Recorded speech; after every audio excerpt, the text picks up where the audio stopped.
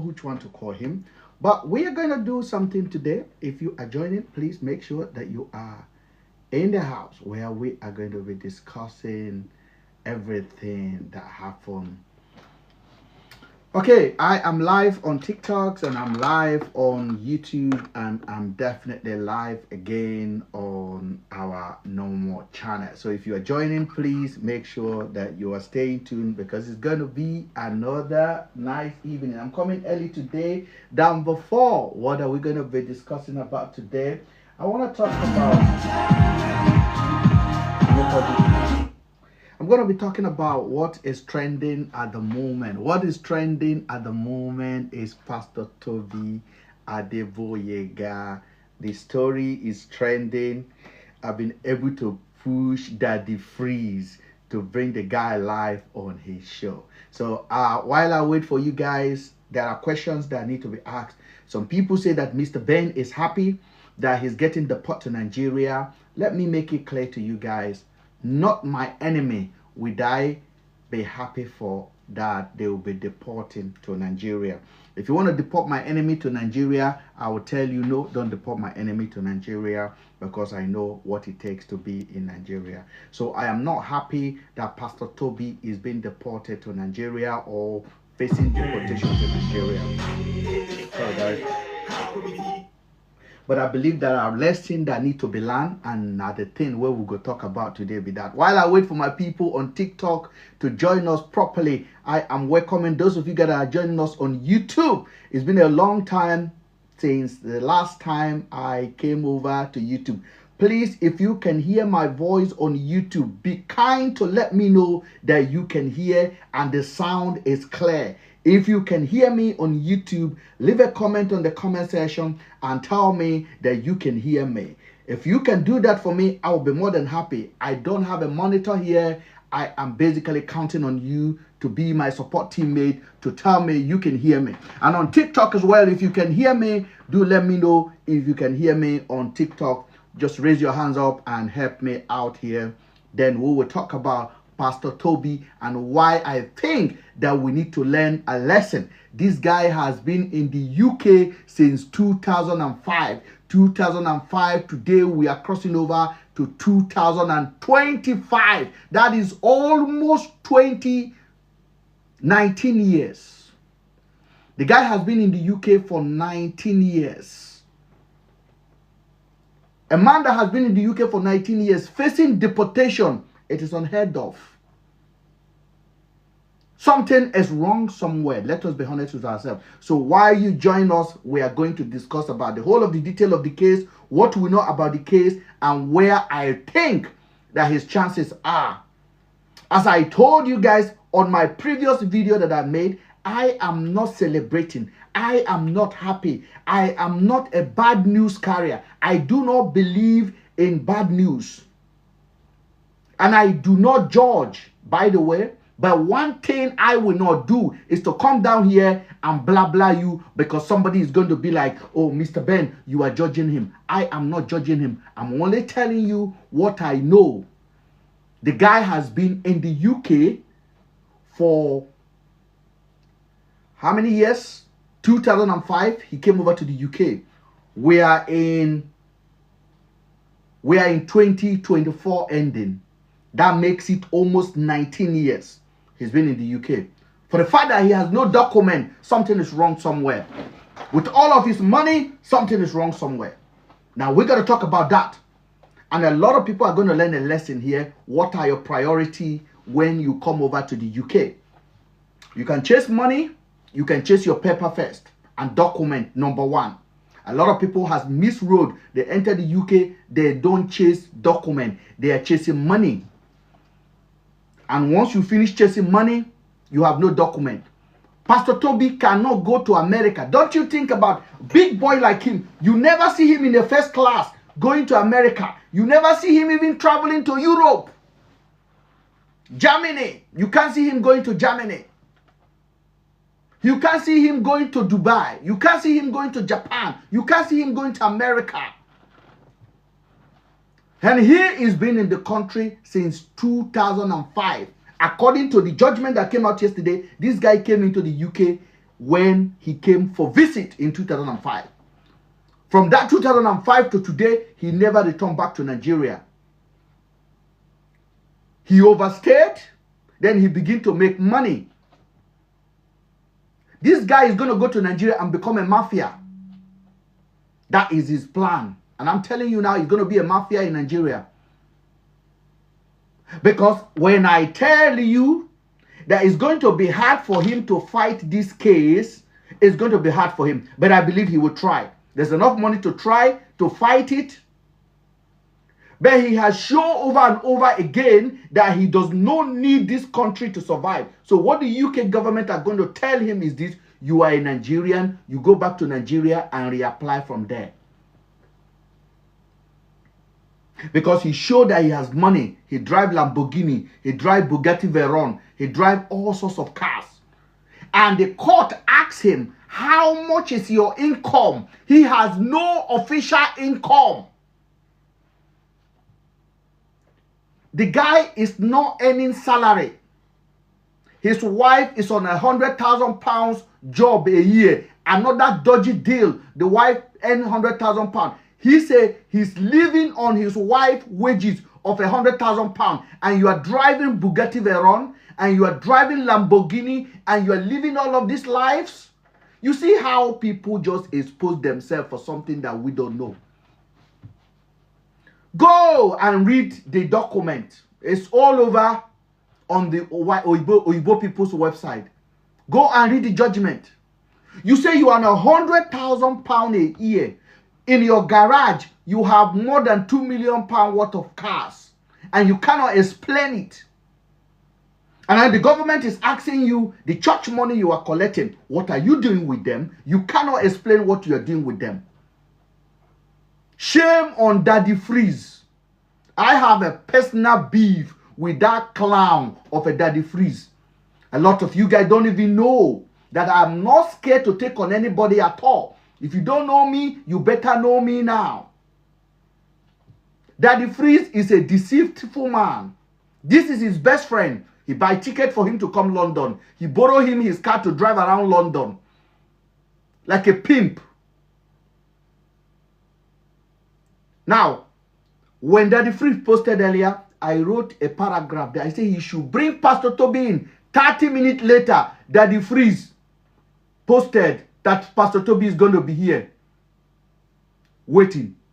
Just about 30 minutes ago, I wrote on his page.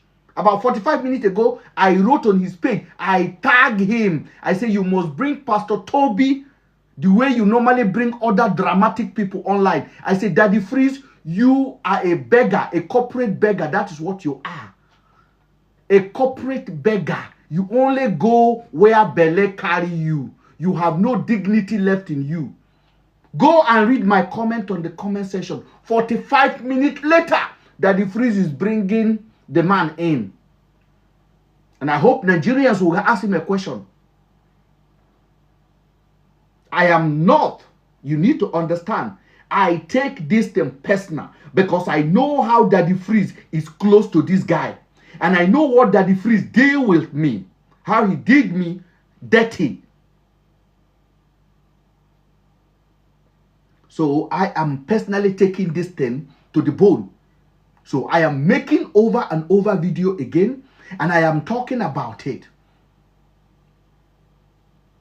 In the UK here, if you go to the black community, when I mean black community, like the people that lives here, the people that do 5 to 5 job, 8 to 5 job, they don't see Pastor Toby as a role model.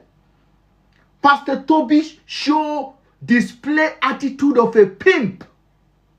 A pimp. Or, let me be gently honest, he display a behavior of somebody with inferiority complex. Somebody that lack identity. I don't know how many of you know a politician called Dino Malaye. How many of you know the guy called Dino Malaye?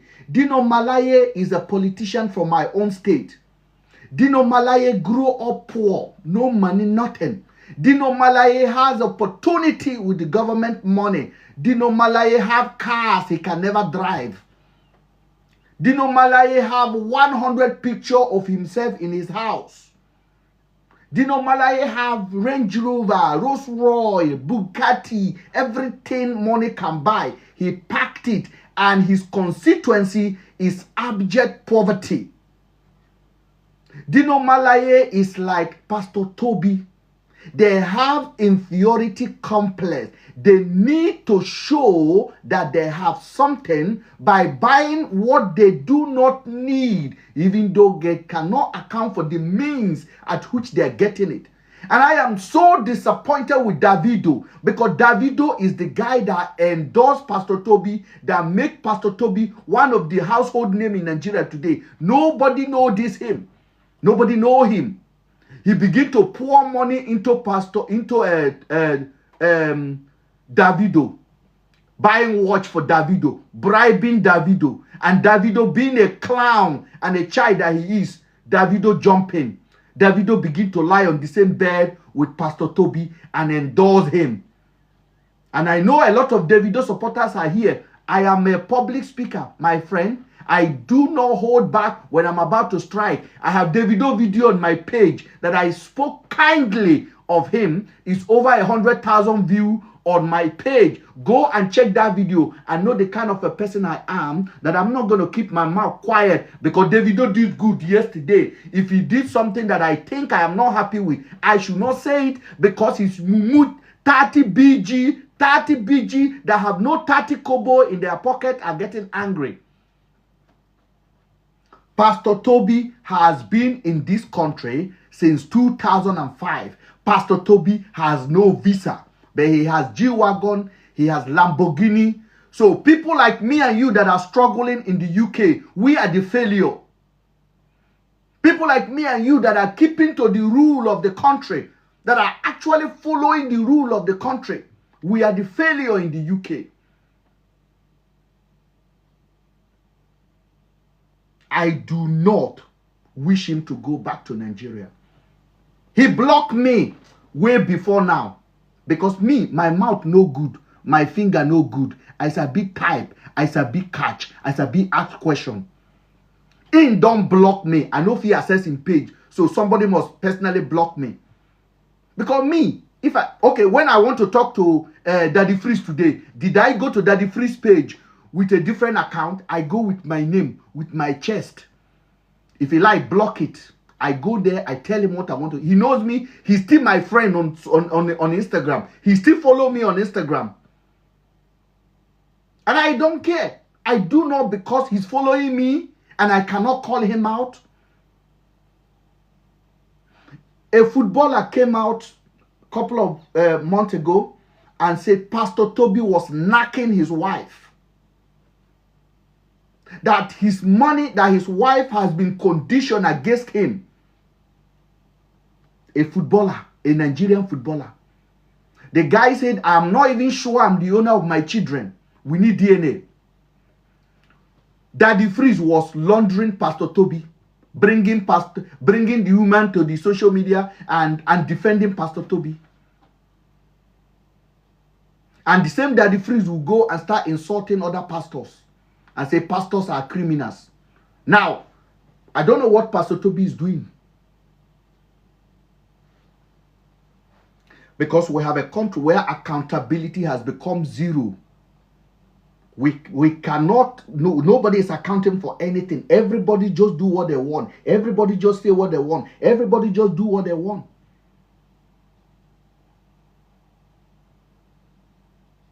So we are going to be asking questions.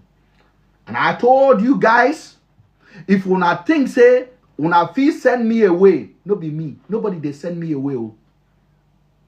I dey here gidigba. I'll ask questions that need to be asked. I will answer questions that need to be answered. And I am also happy to present myself, to be challenged, to be probed, to be questioned. How can you be in the UK since 2005 and you don't have visa, but you have an organization and you are one of the You are the most flamboyant human being in the whole of UK. The amount of wealth that guy display on social media, not a pastor in the UK, not Hindu, not Indians, not Arab do that. And you say you have no official income. Technically, Pastor Toby is a jobless man. It's on the document, ladies and gentlemen. And I can guarantee you, whatever Pastor Toby is doing to make that money, some Asian people are doing worse, are doing even bigger. But they're doing bigger. Now we, that is why if you waka in some town in this country, Nigerian people, we are the last to be picked. We don't have our restaurant. We don't have our shop. They don't give us loan where we need loan. I was saying yesterday, and I meant it. If me and a Bangladesh man make a business proposal to cook African food, I mean Nigerian food, egusi, ogbono, ewedu, and a Bangladesh man make the same application to a bank and said he want to have a business on this street to cook ogbono, ewedu, and egusi. And I said, and there's on his passport, he's from Bangladesh. He has never lived in Nigeria. He does not even eat egusi. But I am from Nigeria. I eat egusi. I cook egusi. I know how to eat egusi. It's my culture. It's my people I want to sell food for. I tell you something. If we go to meet the bank for loan, they will give the Bangladesh man before me to open that business. And I know they ask why.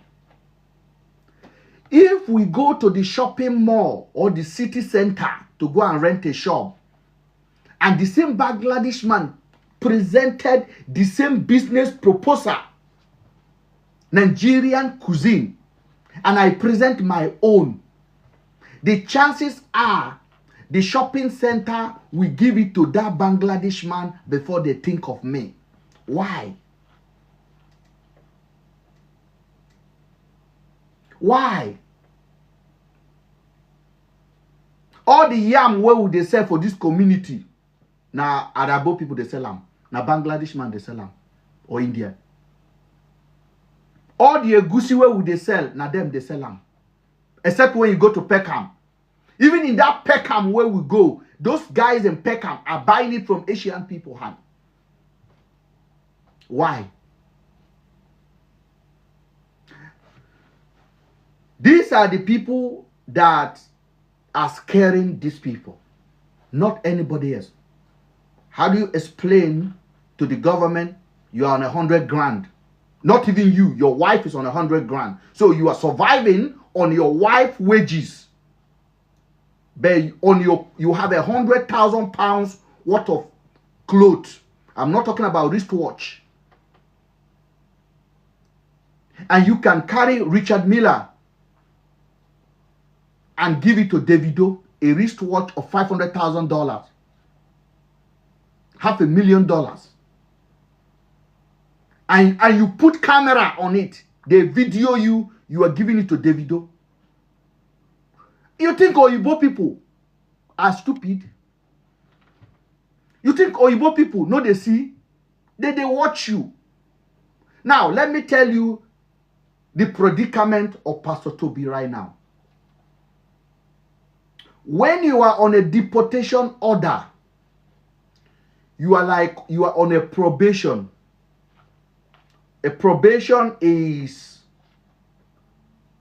anytime the prison can call you back. Anytime. If the court tell you, say, you are going home, you are not going to jail, but you are on a probation for 6 months. You are not allowed to fight. You are not allowed to be in a car where there's a war, where there's a fight, where there's no insurance. You are not allowed to disobey the law. You got to walk like this Now, at least the court tell you what not to do. In the case of Pastor Toby, the court did not tell him what not to do. But let me tell you something. If Pastor Toby walk around street of London today, and I go to him and I did him like this, and I return back to his face and I say, Pastor Toby, why do you push me? I call the police. Pastor Toby is going to detention center that afternoon. So, I am being honest with you. He's going to not detention in the prison. No. The police will say, it's too peaceful. That's no problem. Excuse me, sir. When they see him, they know already. Because it's all over the news now that he's on a deportation order. So the police will ask him, can I see your resident, please? Yes! That's what they will do. They will call immigration for him. And the immigration will take him to Oxford or to Gatwick area. They will go and put him in a camp there. He's not in prison, no, but they will put him there. He will start the application. That is the irony of his life going forward right now. It's not easy. A lot of you guys don't really understand. It is not easy. So those of us who arrived in the UK the same 20 years ago, the first thing we did was fight for our document. When I first of all moved to the UK, I do not drink drive. I do not fight. I do not do anything. Nothing. And I was here 5 years. I collect my British passport. 5 years. In short, I rushed. As it was clocking 5 years like this, I applied. So when I went to submit the application, the lady at the counter told me, the lady helped me calculate the time. The lady calculated it. And the lady said, nah, if you submit it, they will return it back to you and you may lose your money. Don't submit it yet. Don't submit it yet. I took my application back home. Hold on, guys.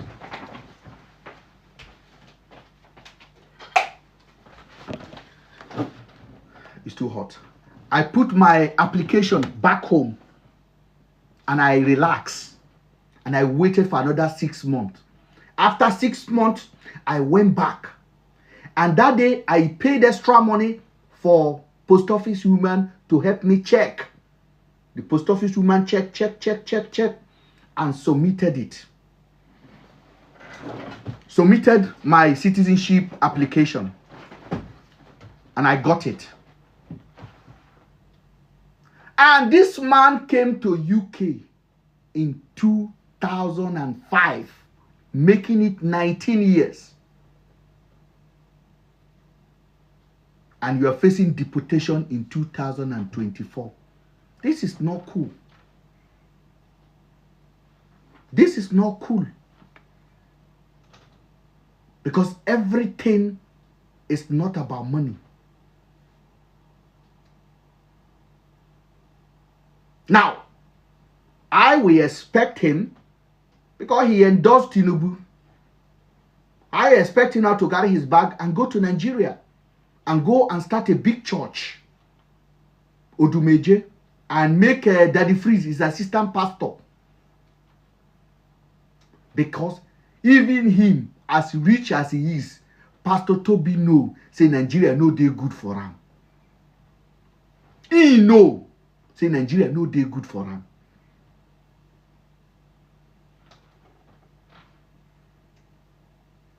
He knows.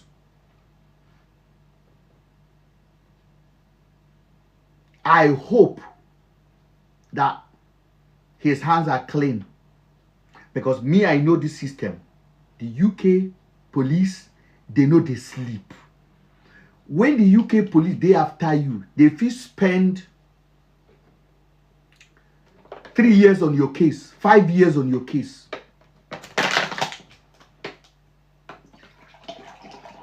They go get you. Except your hand is clean. In all of this, they have not bring criminal charges. I want you to listen to what he said today. This is his statement this afternoon. I'm going to show you his statement.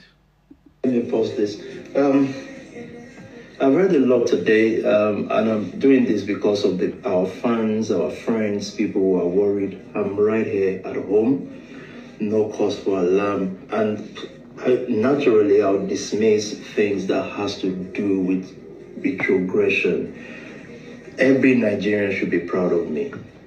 Being in the UK, a city that is well known for pulling people down, I've survived all sorts. So the matter that they are propagating now is the smallest of matter. In Yoruba, they say, "Toba leni ni bikon bikon yon darisi abilusi." Yeah, no, oh, they did leave me. But what I'm trying to say is, no panic. I love London City. It's my city, and nobody can do anything. Of whole. Did you hear arrogant? I love London City. It is my city. Nobody can do anything. Oyibo go dey look you.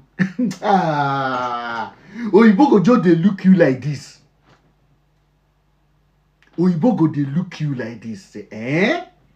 Nobody can do anything. They go do something. Small Oyibo go do something. Me, I know this system. The people of color you know here, pastors and leaders, have survived everything. Now, let me talk about fraud case. They keep saying this. This is an advanced country. I'm speaking here openly, yeah? After all these years, have you ever heard someone goes to the parliament and make all sort of complaints? Someone from another race or another color. Nothing came out of it. So those who hate already. What you want to hear is not what you heard today. What you want to hear is they've arrested him for money, this, money, that. Not one criminal case, not one money case. You should all be proud of me and of the nation family. So I'm here, I'm at home. Nobody should panic for me. I succeeded well in this country despite all challenges. And I'm in the league of the people you look up to, people that they'll pick out to persecute. I've survived that well. We're surviving well. Nothing has changed. Nothing. What I discovered about it, all of this he's saying is still part of the strategies of his downfall. I'm being honest with you. We watched Hush Puppy when Hush Puppy was doing his own in Dubai. We watched him. In short, Fino sang a song against him. They tell you no here. Onyocha no they play. Uibo people know they play. They know they tell person no. We told them. Now, he said nothing can happen to him. The least of his problem is what they threw at him now. I wish him good luck. But my problem is people that he is literally confusing in the name of Christ. He is not a pastor. He's not a pastor. He doesn't know Bible. In short, he said, who is Jesus? In one of his videos, Pastor Toby basically asked, who the F is Jesus? You're telling me you want to debate about Jesus. Who is Jesus? He said it. But some Christians are seeing in Nigeria now saying that they are persecuting him. The guy literally used that organization for his own use. That is why you see that the black people in the UK, especially the celebrity in the UK, the top black celebrity, when you are talking about them, you're talking about Stormzy, you're talking about Anthony Joshua, you're talking about David Hay, you're talking about Lewis Hamilton, you're talking about Marcus Rashford, you're talking about Walcott, you're talking about all the big black celebrity, Rio Ferdinand, you're talking about Chinchi Strider, you're talking about Chipmunk, you're talking about all of our Dave, Skepta. You do not see these guys with this Pastor Toby. You don't see them with Pastor Toby. Why? When I know they ask myself question. The only people gathering in his church are Africans, Nigerians. I want to be celebrity. I want to be celebrity. And then they gave them a memo. If you are coming to service on Sunday, dress well because there will be press. Everybody will be borrowing whatever they borrow to dress well so they can take their picture in a very luxurious hotel.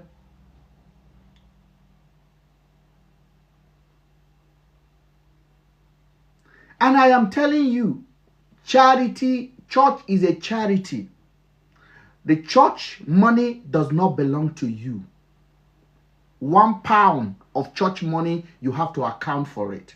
Not like Nigeria, where Adiboye is the CEO of Redeemed Christian Church in Nigeria, not the UK. Matthew Ashimlowo of KICC returned back to Nigeria to go and start estate business. Many of them cannot survive in this country. So they are in Nigeria where they operate free weather, no accountability. Tell me who can ask Oyedepo question about the income of living faith. Who? Nobody born of a woman in Nigeria, in his church, that can ask him a question. Say, Oga, how much are we making yearly? Nobody. Government will not ask because they are acting as a tool of government to confuse the public from the public asking responsibility of government. I demonstrated it yesterday and I'm going to do it again. Let me get a piece of paper. And I demonstrated it on my live in the night yesterday. I was live for my American audience yesterday in the evening, and we did very well. Thank you for those of you guys that joined us at 2 a.m. yesterday. God bless you. Thank you so much, guys. I said it. The Nigerian Christian Association are agents of government. Christians. I'm being honest. Religions, literally. But mostly Christians. Now, this is what they did. This is the pastors. They stand here in the gap. This is the government. I am the government. The pastor is in the middle. This is the public on this side. You are the public. This is how the government of Nigeria treat the people.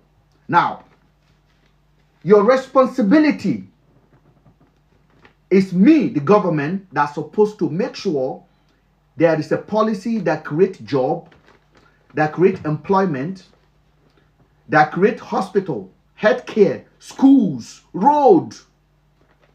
Now, the pastor is standing in the gap, telling you that you should not ask me to carry out my responsibility, that you should ask him to help you to tell God to carry out your responsibility for you.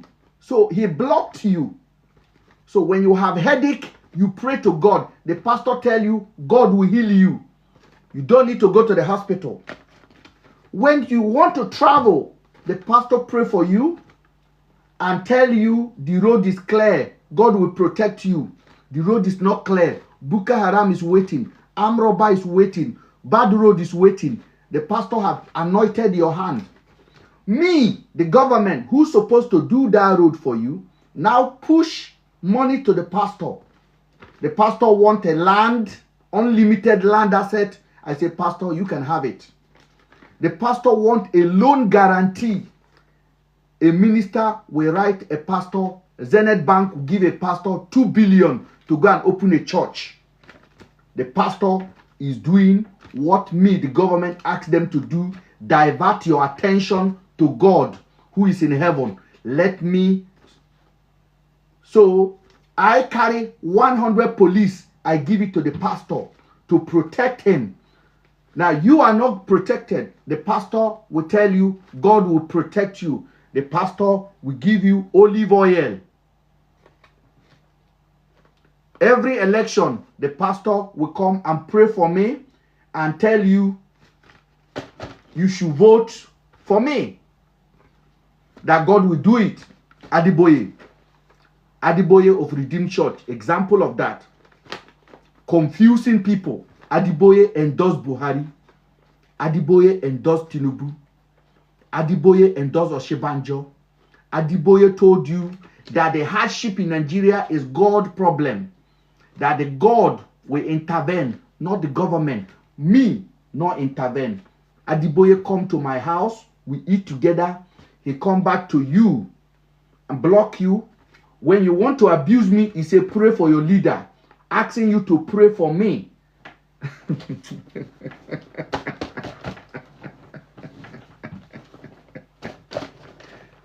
We say our airport is no good. We don't have toilet. We don't have anything. The pastor say God will protect your flying out and your coming in. The pastor need airplane. The pastor collect money and buy airplane. The pastor even need airport. The pastor write the government, listen, I need the airport. I cannot be traveling to Ikeja every day. The government say, yes, you can have an airport in front of your church. So you don't need to travel to Ikeja anymore. The pastor get approval to have an airport. You are praying to God to go to heaven. You are finished. That is what Pastor Toby tried to do in the UK. No accountability. But he forgot this is a country of law and order. Nobody is above the law in this country. I want to give you an example. A minister here just resigned 2 days ago. Just 2 days ago, a minister, a labor minister, just resigned. I want to tell you why she resigned. Many years ago, this lady was working for a company. A company that is many years ago. She was not an MP. She was not a minister. She was nothing. She was working for a private company. I want you to listen, because I am a Nigerian and I'm going to compare everything with Nigerians. So then you know why Pastor Toby is facing these challenges. Is because he operates in the UK as a Nigerian. He tried to be Obi Kubana, money na water, money na water. No accountability. You could just carry your belly, come out. Money na water, money na water. What do? Money na water. We get government. We get money. Money na water.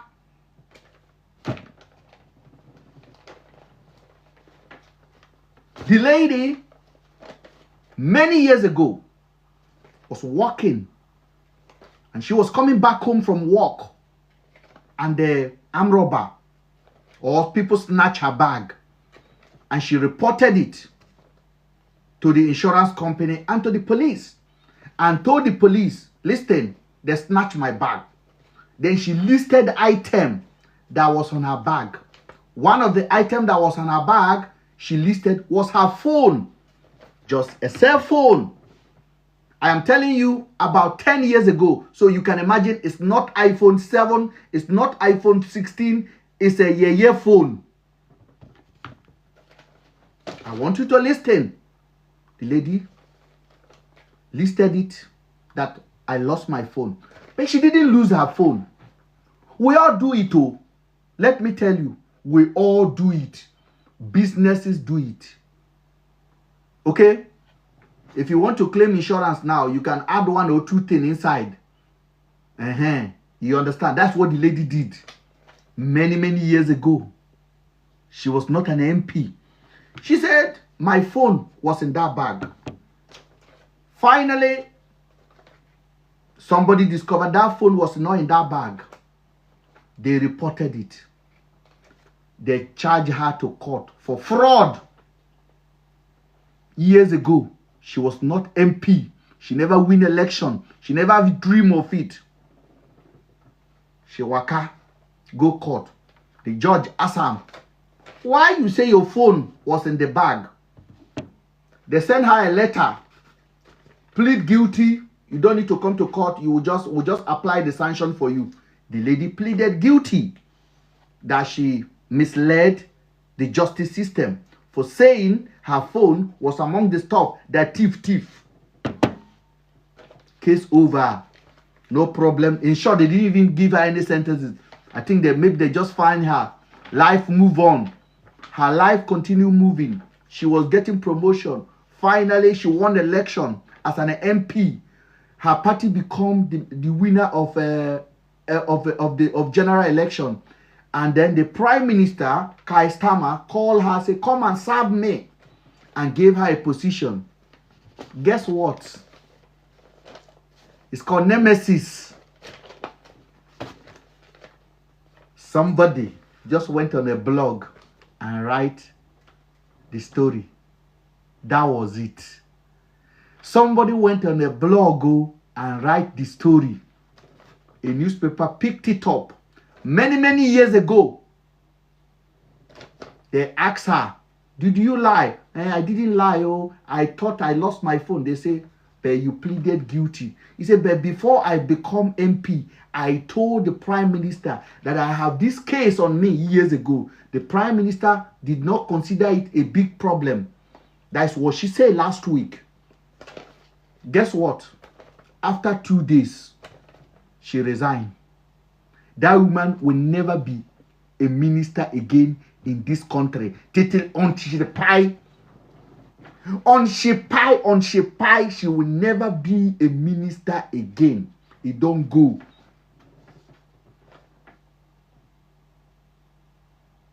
This is the country where we live. This is the country. In Nigeria, 2 days ago, EFCC came out and said somebody built 750 houses, estate in one position, in one area, Lokongoma, Abuja. 750. I want you to imagine 750 duplexes. The reason I am comparing Pastor Toby's case with this now, a lot of you guys think, Ben, you don't like Pastor Toby, you are happy. No.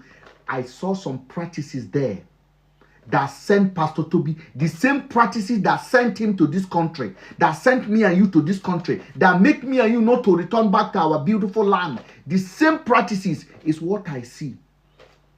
A leader, a government official, built 750 duplexes in one place. EFCC say they don't collect the house. Make EFCC tell Nigerians what is the name of this person. EFCC no talk.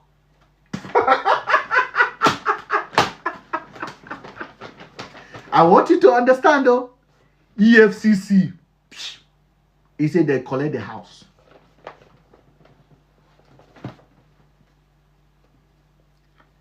I want you to understand.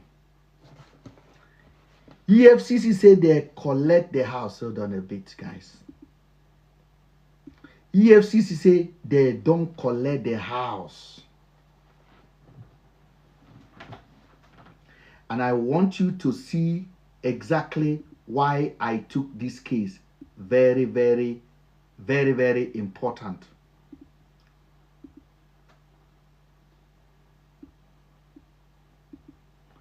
This is why I took it very important. EFCC said they no go give Nigerians the name. Oh. Up to now, no, me and you don't know the name of the person. The person can still be in the government right now. Is that normal? Is that normal? Is that normal?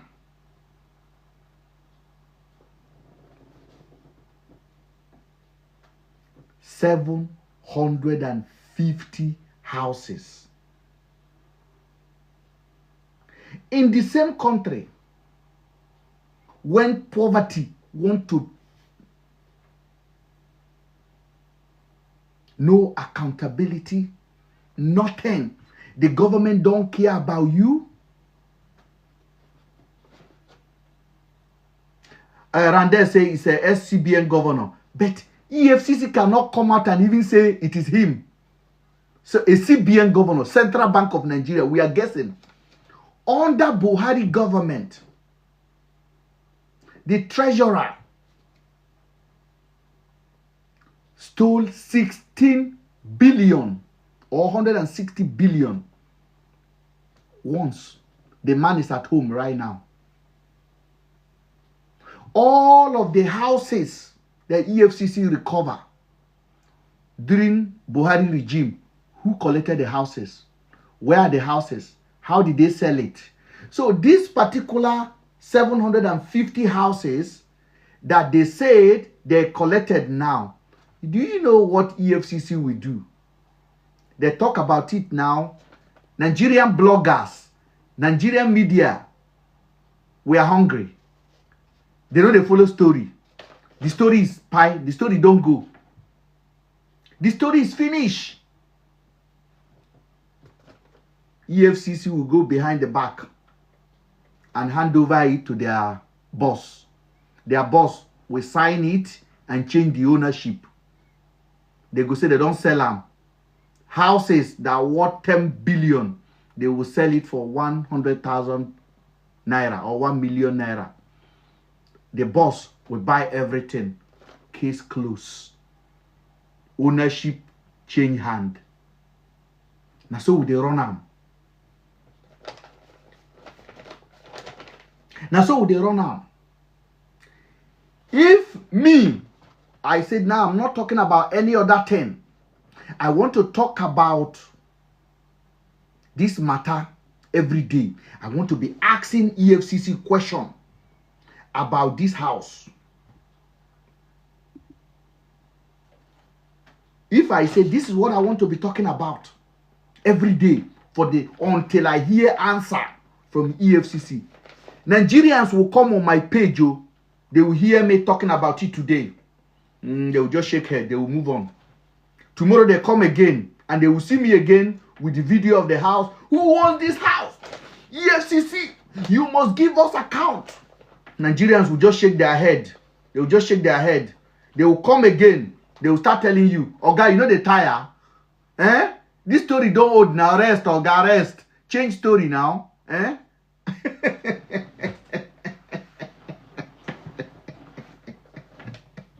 Oga, change story now. You are boring, oh.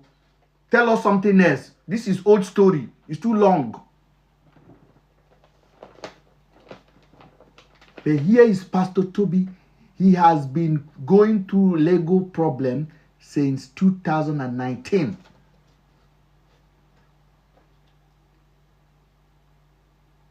So,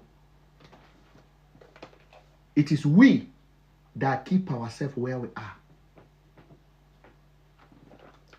No media will talk about this housing matter in the next 2 weeks. It go 750 building will be handed over to a new looter. A new looter will take over.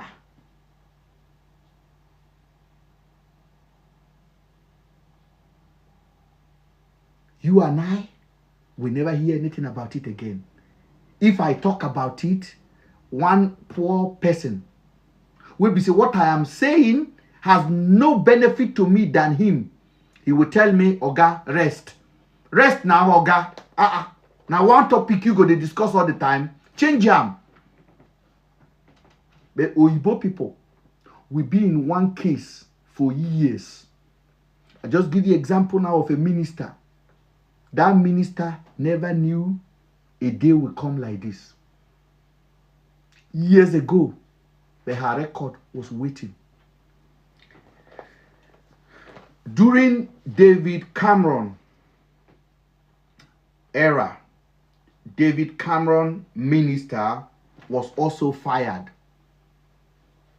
The husband was a minister. The wife was a senior economic advisor to the UK government. The story I'm telling you now, they are all legit stories. They were not in government. They were in opposition. They won government. David Cameron gave the woman senior economic advisor. The husband, minister. When they become minister, a news came out that there was a day this man was traveling back from Belgium. He was the one driving. The man picked his car up from Stansted Airport, driving back home. They flash him speeding.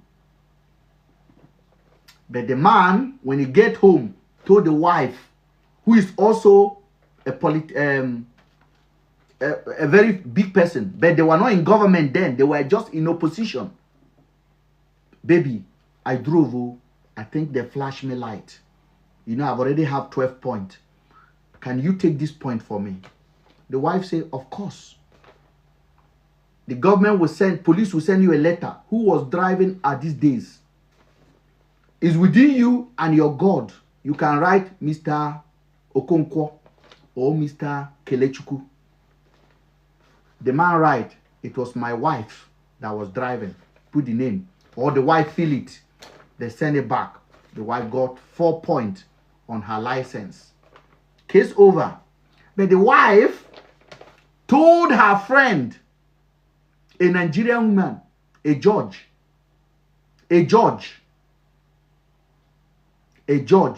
told her friend, is Oyibo woman, told another Nigerian woman who was a judge in a local court. And the judge now told another person that, this is what my friend told me. You know what, they just bury it. Now, they won election. The woman become senior economic advisor. The husband become minister. What did I tell you? Boom! That person that hear it from the judge, maybe a Nigerian person, told a blog about it. A blog carried it that in this also year, this point that this woman collected on her license, she was not the one driving. She lied. As she was coming out of her office like this, paparazzi went there. Hello, hello. Are you alive? In 2005, this is what you did. The woman shocked. Both the judge that hear it, the woman, the man that did it, all of them, jail. The man went to jail for 6 months. The woman went to jail for 6 months. They lost their political career for life. In this country. In this country. In this country. Here in Nigeria, Akpabio is under EFCC investigation. He's the Senate president. He's the number 3 in Nigeria.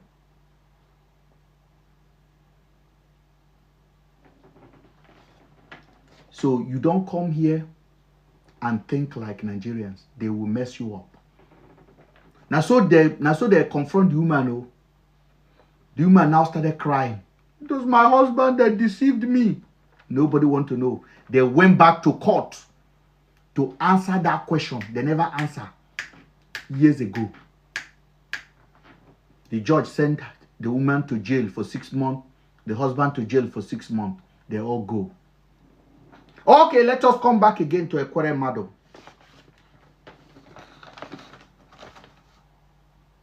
Ekwere Mado. Ekwere Mado would have been a governor in Enugu now. Ekwere Mado would have been a governor in Enugu as I'm talking to you right now.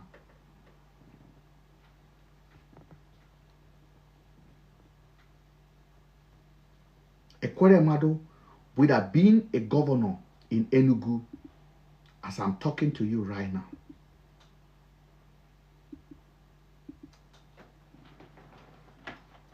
And I mean it. That man would have been a governor. Ekwere Mado would have been a governor in Enugu. Right now, he would have been sitting as a sitting governor because the guy was almost decamping. The news is already out there. Ekweremadu was going to decamp to APC from PDP and run as a state governor in Enugu State. And Ekweremadu quickly needed heart for his daughter. He said, there's a boy walking around. Let us catch that boy.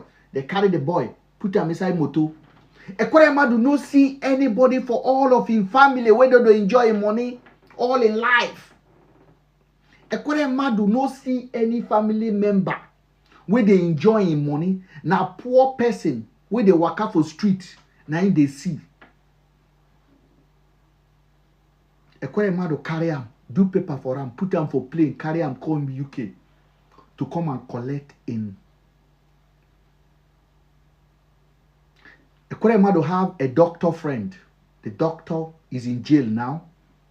Ekweremadu is in jail. The wife is in jail.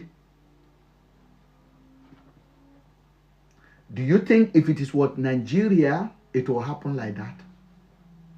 It will not. So when we are talking, and some of you are saying, Mr. Ben, you talk too much, come to Nigeria. You know why you are saying I should come to Nigeria. You definitely know the reason why you want me to come to Nigeria. You are not asking me to come to Nigeria because you think I will get justice in Nigeria. You are not asking me to fly to Nigeria or to return to Nigeria and put my chest out. You are asking me to come because you know I will be lynched in Nigeria. You know very well what you want from me when you are saying, hey, come to Nigeria, and I come and say it, oh guy, you are in Nigeria, enjoy your Nigeria. When they come, I no go tell you now. I go still buy security wey go protect me.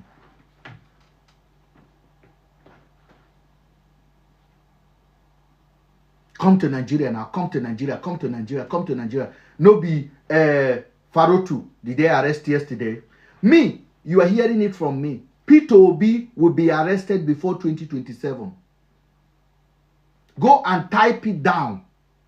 What I tell you today is what will happen. Before 2027, Tobi will be arrested. I am telling you now, I don't want to dwell on it, but tag it and leave it somewhere.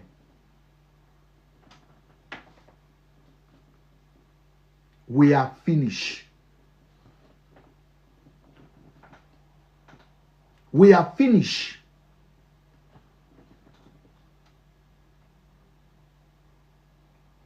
We are finito. I just saw one of my friends here now, Kelechi. Kelechi, you are welcome for joining us on TikTok. Thank you for joining. I'm not even going to talk about Kelechi's story. I'm going to talk about another story. A young man was traveling, a youth corper, who is on, how much is youth corper salary? 70,000 naira. Police catch him in the east. When police catch him, police basic, they don't catch him, they kidnap him with a car. Police check in account, see small money, police say he must bring 10 million for them. If not, then go pay him. This happened. If you go and check Harrison Gwaminishu, police PRO. Harrison is police PRO. Harrison, that boy called Harrison. If you don't know, Harrison is police PRO. Police spokesperson for Nigeria be that. Every dirty deal, now they wash them for them. The man was captured. A young boy. The young boy began to call family member. The young boy began to call family member. This one was sent them 1 million, 2 million, 3 million. At the end of the day, it was 10 million. The police collected from this man. Within 3 hours. The boy just pretended the police allowed him to go. The boy went on the social media, boom, and talk. I want you to listen. I don't want, please, I'm not picking. The boy went on the social media and talk. When the boy spoke on the social media, the story went viral. Guess what police did? Police called Harrison. Give the phone number of that boy to Harrison. The same Harrison that went to collect money from person where police don't pay. The same Harrison, police call him. Nigeria police PRO, you dey follow me. I don't text you message on this matter already. You know say I know the lie. I get my fact. Harrison quickly called that young man because the case don't go viral. Police carry 10 million in cash. The money that was transferred from different accounts to police. Police go gather 10 million and gave it to Harrison. And Harrison came on the TV, on social media, like Pastor Toby. Today, we have recovered 10 million that police collected. This police, you guys are bad. Who are the police? What is the police name? What is their badge number? What is their face? Today, the case don't go. If you go on Harrison page, na crime scene. Na crime scene. I tell you when I say, I get on a time. Harrison bring 10 million in cash. The video is there. The video is there. The video there. Go and watch it. If you be human being, where this kind of thing will happen? Where this kind of thing will happen?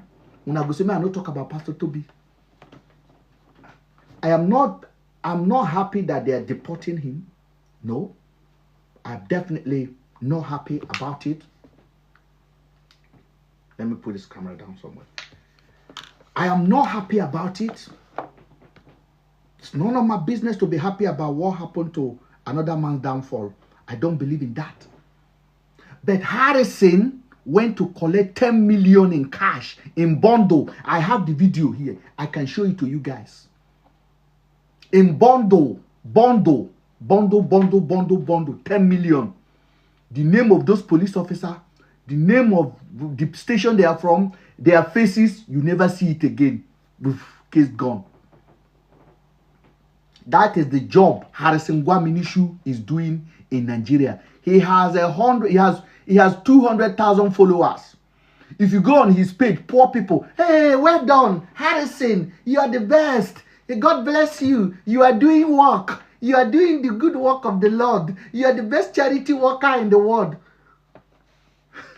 I just look them like this. I say, well, I know celebrity the order owner. That is what we like. That is what we like.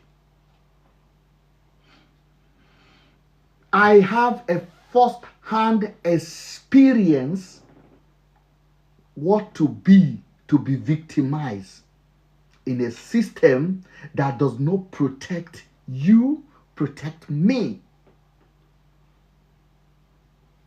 Pastor Toby's case has nothing to do with me being jealous. Me, I am just highlighting it that in this country, you cannot go free if you are committing crime. Kelechi is here. Kelechi, I want to bring you in. I hope you request to come up. Because if we cannot do, they would have pied Kelechi. Kelechi, come and explain a little bit. A little bit. Kelechi, 3 million. The video of Kelechi we posted on our page is a 100 and something thousand view. Is there. Kelechi came from Ghana. After living in Ghana for years, Kelechi is on the live here right now. He's watching. Went to Yenegua. On his way back, police kidnapped him and two of his friends. Police assessed his account. They saw 17 million in his account. Police demanded for 3 million. If you no pay, then go carry and go Abuja. He say he be drug dealer. He be Yahoo this. All sorts of threatening. Kelechi no get choice. Kelechi transfer the police 3 million. Police bring POS, they transfer the money. Kelechi went on social media and share his story. I picked it up. I make the story went viral. Immediately, Harrison and the police he's working with, which is Muyiwa Adejobi, Nigerian police PRO. Nigerian police PRO heard about it, quickly called Harrison. I want you to listen and pass Kelechi's phone number to Harrison. A police officer get in touch with me after I did live and told me, Mr. Ben, watch and see. Harrison will soon show up with the money. Because the police officer was watching me, and I know they are watching me now. I was 2.5 hours on TikTok that day. When I finished, I quickly came back live and I sent a message to Harrison. At this particular time, I have not spoke to Kelechi. I have not have contact with Kelechi. I just pick up the story from internet and I highlighted it on my page. I came online again after 2.5 hours and I say, Harrison, I heard what you are about to do. You must not go and collect that money. I said, that money, the police officer must be arrested. Harrison, you are a kidnapper. You are this. I was insulting him. His followers were insulting me. Mr. Ben, you are this. You are idiot. You are bad. Why are you calling Harrison? Harrison, why are you? I keep my mouth quiet. I was live the next day. Sorry, I don't know why I'm closing my laptop. The YouTubers are still here. Sorry, those of you guys on YouTube, my apology. The video just went off and I'm going to have to end that. You can join us on TikTok, guys. Because it's getting hot on TikTok now. I love it. Kelechi did not know me from Adam. Kelechi is here. If I lie, I put my children on the line. No know me from Adam. Kelechi now DM me on TikTok. I am the one that this happened to. I saw his name. I quickly say, would you like to come and share your story? When Kelechi came the next day to share his story, guess what? Kelechi told me Harrison have called him. How did Harrison get Kelechi's number? Harrison called Kelechi and said Nigerian police PRO say he should contact him.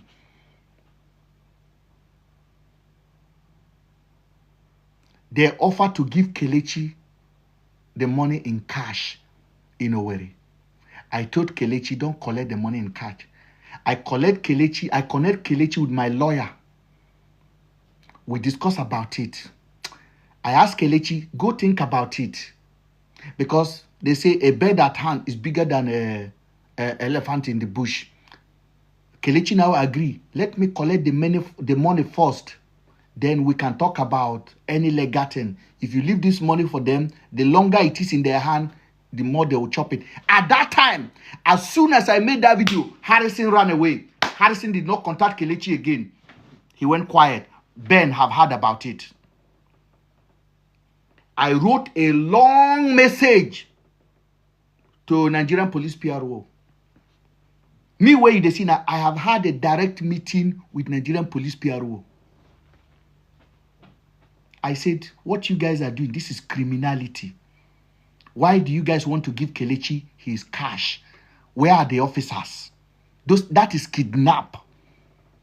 They put a GUN on his head and collected 3 million from him along the road. That is a kidnap. Those officers are supposed to lose their uniform. They're supposed to invite them. Why are you using Harrison? The message is there. They did not contact Kelechi again. Kelechi will call me. I say, Kelechi, what are you going to do? Kelechi say, his family says he should go and collect his money. Kelechi is here right now. He's here. He's here. I wish you have time to join us. Kelechi now went to Owerri to collect his money. Or Imo. In Owerri. It's Owerri. Kelechi is here Owerri or Imo. I'm always missing these two states. Kelechi now went. Oh, Hello, sir. Kelechi is here. God bless you, my brother. God God bless bless you you. too. God bless you. God bless you, Kelechi. Those of us, Kelechi is in diaspora. Kelechi live in Ghana.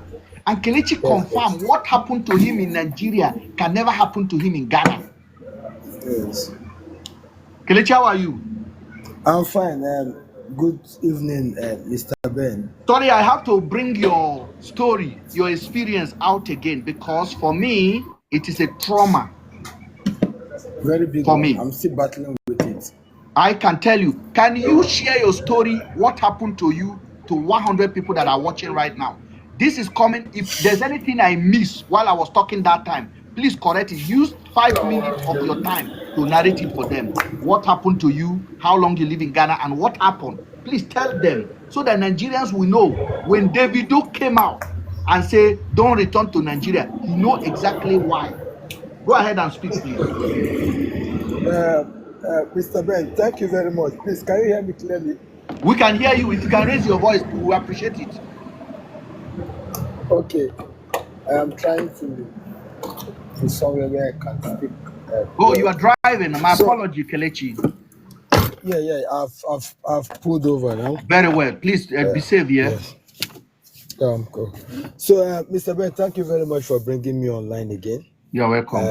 I am very pleased to speak with my fellow human beings again about what happened to me sometime in August 26, 2024. 24, yeah. It was a very sad incident, and I think for the rest of my life, I won't forget that day because it was hell on earth. I don't know how hell looks like, but if I will be asked, I will say that is the hell I've seen. From what they describe hell in Bible, in the Bible. Okay, let me be very brief about this. I was coming back from Ugele with my two friends. We were driving on Toyota Avalon 2012 model. After Udi, just around Udi as is, before we get to the next community where we are being flagged down by some police officers. There were 5 in number with white Ford pickup. We stopped. One of my friends was driving. I was sitting at the passenger side at the front. The other one was sitting at the back.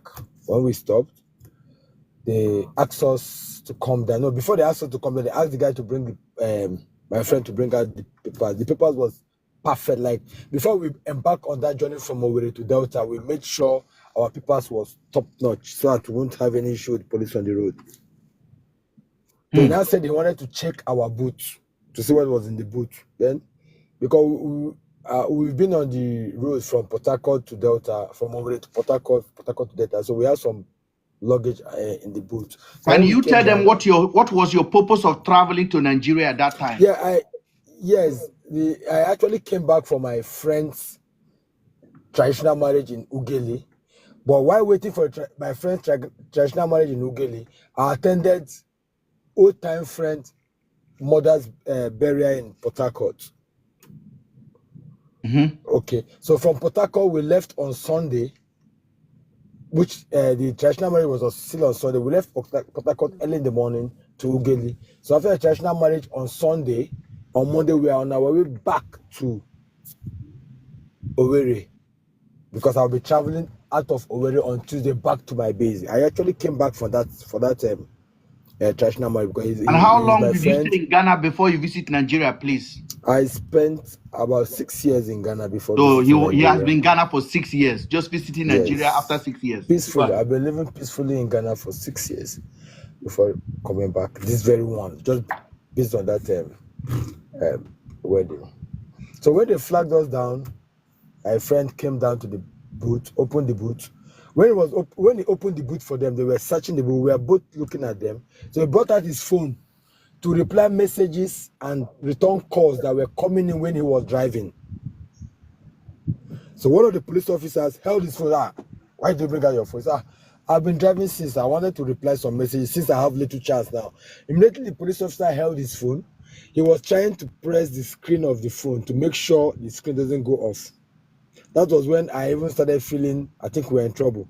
So that the phone will not go locked. Yes, so the phone will not lock. So after then, they asked him to follow them to cross the road. He was like, you've checked my paper. Okay, he crossed road with them. They later asked the two of us to join them across the road. And across that road was the little bush. Oh my God. Recently, I was going to Delta State. I was driving with like friends, with 3 cars. I stopped there and I said, this is the spot. That spot is not even a police checkpoint because it was in between 2 police checkpoints. That spot, very dangerous spot. Now, I think Nigerian government or anybody in charge of that east-west road should take care of that. They should cut that grass. If I'll be going to Delta State anytime this year again, I will contract some persons to go and clear that bush because when they cross, that east-west road is a double lane. But the one side is operational, while the other side is not working. But the grass in between the both sides. So when they catch you, they'll corner you between that grass. And the police purposely, they know exactly that is a hidden spot. Yes. So when you cross the road to the other side, when they push you beside that bush, people passing along the express will not see you.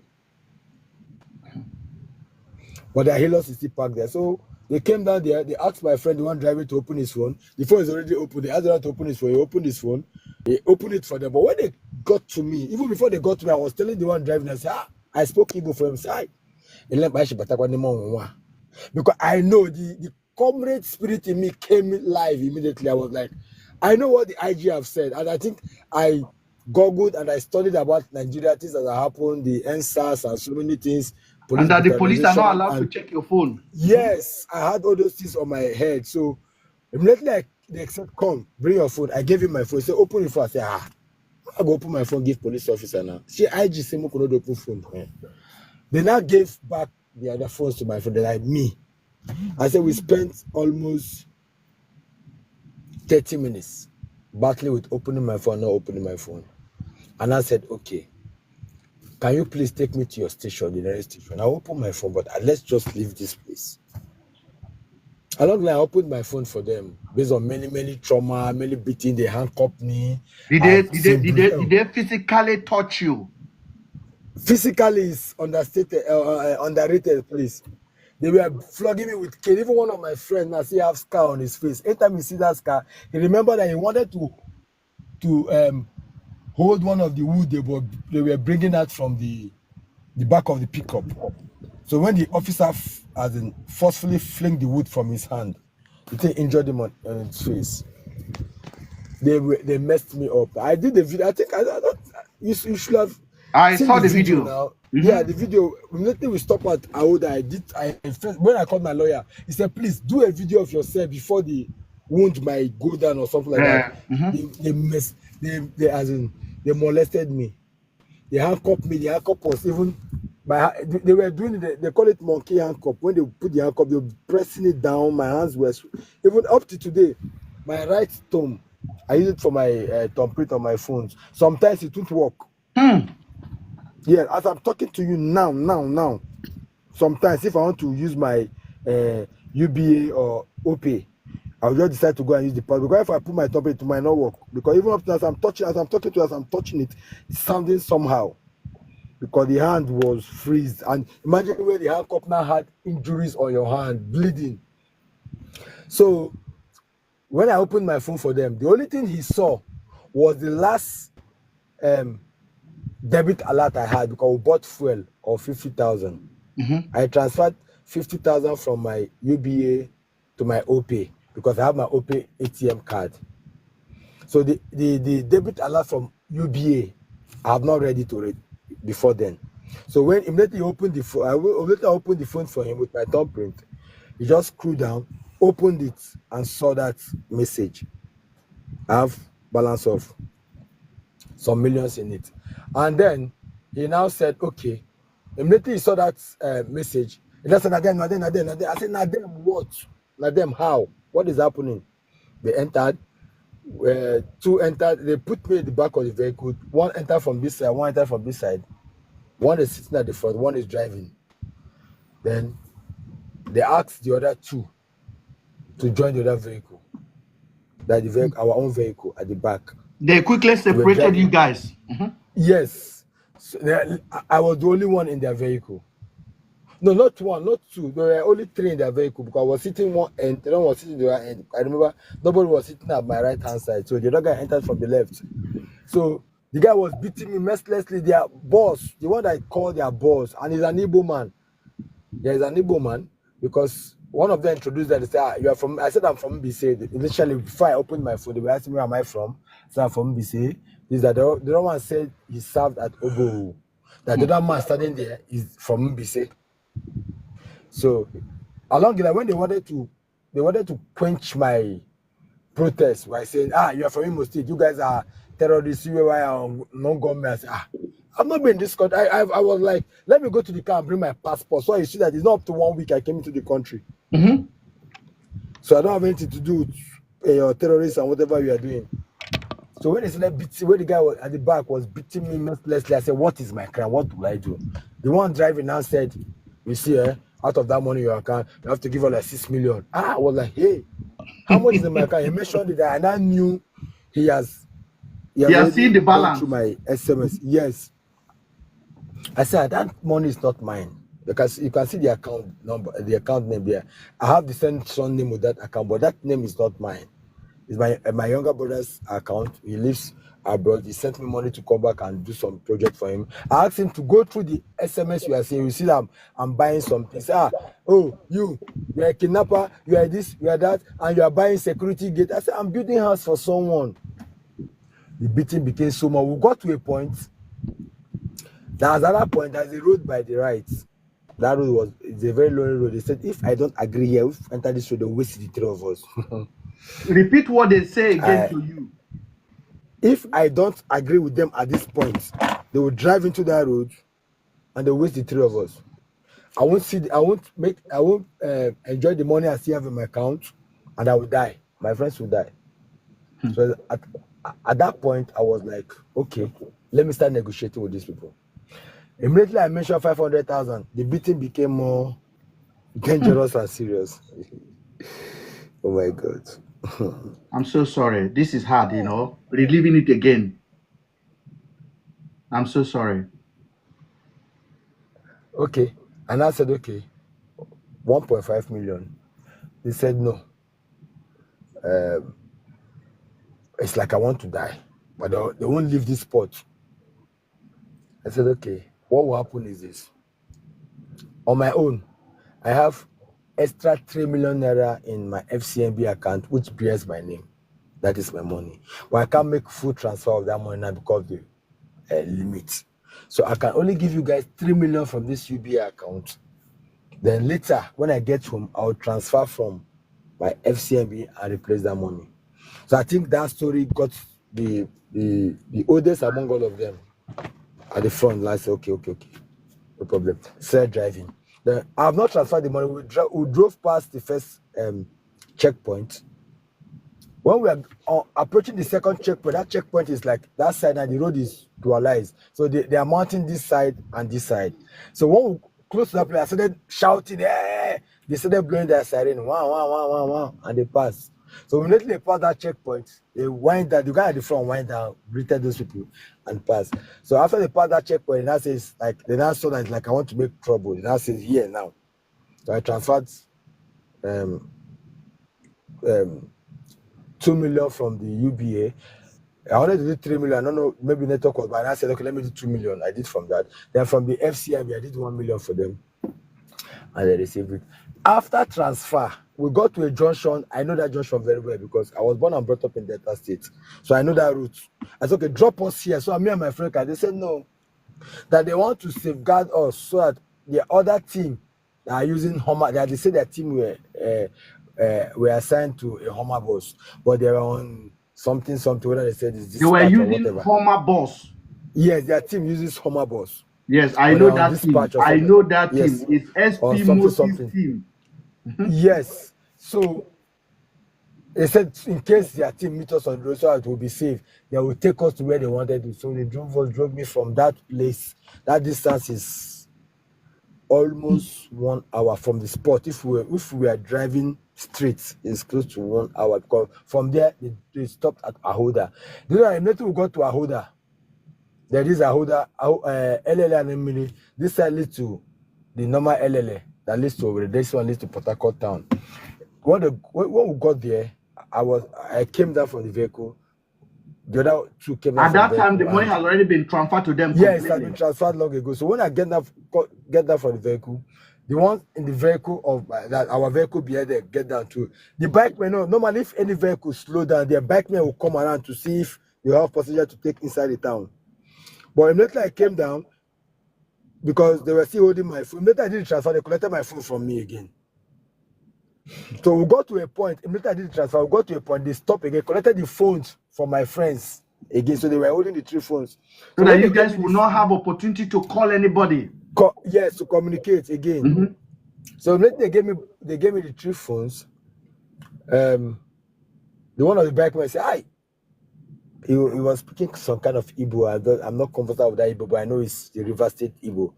At the time, I said, calm down. I will know these people. Sorry. So they were like, that was when I started crying, because the sorry was too much. So they don't chop me. And they drove straight into Port Harcourt. We just branched somewhere. We started somewhere, I needed water, because I've been shouting, crying, because the pains were too much. So I stopped there. The bikemen came. People were getting. So the woman said, "Why you not tell us? So we know these people. That's how they do people along this road. All this kind of thing." That incident. Oh wow! As I remember now, I'm just flashing to some. I'm sorry. Like, it's a trauma, and I'm so sorry to even bring it back again.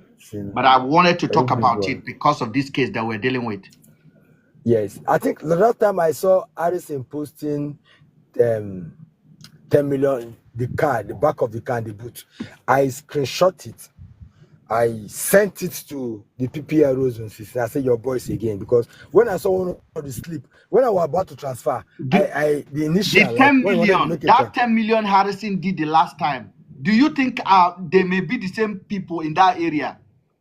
No, I'm not thinking now they are the same people. Now let me tell you why I said they're the same people. From I think one of the slip that was posted, the reference on it was bill. When I wanted to do transfer, when I wanted to put reference, I was doing the transfer. The guy at the back was monitoring, because the guy at the back was monitoring everything I'm doing on my phone. And I put the amount. They got to the reference. He said, "Put B." I said, "I go tell me what I go to my reference." I used my name, Liberty, as the reference. So I saw the bill there, and there's another one they did again. The person contacted my lawyer, 1.4 million or so. You understand? Yeah. Go ahead. I can hear you. There's a call coming in from somebody's phone. Let me just mute that. Go ahead. We can hear you. Can you hear me? Yes, very well. Go ahead. Yes. Someone contacted my lawyer, Barrister Ibila, about the issue, and he sent him the slip, the payment slip. I saw it. That is what they are doing in that area. That is after my own incident. After your incident, yes. From my inbox, I have more than 100 messages from the same area, from the eastern part of Nigeria, what the police done. From one guy called me one day, his mother hand was there, it was still red, like the way they hit the woman. They paid 2.3 million on the road. I was tired. I cannot talk anymore, because if I talk, Harrison supporter, they will come to my page and abuse me and say, "Mr. Ben, you are Andrew's friend, you are accomplice." Things like that. I go just the reason I'm saying, waiting be all this thing. Please, if you're not talking, mute yourself. Auntie, my sister, grateful. So, Kelechi, I want you to tell me, how did you recover your money back?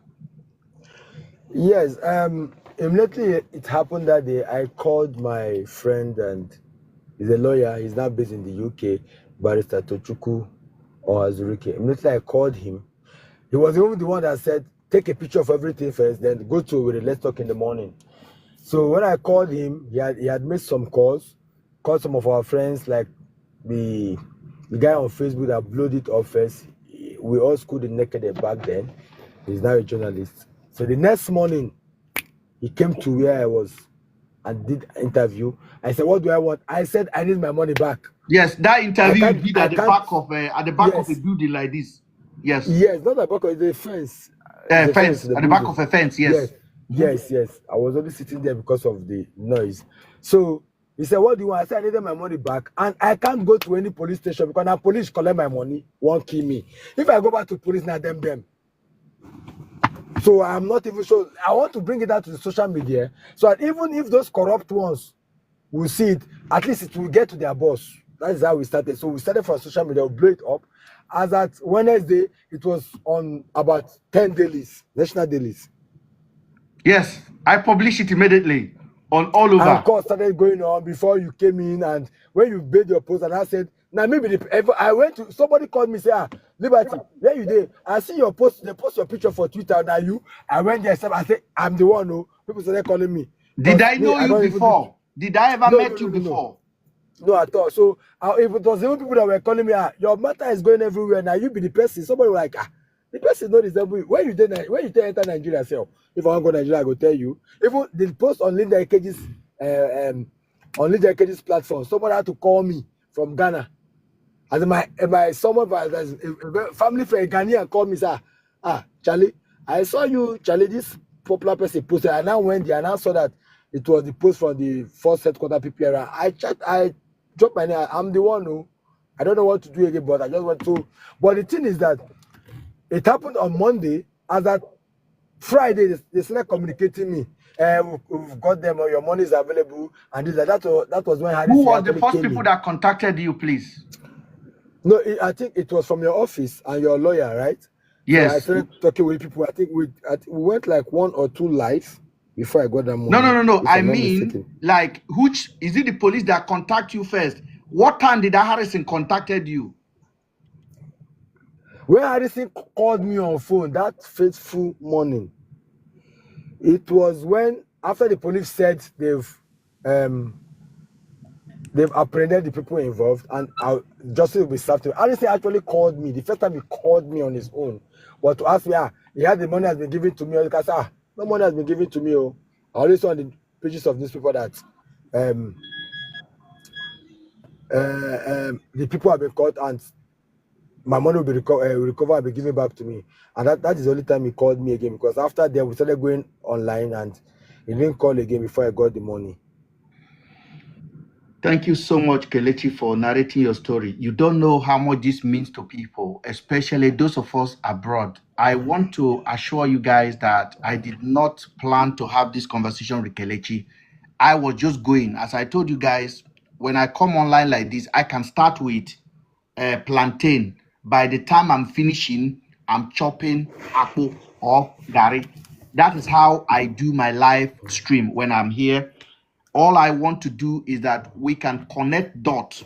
This guy lives in Ghana for 6 years, returned to Nigeria, his homeland, and that is what happened to him. When Kelechi is speaking now, Kelechi told us that they said they were driving a Hummer vehicle, the big Hummer. That's what those officers drive. The officers, Hummer bus.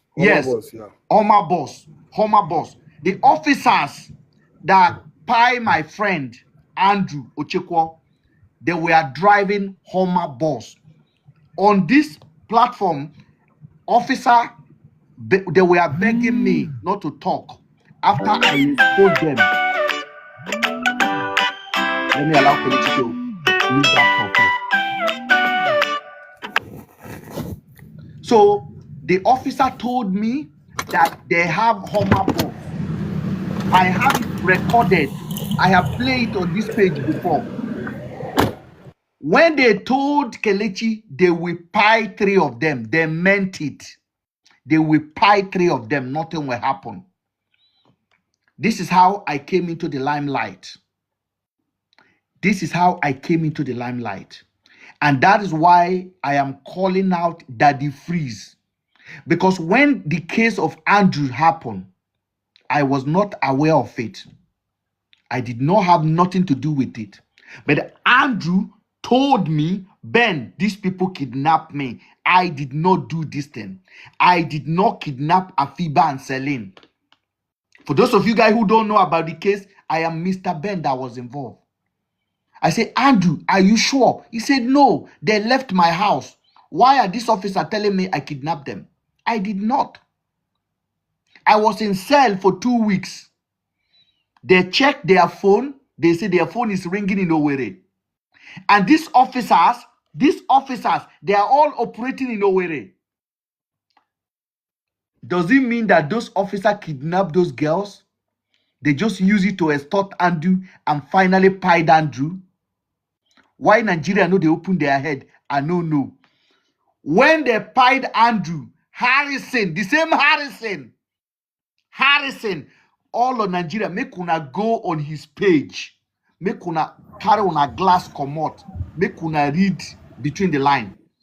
When they pied Andrew, Harrison came out and came on Daddy Freeze again. The same Daddy Freeze.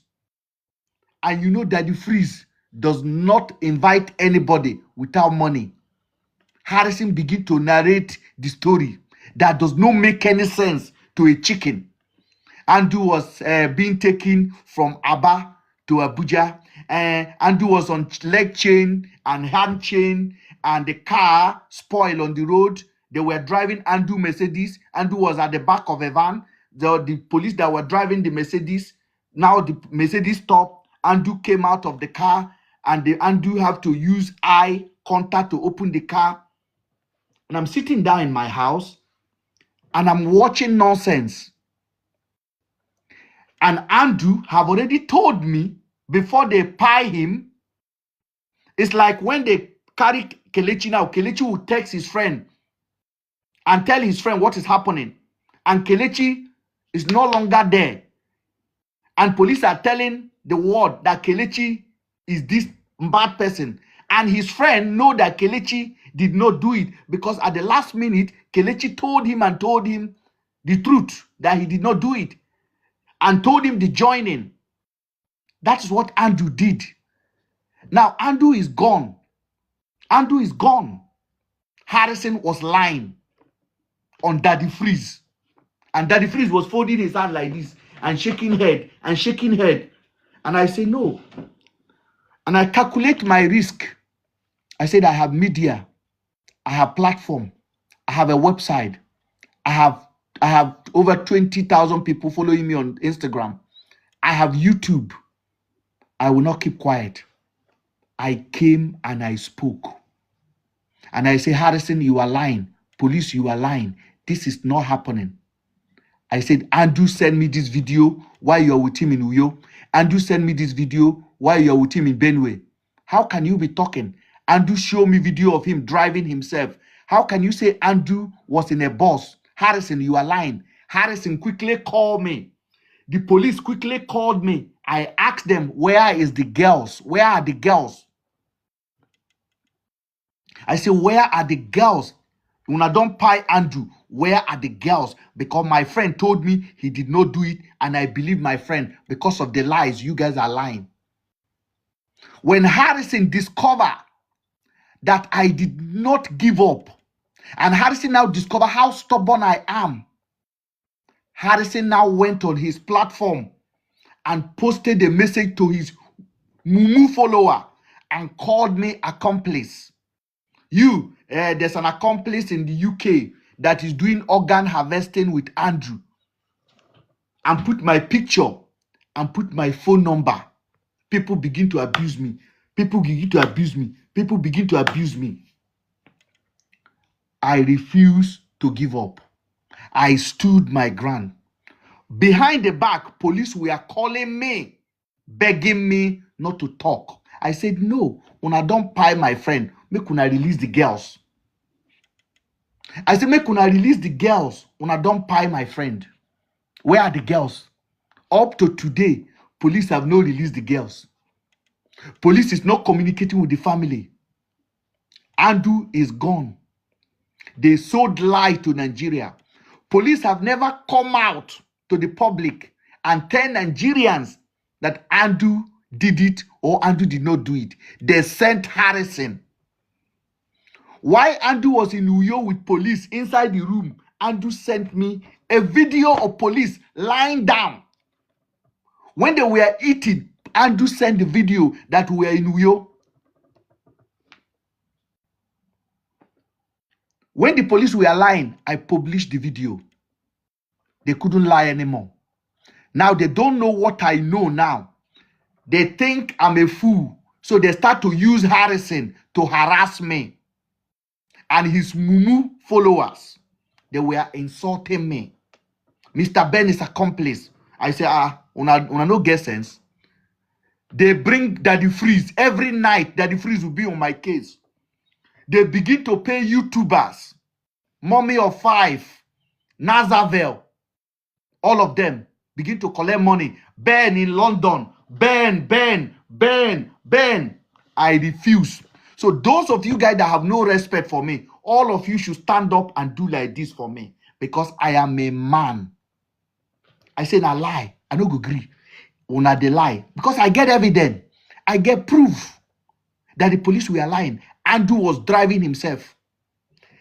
I have the account. Andrew told me I transfer 1.5 million to this police in Uyo. Andrew sent me the account name where he transfer it to. Just like the way Kelechi transfer money now, Kelechi will send the account name to his friend.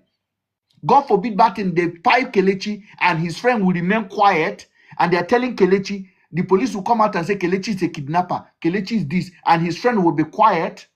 I am not like that. I spoke out. And they turned it on me.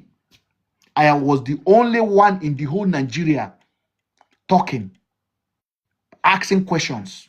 Where are the girls? How can you allow somebody, you say he kidnapped somebody, to drive himself? Why are you sleeping in hotel for 5 days? Question that even a monkey will ask. Nigerians are not ready to ask.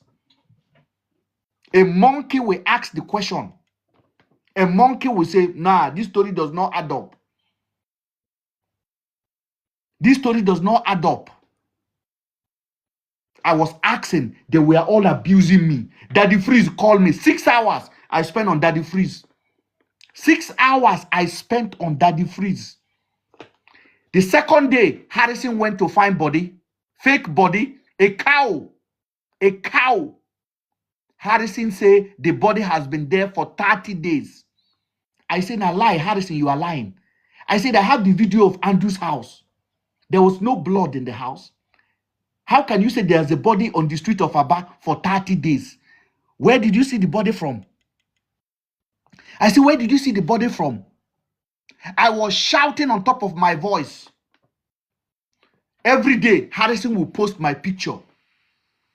When I told Harrison, Andrew gave police 1.5 million.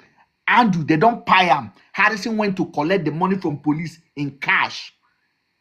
Ogwobi Ugochukwu was the name on the account they transfer money to in Umahia. I was calling the name. I say, Ogwobi. Andrew sent me that he sent money, 1.5 million, to Ogwobi Ugochukwu on behalf of police that were transporting him. Asked him to send this money to this account. Who is Ogwobi Ugochukwu? Harrison. They don't pay Andrew. Harrison went to collect the money in cash and came on the TV. Today, I recovered the money they collect from Andrew, his friend in London, his accomplice. Nigerians, all of una that raise your voice against me, I command today again at the verse, because the way Kelechi narrate his story now, what happened to Andrew will happen to somebody that you care about. Somebody that you love, if not you. Because I was saying the truth from the beginning. Daddy Freeze will bring me. Daddy Freeze will arrange people. One Yeye man calls Abio in America, they will bring him. That one will stand like this.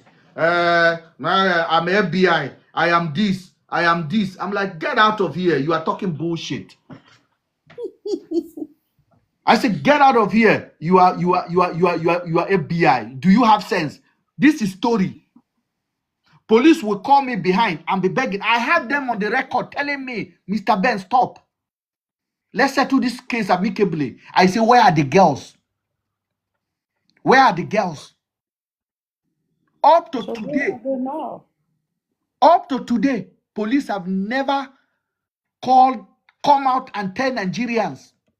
I wrote a petition to the presidency. I have a meeting with the IG of police. The PRO of Nigerian police appear on the Zoom. I asked him the same question. Where are the girls? Mr. Ben, you've been dragging me. This case is complicated. I say, why are you using Harrison? Why are you using Harrison? Harrison got a Mercedes 350 as a gift from his colleague in Anambra State, from his staff. Which work is Harrison doing? Harrison is a kidnapper. Take it to the bank. And I tell you, I know they forgive. Yeah, they don't Mr. carry Ben, my name, go, can Juju. I ask you a question, please? Yeah, hold on. They don't carry my name, go, Juju. They don't carry my name, go everywhere. I don't agree. The girls are still missing. Andrew body is still with the police. Una no one ask question. Una say make you forget. God is watching. Go ahead, my sister. Good evening. Yeah, how are you? I'm just asking, what about the girls' family? Are they doing anything about this? I can play the record of the girls' family for you. They are tired. They have no money. The ones in Ghana, they have no money. They are poor. Police have not contacted them. Police is not talking to them. Police is not talking to them as I'm talking to you right now. No news, nothing. They are calling me to ask me. I said, I don't tire. Police are begging Andrew's family to come and carry body. Police are telling Andrew's family Sir, they please, did I not believe have it. something I want to tell you. Good evening, sir. Oh, go ahead. Good evening, sir. Good evening, my brother. Good evening, great. Please, there is something I want to share with you. It's very important. It's an issue ongoing that has to do with intimidation. So I I want don't you to know hold how on. do I share Can it. you hold on, please? I want you to hold on there because this topic that I want to discuss now, there are a few people that are interested in it. I will take your complaint very soon, my brother, Mr. Great. Just hold on there. My sister, what do you have to say about what I've just narrated now? Because I was thinking that maybe the family members too are in place to. Because I was thinking that maybe the family members too are in place to know where their kids are, but I don't know. The family Because member, I can put a phone call now to the brother. That is Afiba, senior brother. They were crying. They called Nigeria. Harrison have not contacted them anymore. Harrison is not contacting anybody. What about Afiba's husband, the white man? That one, they've already intimidated him and pushed him out. If you remember the first interview we did on Daddy Freeze, Afiba's husband made the biggest mistake of his life when he made a statement that he was the one that ordered the police to pick Andrew, that he did not order the police to pie Andrew. That was a big blunder. Now, the police went behind the back and said it was him that ordered. They could label him as the one that ordered the Andrew to be pied. So they used that one to chase him away. Wow. So this was a case that was so straightforward. But they used Harrison. Harrison is still going about saying he's a charity. My sister, police catch this Kelechi that just spoke here now. And police collected 3 million with a slap. And Harrison went to bring the money in cash. Police catch another person. They collected 10 million. Harrison went to bring it in cash. Police catch another person with 2 Who is this Harrison? Is it a police or? It's nobody. He said he's got a charity, that he's a human rights activist. But the guy is working hand in hand with the police to launder image for them. So when something happened, he come on social media and say, I have recovered the money. If you remember, about 2 weeks ago, the IG of police came out and say, if police collect money from you, misconduct, don't go on social media. Go to Independent Police Commission to complain. So what happened in this case of Andrew and Afiba and Celine is nothing short of a setup, a complete setup. The police knew that this guy has money. They took him and they used the girl to extort him, and they finally pied him after taking his wristwatch of 50,000 pounds from his hand. packing all of his property, wanted to take his Mercedes, a Browning Mercedes. If not that Andrew was smart to be texting me along the road, even me, I couldn't have been able to talk.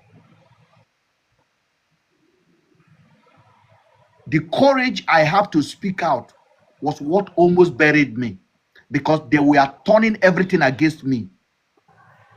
Social media. But when the truth came out, all of those YouTubers, they have run away.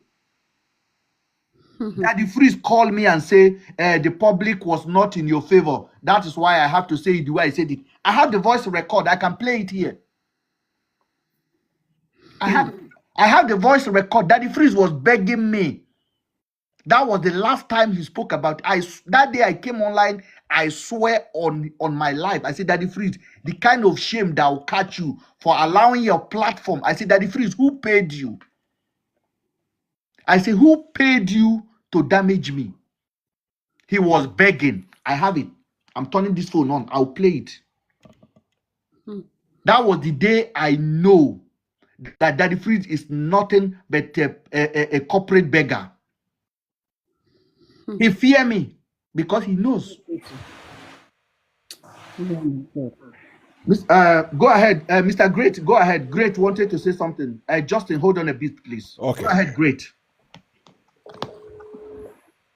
Yes, I want to share it with you. I'm looking at. I want you to just go through it. It's a complaint of somebody who is crying for justice. So I don't know how to share it with you. How do I share it with you? You cannot share it on this.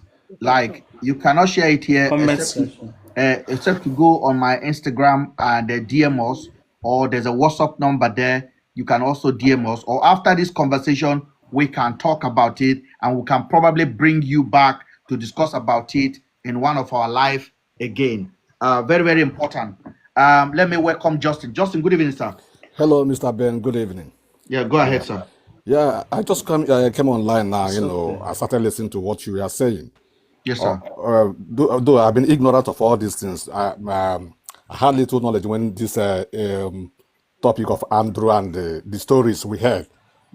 What's happening in Nigeria, and after some time, it appears that everything just died off. So I'm surprised to be online now to listen to what you are saying. It's quite unfortunate what is happening in Nigeria. Everything died off because I was the only one fighting. Oh my God! I was the only one. There was nobody. There was nobody that even gave me a listening ear. I have a best friend called Just Adotun. Adotun. Okay, I just want to ask you something. I have been listening to you, the way you are analyzing about this harassing. Do you know the harassing? Were you friends? No, I was not friends with him. It was when this case broke out, Harrison reached out to me. Okay. And say, oh, I'm this. I'm like, okay, if you are charity, let's work together. These police, they are lying to you. Yeah. Stop speaking for them. I have Harrison on the record. I have him. I recorded him. We had a meeting on the phone. But when Harrison discovered that this guy will not be compromised, Harrison turned it against me. Yeah. I went online and published a picture and said, Ben is an accomplice. Wow. If I lie, this is the truth. That he knows. I have him on the record. And used his followers to be bullying me. They were paying Daddy Freeze. Daddy Freeze collect more than 6 million. It's quite unfortunate because even our media in Nigeria, they are disappointing. Because if the media has been doing their work, or all these bloggers like Daddy Freeze, if they have been doing the right thing, I think it's getting too bad. A lot of evil that is happening there. Even the media are not even helping matters. We don't have a media. We don't have a media. We don't do any investigation. Media. Nothing. We have envelope media, my brother. Envelope media. Hungry media. Come on and talk whatever the headquarter of hungry media. Oh my gosh. Or what they do is this, my brother. Look at, just imagine police catch a young man, a youth copper. How old can somebody finish school at the age of 26 highest? Police catch a young man, collect 10 million naira. Oh my God. 10 million. And that 10 million did not come from one account. Family member had to contribute from everywhere to make it 10 million. We are finishing that country. You know, after hearing all these things, you will even be scared to travel to Nigeria. My brother, after that 10 million, Harrison went to collect it in cash inside his boot to come and give it to the person and say, today we have recovered 10 million. Who are you, Harrison? Those police officers went back on the road again. They say in a day, because since I started doing this, some police officers with good intention are reaching out and they were telling me, Mr. Ben, make sure you don't come to Nigeria. If you are coming, change your passport. Yeah. Because they will pay you. Because what you are doing, nobody does it. I was sitting down, Koro, me and Nigeria police PRO. Oh my God. I told him, I said, Mr. Muiwa, you know exactly what happened to Afiba and Celine. Wherever you are hiding them, bring them out. I said, Mr. Muiwa, your people are lying. Why did you make Harrison your police spokesperson? My brother, Harrison did beyond. On this page now, go under this comment section and go and see the human body Harrison said he found that belonged to Celine. It's not a body, it's a cow. Harrison did not review the video. It was through my investigation. Somebody else sent the video to me. It was a cow they package and they put camera and they decorate it. And they say, we find body close to Andrew's house. The body has been there for 30 days. Where in Nigeria a body will be for 30 days? For 30 days. Nigerians are not asking questions. When I ask, Ben, you are accomplice. Your friend, they send you Toto. Your friend, they send you this. Why you not tell your friend? I say, Let the police come out and say Mr. Ben is involved. Then they no fit. Let the police even come out and say Andrew did it. They no fit. Yeah, because they don't have any fact. They don't have fact. They don't have fact. They know they're lying. They know the truth. Quite unfortunate. And that case just tried to go like that. But thank God, say we reported it to the British government. Okay. And we are going to chase the British government to ask for Andrew's right. Exactly. Andrew went to Nigeria with a visa. Andrew did not travel. Andrew was not born in Nigeria. Andrew was born in the UK. He fly to Nigeria with a visa. They must, regardless of which crime he committed in this country, you cannot just spy him like that. You spy him, and Harrison stand on top of him and was laughing. He was laughing, and people that go to church think it is okay. Yeah. People that go to church and have children at home think it is okay to stand over human beings that have not been convicted. That even the police in your country have never come out and say this man did anything wrong. Just because of a social media hungry boy called Harrison, somebody that has been to jail for kidnapping, somebody that has been caught lying, somebody that have came on social media and say, I have a kidney problem, give me money. And they catch him, his friend exposed him, and he apologized, went back again and started working for the police to clean their image for them. And you can believe him over me. That lived in this country for 20 years with zero conviction, zero jail, zero criminal record. A man that have stayed with his children for 18 years, no problem. My kids are in the university. You believe a tout, a criminal, over me. You know, say something wrong with us. Yeah. We are doomed. We are. You know, say something wrong with us. We are doomed.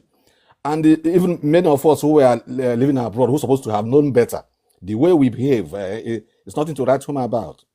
The way we behave, the way we judge without facts, without figures, without getting the actual information. We come online the problem of Nigeria is this. Let me tell you, we don't like to investigate. Exactly. And we are lazy in our mind to analyze matter. I told you today, EFCC came out and said they discover 750 houses. I give you 1 day, nobody will talk about it again. Yeah, exactly. Nobody. If I am talking about it now, somebody will come and say, this is old story now. Yeah. Oga, change it. Oga, we want to hear something else. And today again, I saw this. They found is it $700 million in El-Rufai's son's house. So I don't know how possible is that. I don't know. All of those things. Let me ask you, all of the one they found during Buhari, where are they? Yeah. Everything they are finding now is just exchanging hand to the next person that will keep it. Exactly. So we don't have a country, unfortunately. We actually don't. We don't. And I am encouraging Nigerians, just as Davido did. If you live abroad, build your life here. Yeah. If you have SS, then if you have anything you can throw away, you can throw some to Nigeria. As long as you don't have anything to throw away, just stay here. I'm telling you. Yeah. Because what happened in this case? Look at the way I'm saying it. Look, you see the passion I'm saying it. I cannot be pretending for more than 7 months. This is a personal conviction for me. This is personal because this man that was spy in Nigeria, Andrew he lived a troubled lives. He went to Nigeria. He has his own flaw.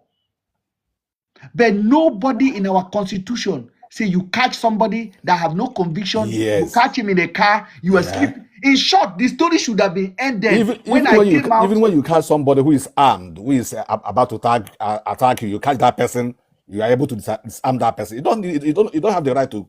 Any reasonable person should have immediately stopped and say, no, something is wrong. When the police catch Andrew and they were sleeping in hotel with him, day 1, day 2, day 3, day 4, day 5, day 6, they pie him. No, they were lying in the same bed with him. Yeah. With evidence, with video evidence. And Nigerians still ignore that and call Mr. Ben accomplice. My cause will last forever in their head because they made me cry. Yeah. Ben, good evening. Good evening. Good evening, Miss Soft. How are you? I'm okay. I know I promised you that I'm not going back to this topic again. But what is what talking about? My apology. I have to strike it. No, it's all right. It's fine. I understand where you're coming from, you know. But however, since you're on this topic, have you heard anything about the 2 girls, Celine and Efiba? Where are we hearing anything about them? Where are we hearing anything about them? Let me just give you a little 2-minute conversation. The guests came to Nigeria to visit their friend Blessing. Blessing, you are watching me because you follow this page. Blessing, they came to visit in Port Harcourt. They left Blessing's house and go to Aba to go and see Andrew and return back and say they will go and see Andrew and come back. They left to Aba on the 27th of April. On the 28th, they left Andrew, according to Andrew. On the 28th, they text Blessing and say Andrew has kidnapped them. What do you think Blessing is supposed to do?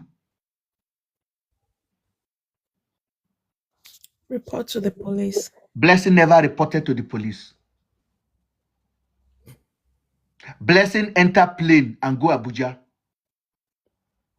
to go to party and attend birthday party. Blessing did not report anything to the police until the 10th of May. On the 10th of May, Blessing submit a petition. On the 8th of May, they arrested Andrew. Finally, because Fiba's husband paid money to police officer Oracle. And they went to pick Andrew up. Immediately they pick Andrew up. Blessing went to Abuja Force Headquarters and make a petition. Fake petition. In that petition, she could not make petition for her friends that were kidnapped. Yes, in that petition, she did not mention the name of Andrew, did not mention the name of her friend. She said unknowing person, conspiracy to kidnap. That was the petition they used to carry Andrew. Why was Blessing rushing to make a petition? Why was Blessing never take any action? Why was Blessing never travel to Aba to go and check on her friends? But Harrison, Blessing, all of them, they work together to extort Andrew and pie Andrew, and those girls may still be alive. Shame they catch them, but I've told Nigerian police they must release those girls. But however, Since we're not hearing anything from Selena and Efiba, are you sure they are still alive? Even understatement. There is no indication that they were pied. Yeah, there is no indication that they were pied. We all know how Nigerian forces is, how their government and politics. We all know how Nigeria politics is. That they were pied. So as long as I am concerned and I breathe, I will never pronounce those girls other than their missing. Because every time the first interview we did,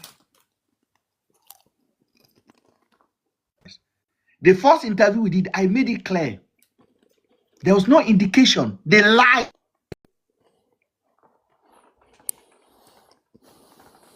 But the thing is, with this Celine and Efiba stuff, I feel like to an extent, probably It's not network. I was getting phone call. So I will never, and I don't, any woman, any man born of a human being should never support the narrative that those girls are gone. In short, I was ready to block anybody that say that, because it is common sense. You cannot say that. There was no police have never even come out to say Andrew did anything wrong. Do you know that police have never come out and say and even accept that those girls were missing? Mr. Ben, I understand where you're coming from, and I understand what you're saying. You're totally right. But however, I feel like we should really channel on the reason why they buy Andrew. The question you asked was very, very important. The reason they pie Andrew is very, very clear. They robbed him. Harrison, the police, they robbed him, and they took his money, they took his wealth. So that one will be fight. But those girls are important. And I do not, you are my friend, and I will tell you the truth. There are questions people ask and it itch me. Like when somebody asks, how are we sure they are alive? With a story like this, we can never give any excuse to anybody they are not alive. The thing is, logically, we can never give excuse. We can never give any excuse to them. But but in the other way, there is a tendency that your country, however, they must have silenced those people in a way. That is still giving excuse for them. Hold on. I'm not giving excuse for them. We are on air. I don't want to hear that. Okay. My apology. We cannot give them that excuse. And I cannot assume it on them. They must come out to explain themselves. I'm actually concerned about Efiba and the other. I know you are, but what you are saying is literally what I am objectively, because you're not allowing me to speak. No, I don't, because the reason I don't allow it is I don't allow that kind of sentiment on my platform. Like, I know exactly where you are going. You have a good intention, and we could say that the police could have done it. No, I will not give them that chance. They must come out to explain to Nigerians their investigation, why they pie Andrew.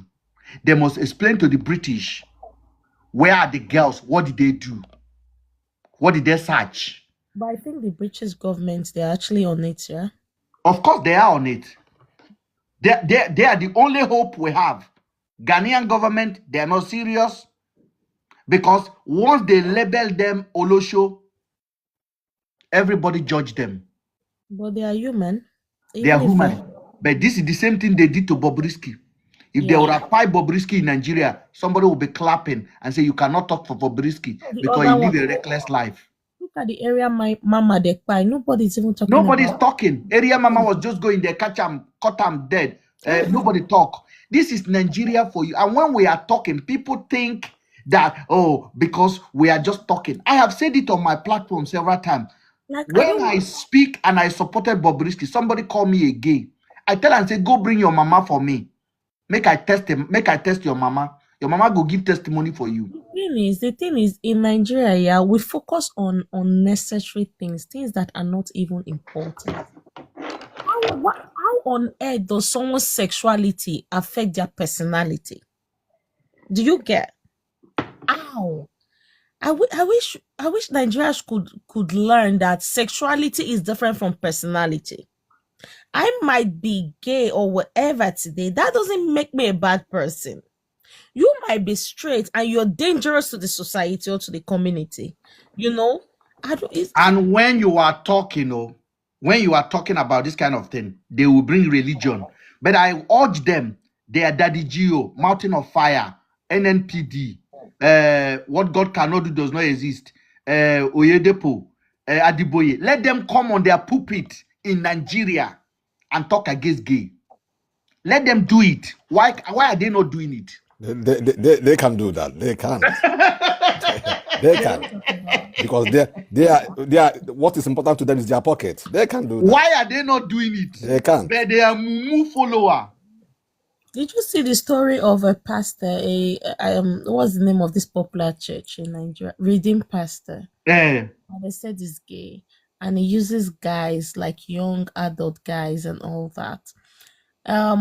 Gist actually brought out the issue and all that. Do you know? I don't know how they actually. I don't know what they did, but Redeemed Church. I followed the case to when the Redeemed Church just sent an open mail or an open message to the guy that they have to suspend him during investigation. But I've not heard anything till now. Their member will go and condemn Bobrisky. But tell your pastor, make it they come on altar. In Nigeria, I'm not even talking about abroad. Let them come on the altar and talk against gay once. Just once. Let them do it. They will not do it. They will not do it. But you, when they follow, you they carry them for head. Like saying that you get heaven. The thing is, it's so sad, or it's a shame that poverty has actually, the government has actually placed the citizens, to a state that they are so poor that they can't think positively, or they can't think wild. You understand? In the sense that, okay, just imagine a congregation, No, ATL, I'm not saying that the government should close churches. No, that's not what I'm saying. However, let me continue what I was saying. Just imagine one person will open a house and he called it a church, and people, like thousands of people are there. And the person come out and tell the people that, oh, when you have a golden spoon, it's going to change your life. And everybody are clamping and they are buying that spoon. Where have you seen that happen? I have already told you that the government have agents, and their biggest asset in Nigeria is religions, church, because the mosque, at least the mosque, are not that organized to condition a whole system. Church is the worst enemy of Nigerian peoples when it comes to these mega churches. They are using them, and that is why I analyze it to you guys today. Before I go, I said, I am the government. This is the church here. You people are my citizen. If you need job, you have to come to me in the UK directly and say you need job. In Nigeria, the government send the pastor and the mega churches to block you. So when you need job, when you need accountability, the government come here, you talk to this one, the pastor will ask you to talk to God. When you need good road, talk to God. When you need job, talk to God. You're not talking to me. The government, the church is talking to me. We are in a para state of affair in Nigeria. Like recently, I was talking to a friend and she was like, oh, GT, you don't go to church to pray. Do you even pray? And I told her, I said, you might not see me in the church. That doesn't mean I don't believe in God. I pray for peace of mind. We can go, my sister, we can go into the church matter. That would take another, like, just sad. Let's five, just leave 5 hours of our time, and we will not even have even a bit of the conversation. What we are doing now is this pastor here, when he tried to do the way Nigeria do it, he don't see his result now very well. I just want Nigeria to ask a question, whether any Nigerians can ask Oyedepo for accountability, whether any Nigerian can ask Adiboye for accountability, whether any Nigerian can ask Pastor Paul Eneche, that arrogant idiot, liar, for explanation, whether anybody can ask Apostle Suleiman for explanation, whether anybody can ask Jeremiah Omofofo, the seller of every merchant, accountability. Where do you explain for anybody to this is where I tell you that our brain has been decimated already, where a pastor will tell you that he went to Germany and he prayed for somebody to enter toilet and appear in France, and 5,000 people stand up and clap hand. We are finished. Palila. Mr. Ben. Palila, how are you? Long time. I'm good. How are you? I'm so happy to see you on the live. Oh my God. Same here. How are you? Sorry. How's my baby doing? How is He's doing everybody? all right. Everybody is all right. Still is fine. Blessing and peace, my sister. You see what we are discussing? Yes. I know you pop in and pop out. It has been a very, I don't know, it's not controversial, but today God give me grace to went in depth. And I was talking about Pastor Toby, and a lot of people thought maybe I was happy that he's facing this problem. No, I was just trying to compare it to the system that drove us to Europe in the first place. And from there, we moved on.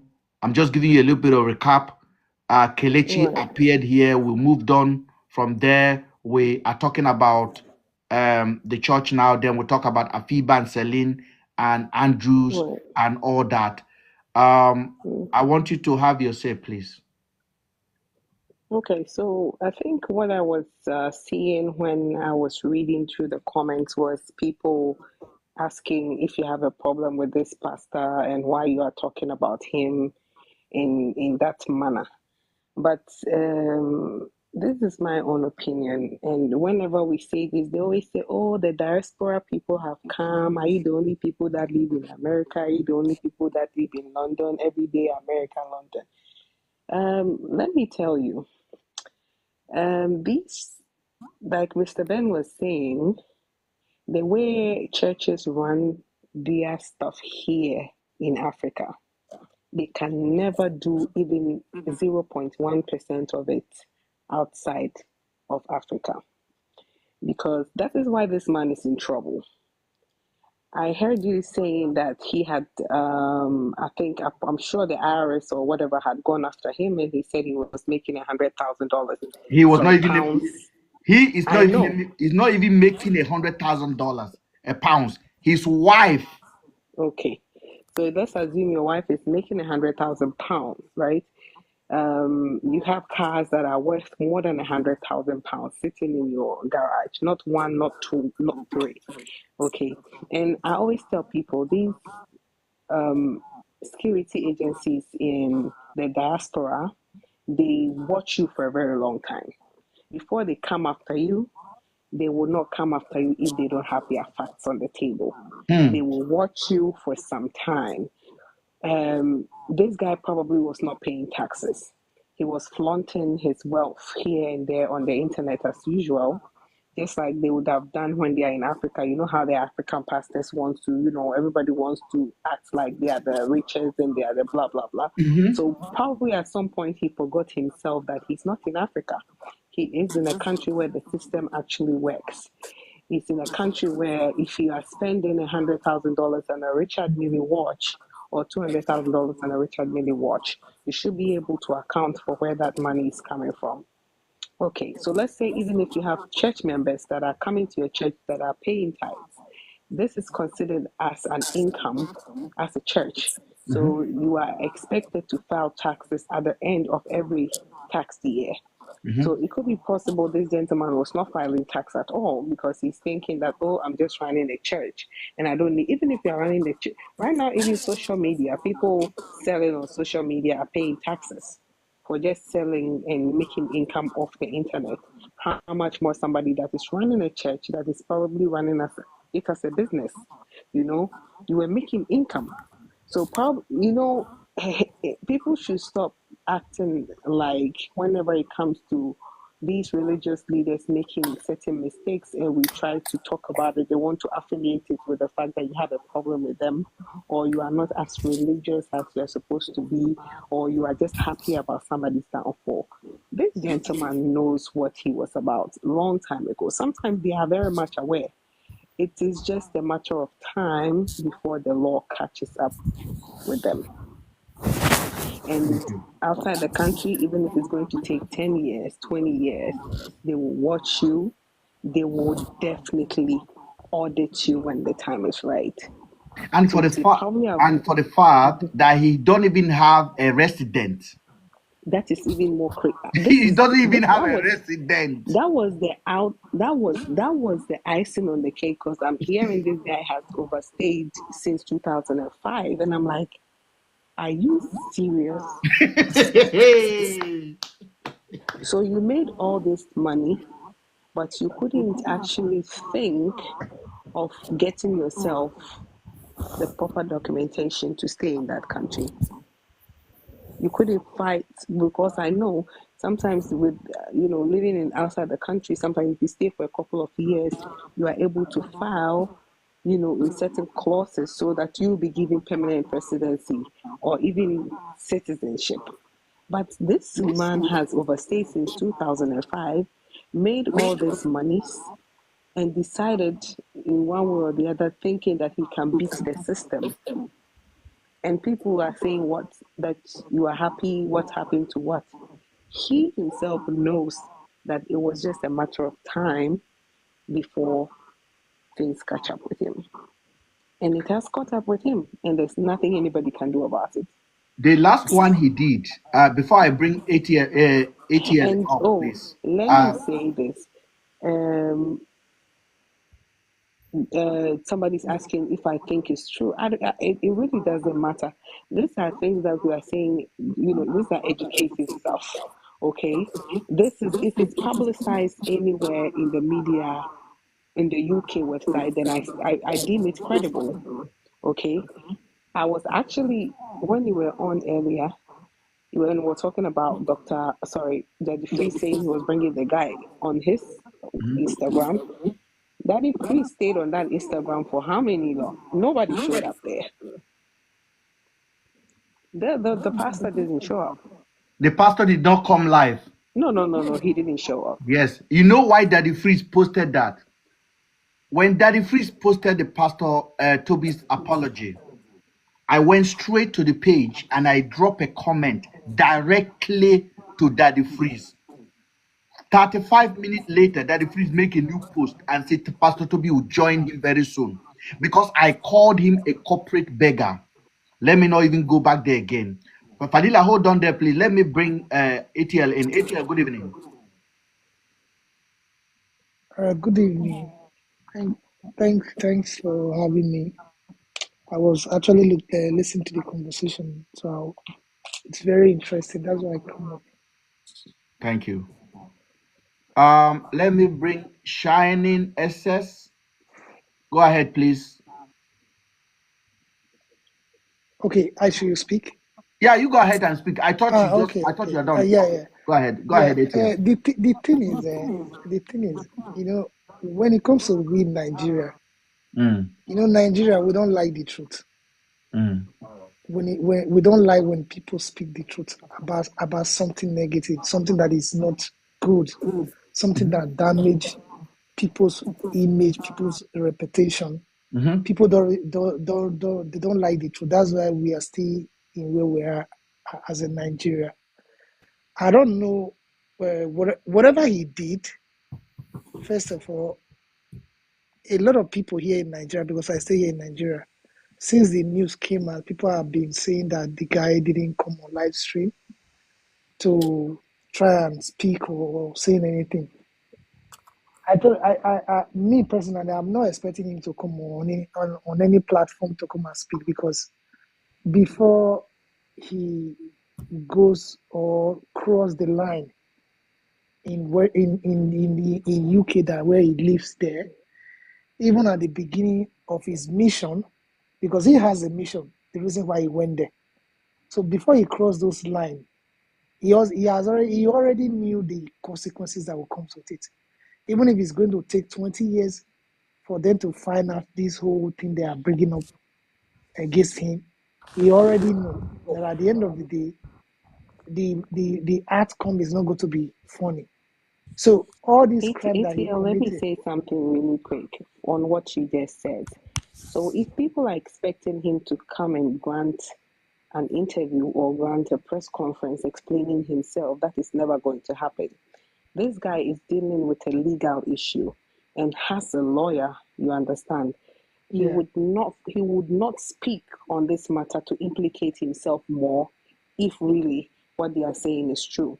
Okay? So anything that is going to come up from this guy will either come from his lawyer based on advice. It's because I read something about his lawyer responding that it's only criminals that are being deported from a country, but this guy is not a criminal.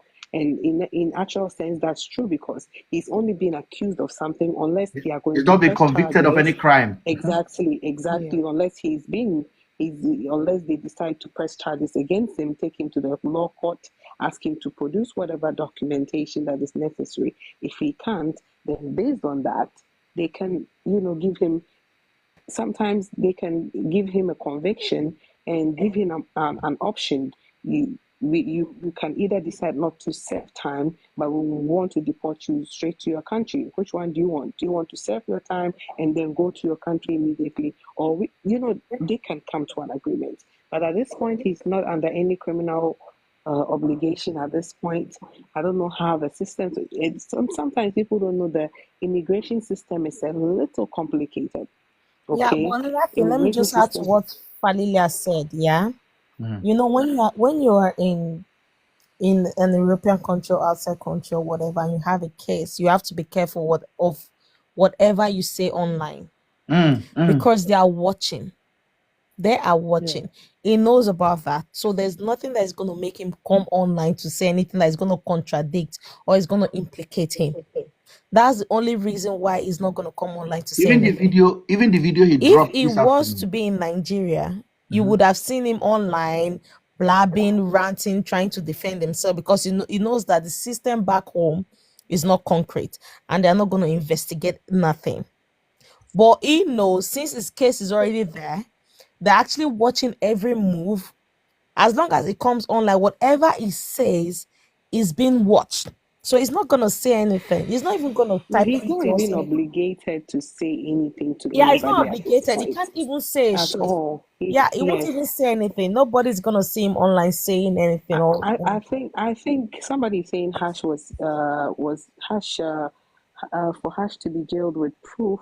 Who is Pastor? Yes, that's what I'm saying. That at this point he's not being As convicted. far as we He are has not concerned. been. No charges have been No, pressed as against far him at yeah, as this no point. charges yet. Exactly. So once the government thinks that they have substantial evidence to back their claim that he was involved in this fraudulent activity whatsoever, they would press charges, okay, and then he would have to go to court and go and answer questions. but I'm gonna So do it's not that simple. my sister, I'm gonna drop my 1 cent coin here today and my noble impulse as I see it fit. What I can tell you is this, with the experience that I have gained in this country, looking at their legal system and how the police work. I want to be brutally honest with you. The police in the UK are not the most friendly people when it comes to our people, especially when I do this, you know what I mean. And they will look for any opportunity to basically put you to humble you. Yes, I once they have know. got him in that corner now, Yes, they will me, find I something, know. definitely. In the Yeah. next few weeks, Yes, something will come up.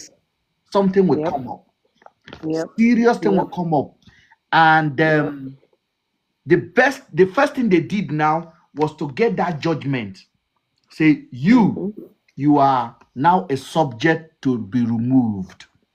The from the letter system. would have arrived in his house. They will give him time to pack his thing and go. You are subject to go. It is immediately. They will put the date of the judgment there, which means Pastor Toby could be taken right now. This is the law. Anytime. Like right now, if I see Pastor Toby With at the petrol station and I said, you push my car, with the nothing. yeah, They the will just police will take just him come. directly to detention. Yeah. Yeah, the police will just come and they will say, oh, you don't have a resident here. You are going to detention center now. And that's what will happen. Regardless of anything, they will take him. So when he make a video this afternoon, I'm like, this guy should not have talked anyway. Then he said he's not scared of anything, that London is his home. I was laughing because I still see arrogance and pride in what he's saying. Well, they will start digging through his stuff. He's not a criminal. Seriously. I am not going to sit down here and say Pastor Toby is a criminal. I just will say it the way I always say it. Pastor Toby has inferiority complex. Pastor Toby is a small little man that want to be mighty by any means necessary. That is my own opinion today because I'm a public speaker and I will go for him. He blocked me like maybe 1 year now because I went on his page and I left my opinion there. He clicked block. I never be able to access him, but I do access him from other account that I have anyway, which I believe he don't even know that I watch his videos. Going forward, he does not represent black community in the UK, and I will maintain that one to people. He represent the gang of people he's doing business with. I do not accuse him of being in occult. I have no evidence about that. But we had what we heard, and I know the government is cooking something on him. If I were Pastor Toby now, he should be leaving immediately because he may spend time in jail. He should be looking at an exit plan. Even if it's not to move himself to Nigeria, he should be looking at something else.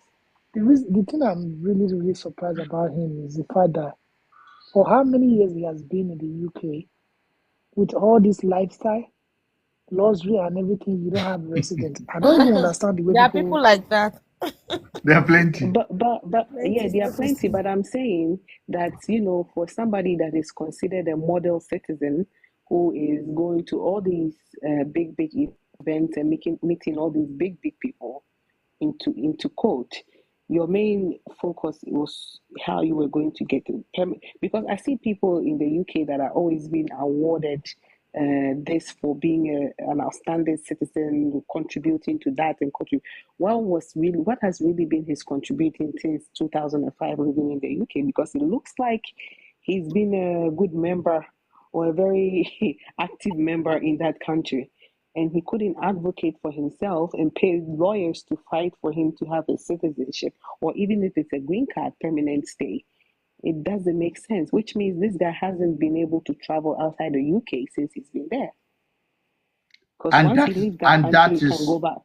That is a very, for me, I think all of us can be humble and learn a lesson because, as I said before, I have no personal problem with him. I saw the lifestyle he brought to the UK, and I know a lot of British-born black people, and I kind of have a little bit of earthly way to enter the system a little bit, and I know what they say behind the back, and that's why I was saying earlier in one of my video, I said he buy his celebrity status in Nigeria. We don't see him as a celebrity in this country.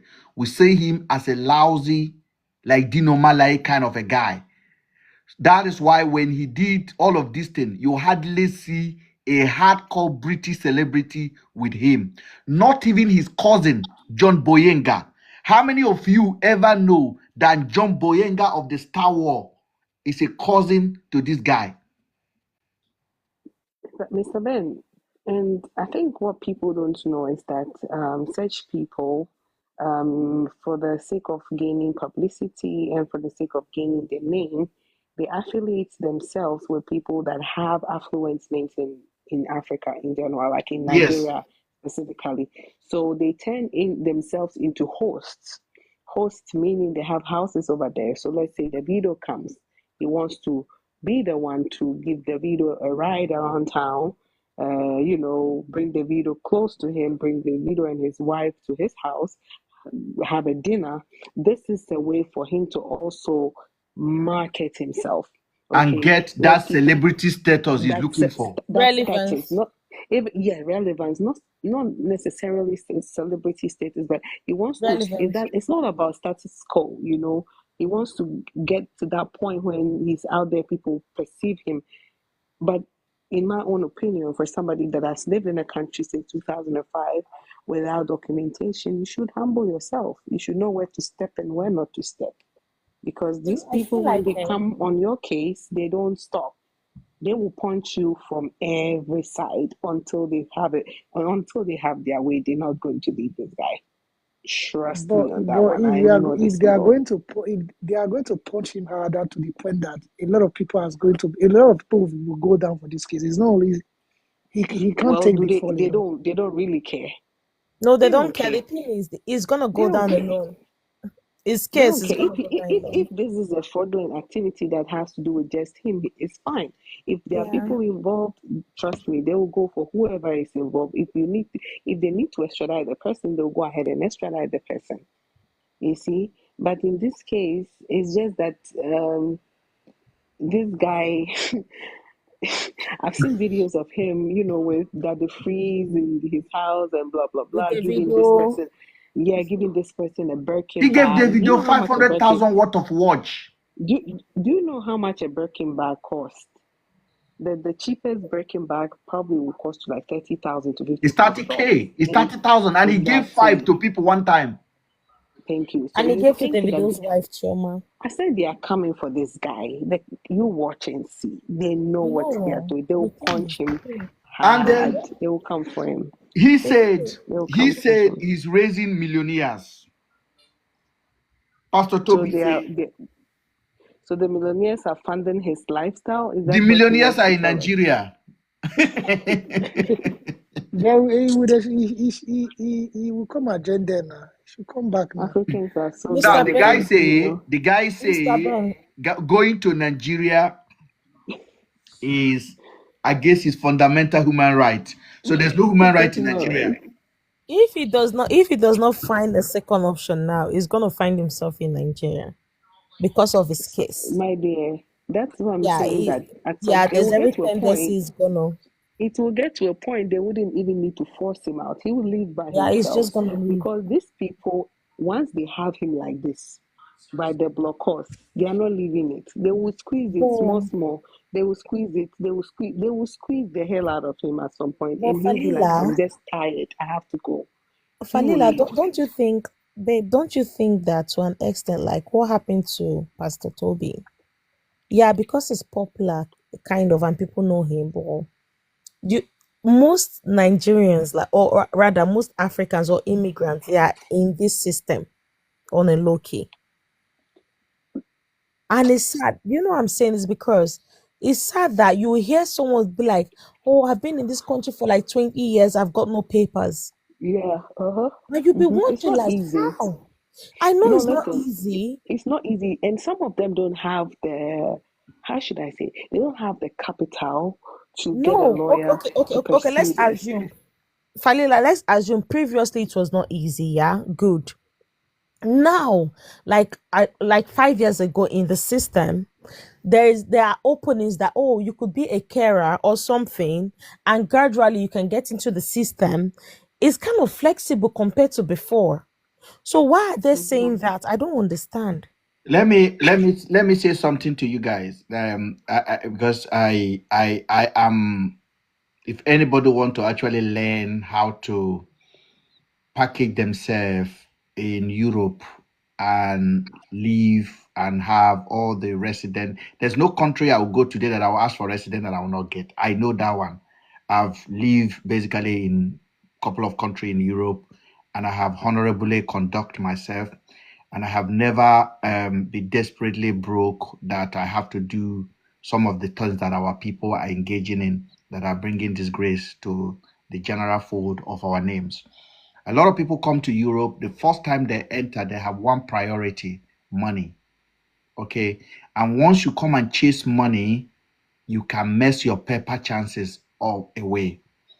And this has cost a lot of people things. So when Pastor Toby came in 2005, I'm talking about 19 years now.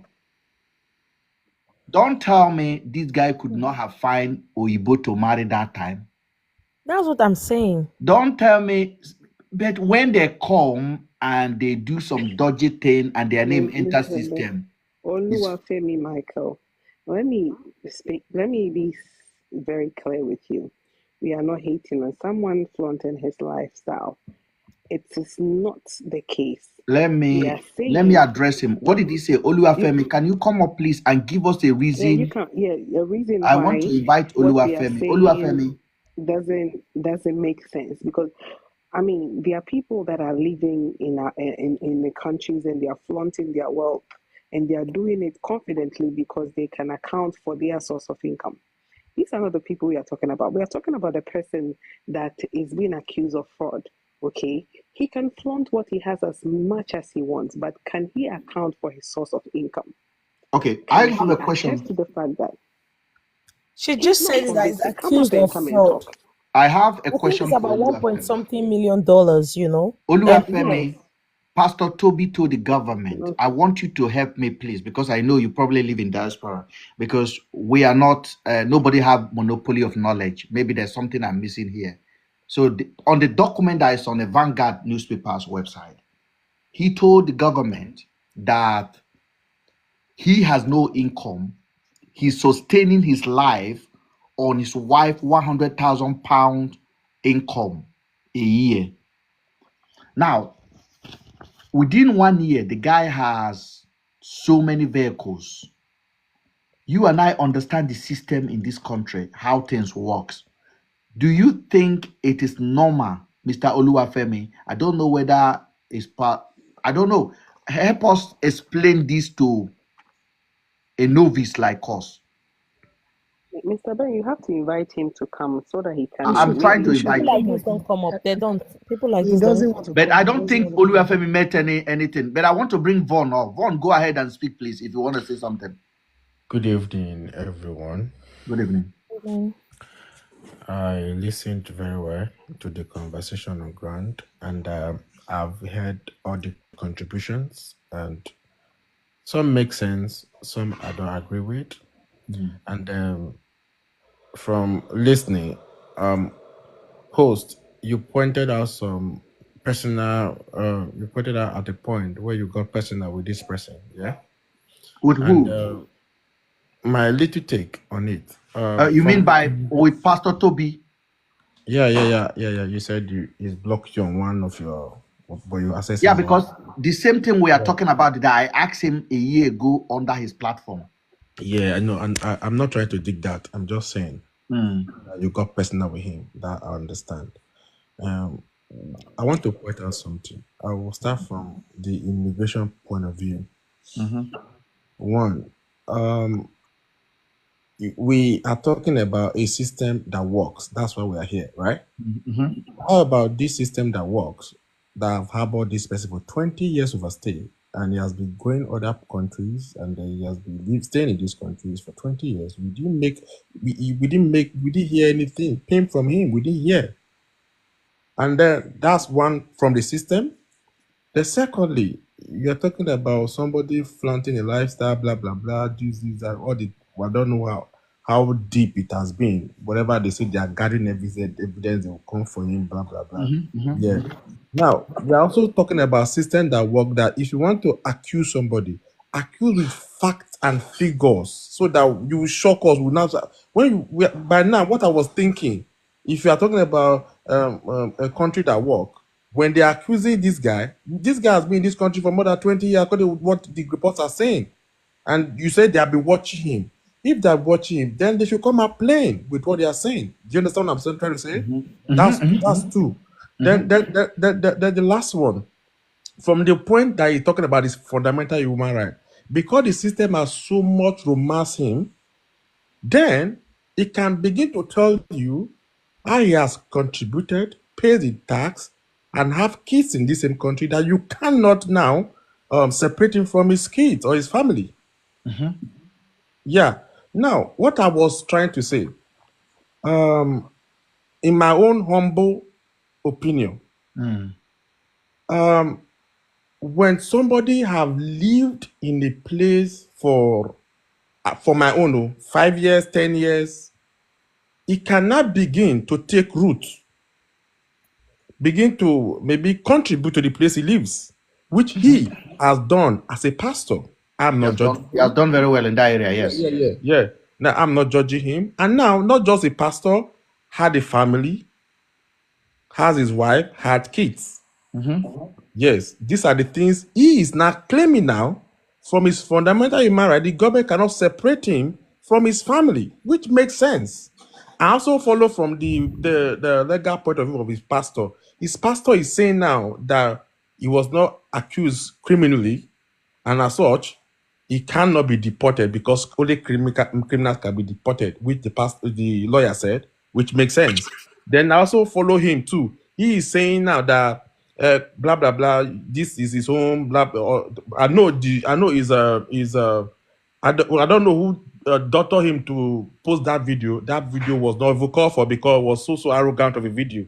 Oh, you mean the recent video you posted? Yeah. That video. Oh, God bless you, Vaughn. That was a mess. I like objective contribution. You are very objective. I'm glad you watched that video to detail. That video was a mess of the whole thing. If I were him, keeping quiet could have been better than that video. Now, what I want to say here is, I want to be objective as a Nigerian, UK. If you think what I'm doing is unholy, come out play with how this country, according to what the people are so scared about this country, about what they call about uprightness and straightforwardness. The people are scared, but we could not see some loopholes from. If you want to accuse me with what I have done that makes sense. That when you are trying me, I will face count charge. I will know that hey, at so time, this is also person testified against you. This is then people will be giving shockaholic. How can I do this? Now, they are even romancing the case. Meaning, this whole thing can still go and slide. What I'm saying it will slide soon because this is how this guy be coming up like this, he go down. Coming up like this, he go down. Now, I'll be picturing myself. When Davido's wedding was up, this guy did not travel to Nigeria for Davido's wedding. Why? Fundamental question mark. If for not come back, David don't have to after that wedding, but they have to come to London to see him. If for not come back. Now, that's it. No, what am I not trying to get at? I'm saying that it is his lifestyle which I don't support. It's his lifestyle which I don't support. And your wife being a British, now you're not getting right to get all the things that he's getting. But I'm of the moral point of there's somebody, I don't know the child, one girl, I don't know the child who is saying about abuse. What's that guy? The guy brother. From the one that had this thing. Yeah. Fayoshe's brother, the guy that is doing the content creator, what that guy does. He's also talking about that one is also talking about his child went to Tobi's church, he's not a good all these are still speculation which I cannot grip. Now, what am I not here to say? What I'm here to say in summary is the system should have been able to come out plain, not the way they are romancing him now. Thank you. I think you have actually contributed. Mr. Vaughn, sorry. Yes, Mr. Vaughn, yeah. I heard all you said, but the thing is, you see the system, they take time. Okay, they don't just come out. Okay, probably you must have done something once or twice or the third time. They don't just come out to tag you on that. They tend to investigate. And they don't even approach you. They might likely not even approach you. But because you've not seen the government or the police or something coming to talk to you, you might feel like you're safe. And you keep doing that thing continuously in a different way. So where you're coming from is like, oh, this guy has been in this country for a long time and he's got no paper. He's not the only one. We've got lots of them here. Okay. Without Let without me let me respond. I was saving this respond. I don't want to say it on up here. Go ahead. The response is straight. You see, every country you see is political. Absolutely. Any country at all, it's politics. See, UK is not as the UK is not as the way I you was actually going there, but let, you actually cut me off, but it's yeah, fine. yeah. I was Now, going let there. me tell you what I'm saying. Is you think they don't know that the kind of million they're talking about? They don't know. They don't know how this guy goes. They know all the I was in going quote. there. They know all those things, You but know, they cannot. They have also benefited from it. So it's not like that. yeah, you know the thing is Ron, can I say something soft? Yeah, okay. please do. In the Ghanaian language, they said if an animal is about to die, it starts to struggle a little bit. Yeah. And you remember when I was talking, I said something about if these people normally, if they are coming for you, this is how they start. They Okay, crawl. They don't just come they to they you. they they they they they will punch. They will start punch you when they hold one part. Okay, if it's like they will, it's like when you are being eaten alive by a crow, like, or a vulture. They are devouring you gradually. You Yeah, see, unless this guy is totally clean, like crispy clean in his dealings living in the UK, then he is absolutely fine. Okay, but if in any way he has defaulted, because even for people who have um, flaunted the rules by not even filing sometimes $100 of taxes, or even let's say $5,000 of taxes, they are being held accountable for it. yeah. Okay, this is a person that, and mind you, he has fundamental human rights. Um, I don't dispute that. But do you even know that people that have naturalized for these countries, sometimes their naturalizations are being revoked But and sent Fanila, back to their I think you are country? missing it up. We're not even talking about the fundamental human rights right now. Okay, I'm just Okay. summarizing basically what some of the things that he touched on.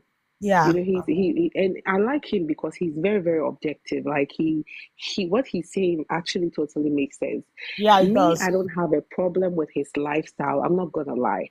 There are Yeah, people that live in America and other places that have the money. If you have the money, why not? You should. like, That's how you live. but in a Okay? legal It's way. not exactly, that's what I'm saying. If you Yeah, are making it the money the right way, and you know for sure this is coming from your own income, what is there to be afraid of? If you can buy a yeah, $500,000 watch because you have the money and you make the money, no big deal. Okay, yeah. but this is where somebody is saying that my actually I live off my wife's $100,000 per year, £100,000 per year income, and you are having a two hundred And you've thousand, got five no hundred thousand papers. The dollar Richard Milley. How does that make sense? That's what I'm saying. If these people are going to come for him, this is how they start. We've seen it in America and other places. They will drag you down slowly. Yeah, Okay? They will keep touching him here and there, here and there. Now it will get to a point where people will start coming out to say, oh, Pastor Toby did this to me. I had an encounter with him, blah, blah, blah. Then they will start gathering all these people together, start getting all their evidences together, and then they'll start writing and trying to gather all that they have. One day he'll be in the house and they'll serve him on his table. That yeah. is all we are trying to say. Uh, This one you are seeing is just, they are just prepping the road for him. it's Oh, just the these ones surface are of just, it. Vaughn, this is just Vaughn, I Fanila. have a It's just the question. surface of it. Vaughn. massaging. Yes, I'm They are listening. massaging I'm him. listening, sir. Uh, Vaughn, I don't know how long you live in the UK. I've lived, I know you know the system anyway. You sound very, Yeah. very aware. What Pastor Toby has done, nobody in the history of this country, no celebrity have done it. not from the Asian Absolutely. community, not from the white community, not from any community. You have to, when he said it today, that Nigerians should be proud of him. I see somebody drowning. And that's why I really like when you picked it up, that what he said was absolutely unnecessary. This country is like, it's a little bit of upgraded communist state. If you understand, it's a socialist state. You understand that even the wealthiest person in this country, you hardly notice them. The Yes, richest I person know. in this country, you hardly notice them. If you go to the most poshest area, you only see gated houses. Everybody's under the radar. If you are looking at the footballers, the lifestyle of Pastor Toby, even the footballers are not living it, and they are Okay, making sir. more money. So I Sir. don't understand what came over him. I'm not angry, I'm not jealous. There are things you can't wish for when you know you can't even achieve it. It's by grace. So the grace of God over his life has really worked out for him. But I don't believe that he has actually utilized it in the Okay, best format. let me point something for you, sir. Yes, sir. I want to point something for you so that you understand where I'm coming from. See, sir, there's this thing that you need to understand about this person, this character. This character that we are talking about is a victim of two strong things that I think I should comment on him. One, his cultural background plays a very it plays a role in him. One. Two, I still see a child growing. Now, you cannot his personality as a pastor and his personality as a socialite conflict. Okay? Now, Yeah, that's true. I agree 100%. True. that's one. Two, when I say cultural, I'm saying now that this boy, Pastor Toby, is not even rich. If you see rich people in this UK, you won't even know. If you say rich, he's not even rich.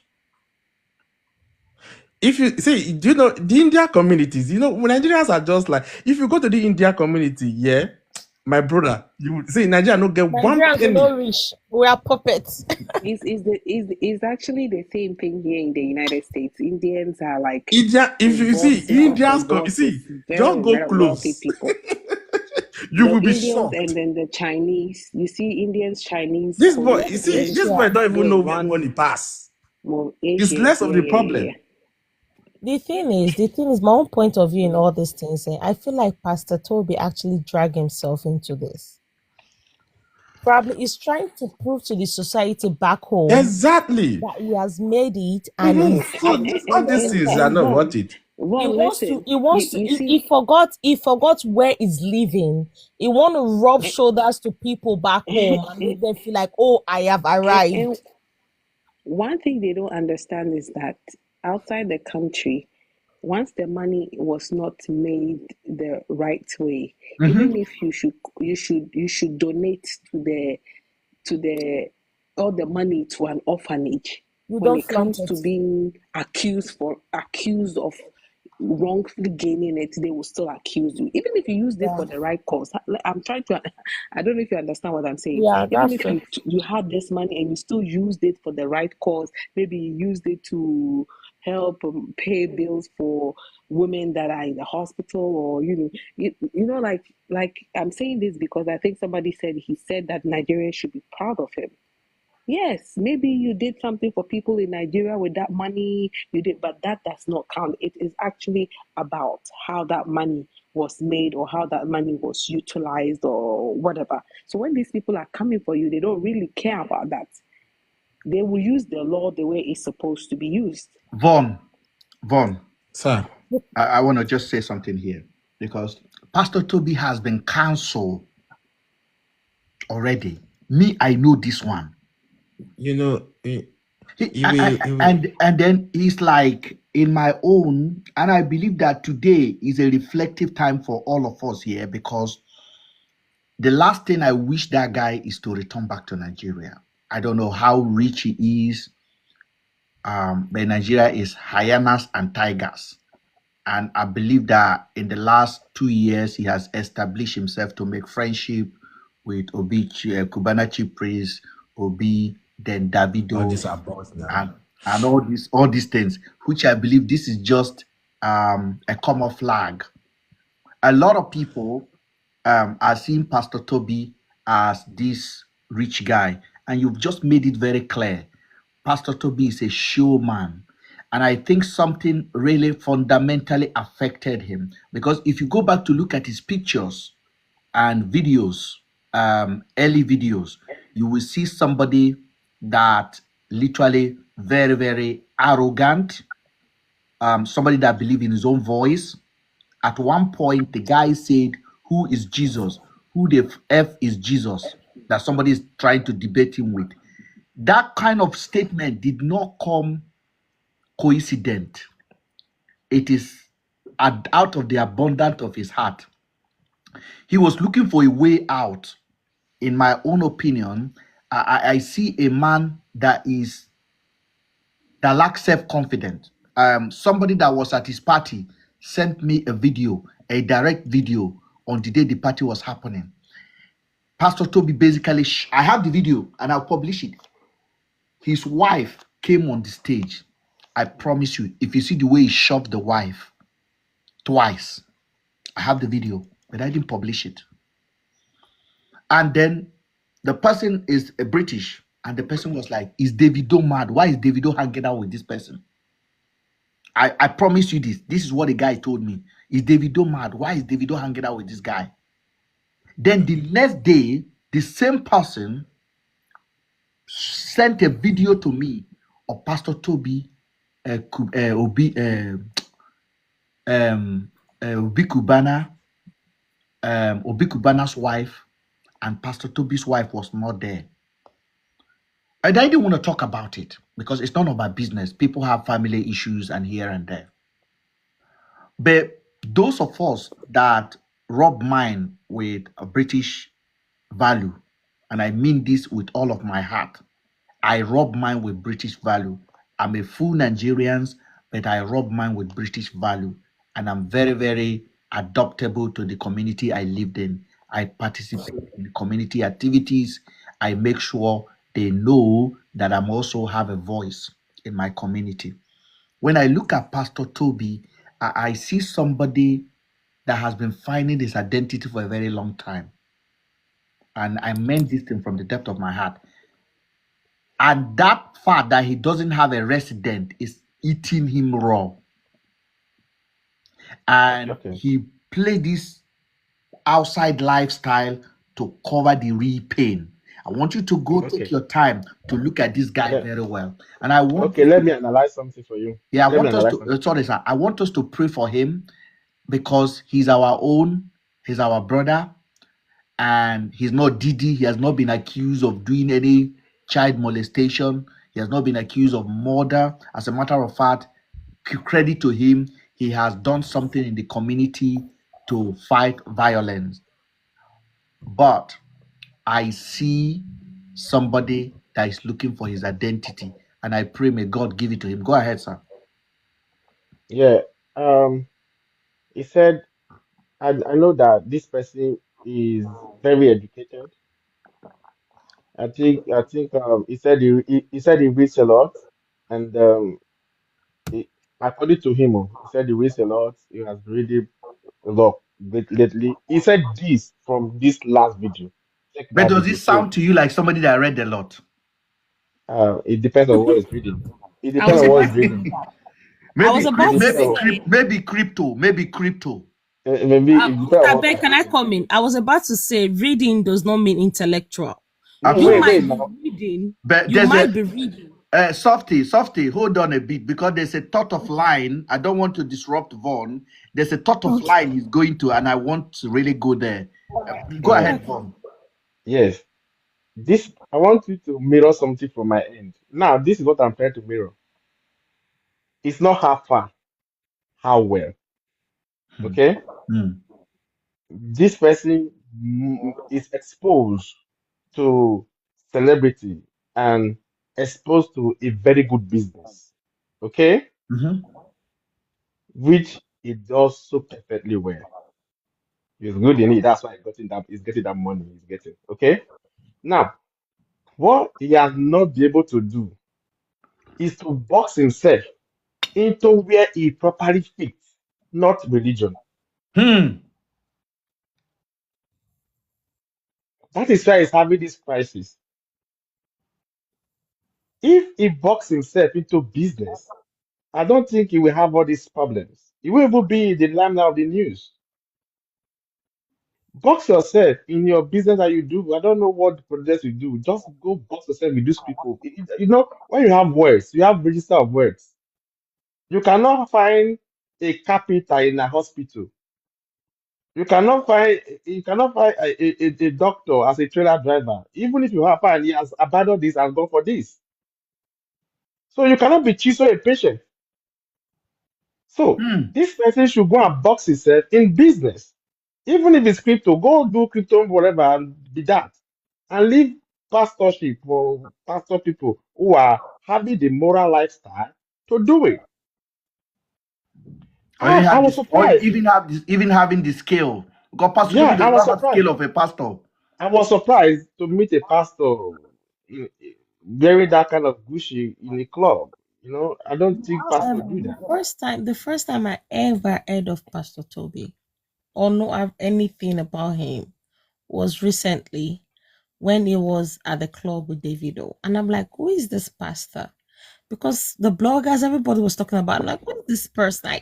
I don't even know anything about him, you know? And That's the I'm this kind of question. a person, like, I'm ignorant, but when a certain person drew my attention, I want to know about you. You know, and I went digging and I'm like, what the hell? Oh gosh, this is just one of the regular thing we know back home, Oh, but it's just flaunting it here. But however, you see this is issue or whatever that is happening, I just feel sorry for him. I feel sorry for him oh, because he used the mentality of a Nigerian man from a black country that there's no law and nothing is going to happen to him. He used that mindset to come to a foreign land and feels like whatever he's doing is going to get away with it. And however, he feels like, oh, I've made it right now. I want to be on the timeline. He actually forgot his situation back in the UK. He forgot in the UK there is a law. He forgot in the UK there is a there are principles. He forgot in the UK, UK is actually a sovereignty state that is governed by laws. Serious And the law. laws should be and the laws should be obeyed. He forgot, He felt so relaxed because he was actually he didn't even think that, oh, these celebrities I'm actually mingling with, they've got everything to be outside the country, but they are not here. Why are they back home? He forgot. And he was so comfortable feeling like a superstar. When I read his article and everything, I don't see him as a pastor. Rather, I'm sorry to say, I see him as as a social media influencer. Somebody that just want to mingle and just be on the timeline in a way Uh, that's but it's so sad. Like, why I'm really concerned in this, and I feel like there are millions of people in this situation. When you know that you are in a country that is not your home country, and you know that you don't have the credibility, you know that you don't have what it takes to be in that country, stay low. Don't okay. come on the timeline. You see what is happening to Pastor Toby right now? He would have gotten away with it for like 50, 100 years. But because he was on the timeline, people actually feel like, oh, when I come to social media, I can do whatever I want to do. I'm going to get away with it. No, the system is watching. People are watching. They know what you're doing. They are tracing you. You get? We're not back home whereby the system does not work. We are in a country whereby the system works. No. Hush Puppy flew down to Paris and parked his Lamborghini under Eiffel Tower and make a picture. Yeah. Oyibo people go, they look him. say, who be this one? Mm-hmm. Hush puppy, we go to Dubai and order a Rolls Royce and make a video of it and post it. Somebody's made a comment on the. He said, when are we going to learn from hush puppies? There is more hush puppies coming. There are more. There are more. Yeah. There is No, more hush can I puppies can I coming. can I can I say Pastor something? Go Toby is ahead. actually Hush Puppy, but in a different realm, you know. He is. Oh, He let can't. me let me There's no way draft. he's going to go. He's not going to go scot free. And when they start digging this guy, his case is going to leak to different country. Yeah, Me that want to say you something, I understand? don't want to say anything. No, I don't want to Everybody be know. personal. Everybody, when you see his lifestyle normally, there's something. When you see his lifestyle, the way he lives a lifestyle, first of all, you will know. According to what you just said just now, he's not into. He doesn't have any businesses. And you declaring yourself saying that you live in £100,000 of your wife's income per year. What are you even saying? Because this same person, because what is he's even putting himself in more trouble because why I'm saying it, when it comes to those Westerners, first of all, that guy, like this recent birthday that he just did, How? My brother, did you see the birthday? Are you the mad? recent birthday that he just did, That the was what actually sneakers, dragged the government. yeah, the only the his dressing alone, on that birthday outfit that he was wearing. It's over I don't want 150K. to calculate the wash, remove the wash from the clothes and the shoe and everything he wore. It's more than £50,000. Go and price Louis Vuitton now completely. And that wristwatch he was wearing alone is more than the income that he claimed that you understand. And you know do you know Yvonne, do you know another thing people don't understand? You see, when they were coming from Watch Puppy, they they they were coming for him for more than a year. Nobody knew about it. Even people that was working on that never knew.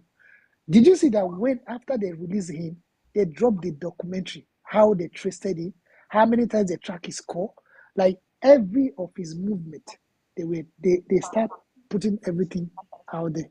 And with the kind of lifestyle he's living, this is not UK is not Europe country. I want to ask a question. Go ahead, sir.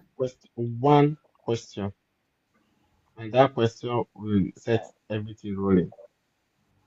Do you think that evil indigents, I will say indigents, okay, citizens of these countries don't do this? They do Yeah, more they than you do. They do. do. This Yeah, you're let me right. finish. Wait, let me finish. More than you do. Do you understand? More than we do in Nigeria. But one thing what we do, one thing we feel, they will hide you. You'll be blowing whistle. Vaughn, let me ask you a question now. Okay, now you are a father. Let me just illustrate something. You're a father. You have your kids here. If your child should go out to the market and steal something and comes back to you, obviously, even if you are crossed at that child, even if you want to punish that child, you're gonna hide the child. However, if a child outside that is not your child goes out to steal, even if you feel sad for the child or something, you understand why the child went out to steal, you're gonna Let me expose respond. that child. Let me respond to you on that. However, Vaughn, sorry, I want to stress something. However, yeah, you just said something about their citizens. Yeah. Let's portray on the fact that these people are citizens. They are bet into this country. Wait. It's like we immigrants sometimes we forget our place. No, wait. No, wait. No, wait. Wait. Never finish that one. Never finish that. Okay. See, what I'm saying. Why I don't want you to finish it is, even if he got, let me tell you, even if this guy got British pali, they will collect They'll that for still him, weigh send him him back down. Nigeria. Definitely, I Send was him back Nigeria. He's still going down. Yeah. they will still weigh him Okay, down. now, wait, let me finish what I want to say. See what I want to say. When this is where where the sense is lacking. When you acquire like that, involve your government back home. Vaughn, Involve why your you This saying is, this now? let me Vaughn, tell you why I'm saying why it. are you Let me tell you why I'm saying saying it. See. We Okay, all this know is that our okay. Wait, government does not function. Don't say wait. that. Let me tell you. Wait. See. Let's If you have assume. a functioning Let me give you government, assumption. then Wait, let me give you assumption. Let's assume, that Hush Puppy, had borrowed Nigerian government to say, I want to invest in just The National even Crime if it's just Agency has held. and one is let's assume. irrelevant. Is Um, Wait, let me finish.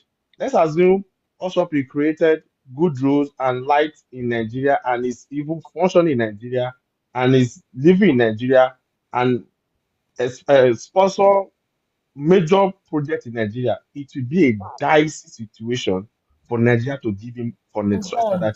to any No, country. Vaughn, I no, do. Vaughn, they, is they Vaughn, will it take, Vaughn, they will Under take the Vaughn, him. bus. Vaughn, hold They on, will, please. they will, they, they will irrelevant? take him. They will take Irrelevant. him.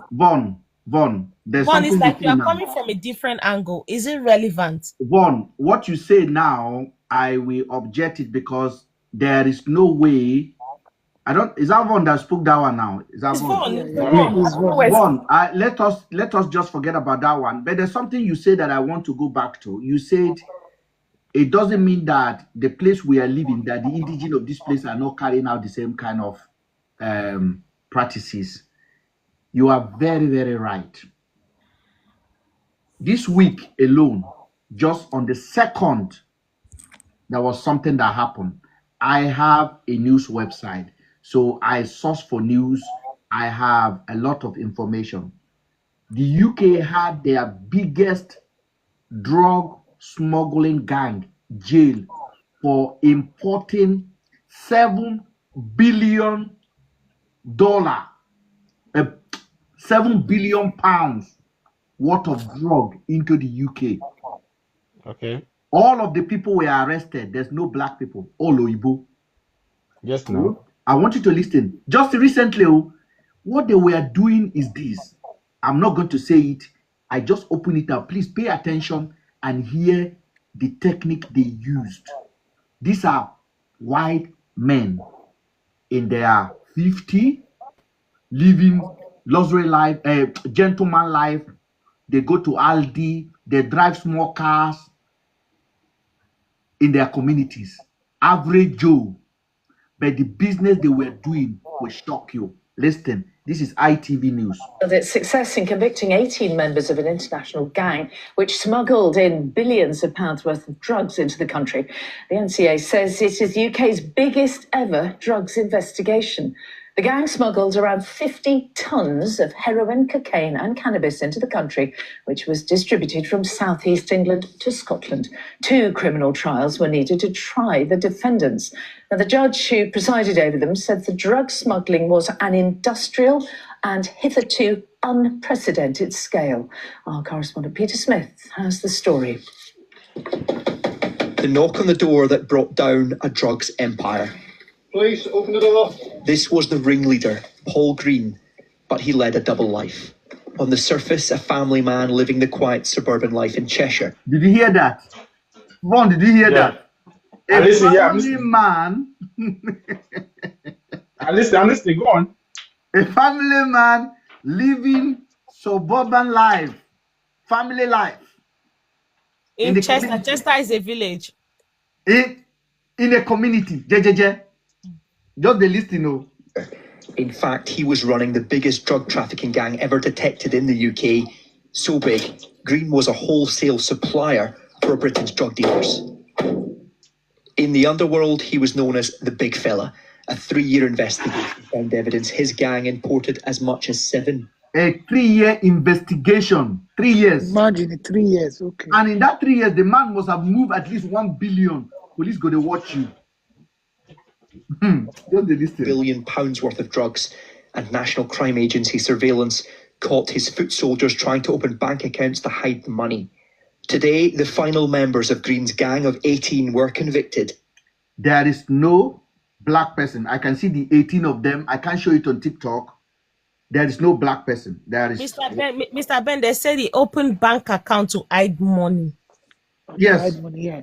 So I'm just trying to say there's no Dudu inside though. They are all Oyibo and Asians. Majority of them are Oyibo. The link reader is Oyibo. Then many of them, there's female Oibo, and there's about 2 Asians inside. Let's go. After England's longest ever criminal trial, this footage captures one of their shipments being loaded onto lorries in Holland. It was a hallmark of Green's gang to cover their drugs with strong-smelling food like onions to throw sniffer dogs off the scent as the product was moved to the UK. This warehouse in Sheffield is one of the locations Green's gang used to get their shipments in. It was called Irenka Foods, but that was just one of many fake business fronts they had. Some were even VAT registered to give an air of legitimacy. So even the lorry drivers had no idea they were being... Their business were VAT registered.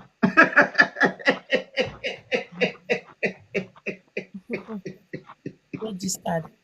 They are paying taxes.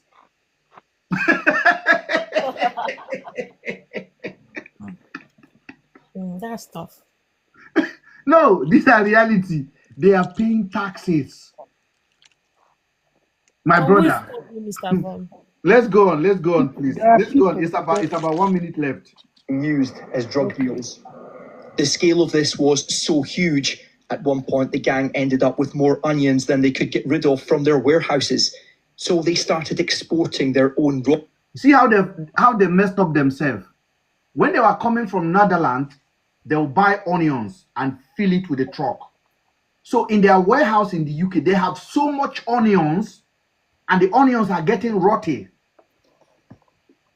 Then they decided to start shipping the onions back to Netherlands. They don't want to buy new onion again. Oh,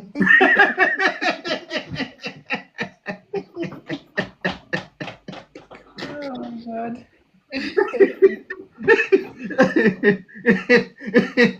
you see, say now small thing I catch them now. Yeah. So they begin to carry the onions. Say we have too many onion and we can't throw them away. Let's move this onion back to Netherlands and use it to bring goose back again. So one day, listen. Rotting vegetables back to Holland and reusing them in shipments. It was at this point one lorry driver smelled a rat. Instead of delivering his cargo, he took it back to the depot where police found 8 kilograms of cocaine inside. Did you hear how they were get caught? A lorry driver. The lorry driver smell, say this onions is smelling too much. The lorry driver is not even aware that all the goods they were shipping from Netherlands are nothing but cocoa. Drugs, yeah. So it was when it was smelling, the guy, let me see what is smelling in this vehicle like this. You know, the guy, they would have just forget and be importing their onion and be throwing it away. They have been doing it for years now. It was working. They get complacent. Yeah.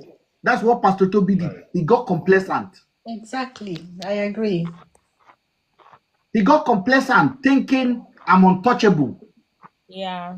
And doing a birthday, not even a 50th birthday. You carry Davido. And for Davido fan, make una dey tell Davido make it calm down now. Carry Davido enter. Davido perform 5 songs. Casey play. All of them play. I look the video. There is no celebrity from the UK among them. Not Anthony Joshua, not Tiny Temper, not Lewis Hamilton, not Naomi Campbell, not Skepta. Why are they running from him? They know it because Brother, they know why is he running from them? He's the one running from them. Why is he the guy is not clean. That one is not. The guy is not clean. Because they can see through the crack. The guy will go to jail. Now, all those, this one that I will say deport. Who would deport him? They have not even started the investigation. Even that money that they even mentioned that 1.8 million pounds. That one is no money now. They have not even started. When they drop everything on the table, people will see it. The people will see it now. That money that they even brought out that say, according to what they are saying on the news, that is 1.8 million pounds. That money, do you know how much they spent on his birthday? On his bed, this present birthday that he just did, you know how much they spent? You know, All They the said people there that was left so much Nigeria, money on the floor. They were not even yeah, picking it. all the people that left Nigeria, they bought with private jets. So what are we saying? Is it only Davido that went there? It's not only Davido now. It's not only Davido, It's not yeah. only Davido group No, that they went there all now. came with private jet. And They all what are came the with private business of jet. these people? Even Daddy Freeze now. Hold on. He, What are the business of these people in Nigeria? I know Obi Kubana. What is the business of Monina Water? no, Mr. Ben. the thing is, the thing is, Mr. Ben. The thing is, when you are doing something illegal, you mingle with the same people in the same class. That's the way Nigeria work. You have money, you have connection. If you have money here, you don't have connection. You are still poor. So the only way you can mingle with the top people in the country, you need to have money and have connection. So these people, even if anything happen, they already know. He said he already know that. When it happened to Hush Puppy, all his friends, where are they? Everybody disappeared. They didn't come out. They didn't say anything. So if he's going down, nobody, even Davido will not even, Davido will Before deny we him. go, please, before I ask the next question I want to ask, I want to welcome Starshine. Do you want to say anything, my sister? Yes, so good evening, everybody. Evening. Go ahead, please. My problem with Pastor Toby is when he started his church, I think, like most parents heard about it, especially parents that had, teenage boys and all that. And it was more like, oh, I'm helping teenage boys to get out of the gang life and, face God and all that kind of situation. And when I heard about it, I was even happy because I live in South London, and you get to hear about the gangs and all that. the Yes. gang situation and all that, So, but then when you now think about what's going on now, especially the documentaries I've watched about him, when these young boys go to him for deliverance and all that, hoping that they found some sort of refuge or some sort of a place where they could turn their lives around, that's not what they get. What they get is, go and open bank account, bring the money to the church, or go and give your blood in the bank and bring the money to the church. And they find that they get themselves into more trouble than where they were coming from in the first place. So whatever he's getting now, I don't feel sorry for him.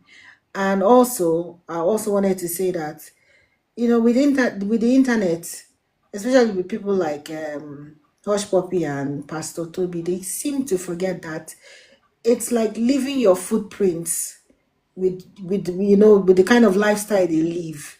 They leave their footprints and all the mess up that they do and all the stuff they do. This is how Hush Puppy was caught from the pictures he was uploading himself. That was how the FBI managed to find get him. out his real name and all the details they could get. It was from his own hands. And it's the same thing Pastor Toby is doing. He has messed up a lot of people. And these investigations, UK, they have patience. They will patiently investigate you to the teeth, and they will surely bring you to book. So what he's facing now is just the beginning. The Thank soup you is so going to much. get hotter. A lot of us are saying, like I see on Shady Barrow today, the blog in London here was talking about why are they mentioning John Boyenga. John Boyenga is a cousin, so a lot of media are now tagging John Boyenga with to him. Yeah. What you don't understand about UK media. Now them racist pass. If you don't know, we know them. So what they are trying to do now, they are putting pressure on these people because John Boyenga is a worldwide celebrity and a superstar that people knows. So attaching him to him is like they are trying to put a lot of weight and pressure before the real case will come. Among some of the allegations that were made against him by witness that attended court, Pastor Toby encouraged member to go open account. Yes, he did. Where they loaned that money into and they removed the money for him. He did. If you think the police are not going to go there, I know they will go there. Number one. Pastor Toby, he said, however, the tribunal was told Home Office contended that all is not at its scene. Various manifestations of Mr. Adeboyega Church have been closed down by either the Charity Commission or the High Court because of concern over its financial and lack of transparency, according to the judgment. Former members of the church have alleged that it is a court in which impoverished young people, they didn't put black, are encouraged to do anything they can to donate money, including taking out large loans, committing benefit fraud, even selling their own blood. I am not the one saying it. This is in the court. This is in the court paper. Now, I don't believe all of this because I believe in fair hearing and the UK has it. They haven't bring a criminal case against him, but I anticipate this will happen in the next few days. He has option now to move. So a member is now saying that it is a court that they are operating. Mr. Adeboyega arrived in the UK unlawfully. He came for visit, overstayed his visit from 2005. In 2019, he applied to leave to remain. His application was denied. Why?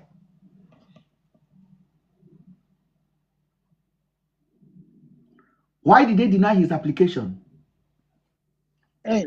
Because for them to deny his application that early, there's something wrong, because you can't, if you are clean initially outside that the stay permit visa or whatever has expired for a long time, which is he came into the country with a visiting visa, which is he's supposed to leave and go back to Nigeria before the visa expired, but he overstayed. So when they denied that application that they denied as of 2019, they can't just deny you of something just like that. Yeah, it's too early. It's too early. So there must be something. Automatically, he knew when they deny you something like that, automatically you are. Thank you so much, Tasha, and thank you so much for your gift. So automatically it's not clean. Even the UK, they are even more taking care of the case. Like they are even more they are even more they even have more human sympathy. Because if it is America, by now it will be in one place. Please, I want us in the house here with love, because the platform where I'm trying to build is platform that actually have conversation without fear. Do we think it is high time we advise Davido to be careful who he rub shoulder with? I was talking to one of my friends today, and the guy told me I won't be surprised if they indict Davido on a fraud. The guy also told me that the first musician in Nigeria that will be arrested on the air or on an airport somewhere will be Davido, and that time will come soon. I don't know why the guy says such a thing. Davido is very careless, guys, and we need to be honest with ourselves. At the status of this guy at the moment, he need to choose where he stand, who he stand with. This human pleaser is doing is not right. But he need to learn from Hush Puppy. He was also hanging around with Hush Puppy. Yeah, he need to really understand. This is for me, David. I like Davido, and I don't do FC. I like good music, and I believe that Davido is one of the most hardworking, hard-hitting musicians in Nigeria. I respect his hard work, but there's so many questions that Davido needs to start dealing with on his own level. Mr. Ben. Yeah, go ahead. You just said something. If you can be plain, yeah. Oh, Davido is a rich kid. Yeah. Oh, that's nice. Davido is a musician. Oh, that's lovely. Or however, let's trace Davido down to the people he's been with. There's always something fishing out with those people. Now, if you want to ask the question like, oh, should we tell Davido to be careful? Do you think Davido does not know the people he's mingling with? He knows, of course. He knows. Thank you. He knows. It's like you're advising a friend to a thief. There's no advice. You can't advise that person because that person knows that, oh, this person is a thief, but however, this person is my friend. Yeah. I love Davido. But do you think this kind of behavior, like accepting gift from Pastor Toby and doing all this kind of thing, do you think Davido is exposing himself to even bigger case? Good. There are two things. Two. Personally, is my own point of view. Is either, I'm sorry to say this is either there is like, I'm not being accurate, there's a tendency of like 80 or 70%, 70 or 80% of Davido kindly or likely being accomplice to those people. However, I might be like 30% wrong in the fact that, oh, Davido is a generous person, that's all we all know. He's generous, he's a rich kid. But we all still know that rich kid might be something else. Because however, can you just trace it down? How can a rich kid, most of his friends are not real? Have you thought about that? Yeah. They're like plastic. In this particular case, I would disagree because Davido is a very busy person. So I don't think that, as busy as he is, chasing money, chasing music, his career and all that. P. Diddy was busy. He is also a busy person. Yeah, please let me land. Also a busy person. Let me land. Let's start saying. Davido is a very busy person. I don't think that he would 100% know what Pastor Toby is doing. And in that case, too, I don't think that anybody will come and hold Davido for Pastor Toby's misconduct. You understand? Because first of all, in this country, you know that they will first of all look at both of you. You're all adults. They're not going to start judging Davido because of what Pastor Toby has done. You understand? They might just be surface friends. Who knows? Pastor Toby might be hiding all the nonsense he's doing and just showing you the one he's showing all of us that it's church business. It might even be worse than what we know. And Davido might not even know anything about any of these things. Okay, star girl. Let me say something. Let me say something real quick. Oluda, welcome my brother from the States. Welcome. Good evening, everyone. Good evening, everybody. Mr. Ben, you follow Dr. Kemi Olunloyo, right? Yes, I followed her. In short, her thoughts and her videos just came on my mind as we're talking. I would recommend everybody to go watch her post on the video and reflect, because they say in every rumor there's an element of truth in it. Yeah. She allegedly said his private jet was carrying cocoa for some people, and that was why they pied his son on whatever. So, but it's alleged. That's what she said. Yeah. For Davido to mingle with this set of people, he knows what he's dancing into. No matter how busy somebody is, you still hear rumors. This is what this person is into. There's no how I will be busy and I won't know what my friends are into. People I call people, the people I roll with. The UK celebrity are avoiding him. Yeah. That is a red light. I love Davido to beat, and another thing about I do challenge him all the time, and I love his music and I rate his music, but he has to be careful so that he will not fall into something he doesn't know about.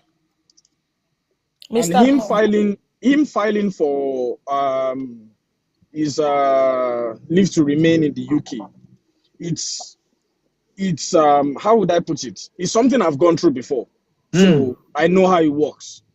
For them to deny him, that means he has some lapses in it. Yeah. Yeah. If you genuinely marry someone and you say you are married, you have to back it up with evidence. Even here in the US, you have to back it up. You go for interviews, they ask you, how did you meet? And, you know, about the family members. If you can't provide evidence. He has 12-year-old daughter. Okay. Even with that, biological daughter, you still got denied. Then that means something is wrong somewhere. Yeah. The British is not stupid. Even the Americans, they are not stupid. They will take their time, even if it takes 20 years. They're going to investigate you and they will nail you real good. Good evening, Dr. Kemilo. Ben, hi. They said they mentioned my name here. Oh, they were tagging you that will mention your name. Dr. Kemi is in the house. Journalist Dr. Kemi is in the house. That's Dr. Kemi Lawrence. Something about me and Davido. I don't like going back to Davido stuff because ever since I've been reporting about Davido, which is my job to report about anybody, Nigerians abuse me. So I don't even want to go into that Davido pastor stuff. But while you're talking about this pastor, Tobi Adegboyega, the first thing you need to do, especially you, Ben, I'm giving you this first, Ben. You're a blogger, among other things. Now, you know that I am Nigeria's first blogger, 1999. I started this thing. And it's 25 years now, like tomorrow, I think it's December 6th or 7th. Now, Nigerian bloggers are syndicating what they see on the mainstream media. They are specially syndicated. And many people still don't know what blogging is about. Are we back? We are back. We are here. Yeah. Okay.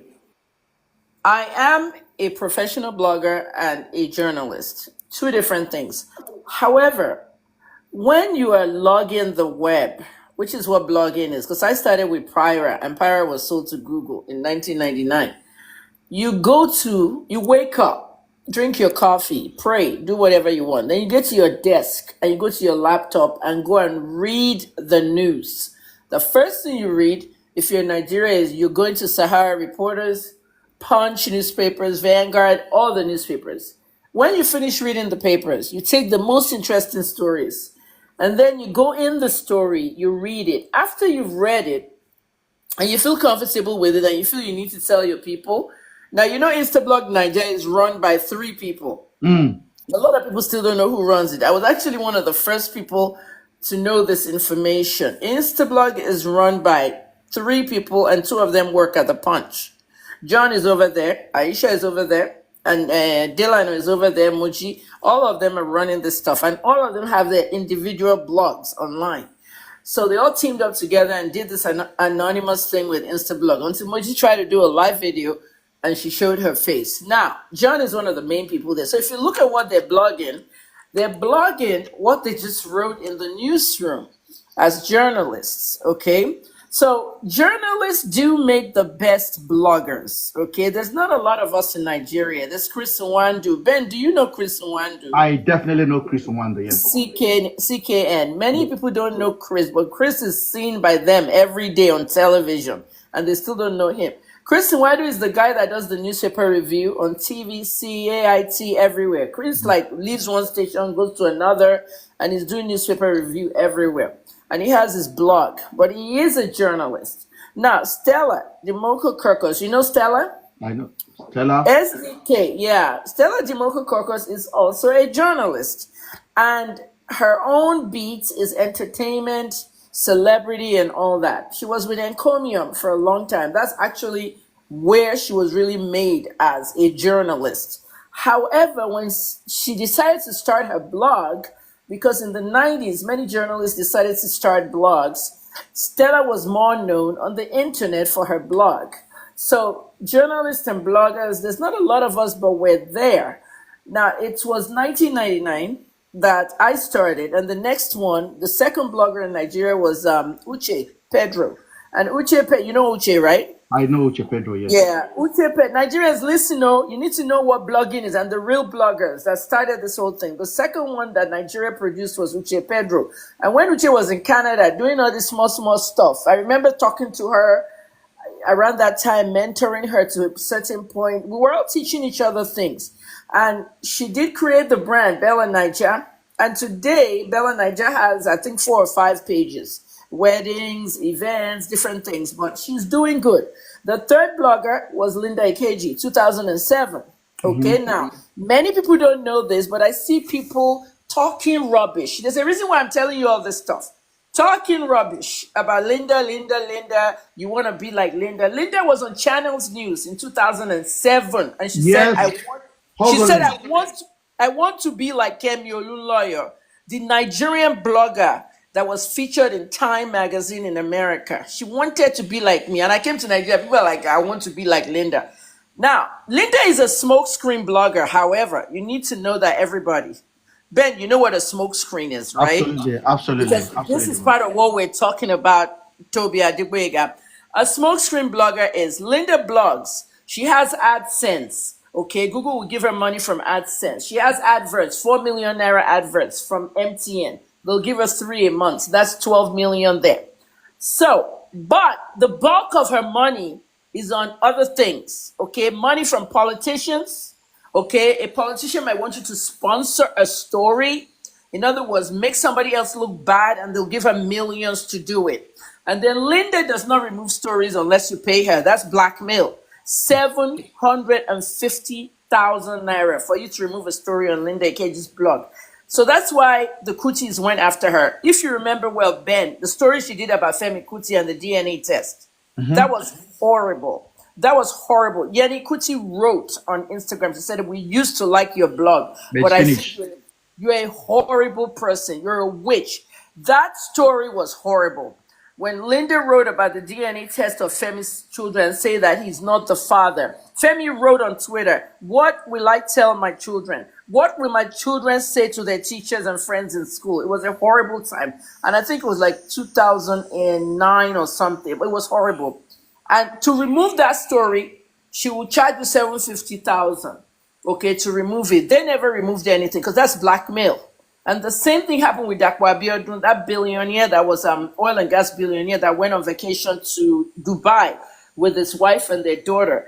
While they were in Dubai, their son was found dead inside a car with a friend. And this was after the first one died associated with Davido. Tagbo died.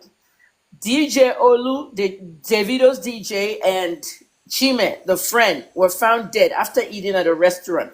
That was the case I was investigating, that Davido came after me. I was investigating a lot of things about Davido. But I'm not going to anything I've said in the past because Nigerians are daft and they never want to listen. I've said all these things and then they're happening. Look at that guy. The guy with Mark Angel. What's his name? That guy with Mark Angel. Igwe.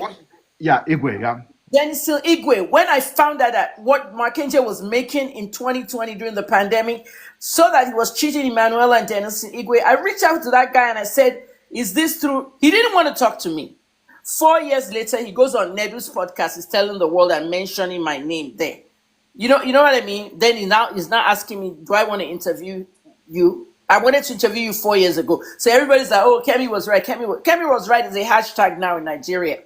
So I don't like to go back to any kind of bullshit. Excuse my language. Anything I've done.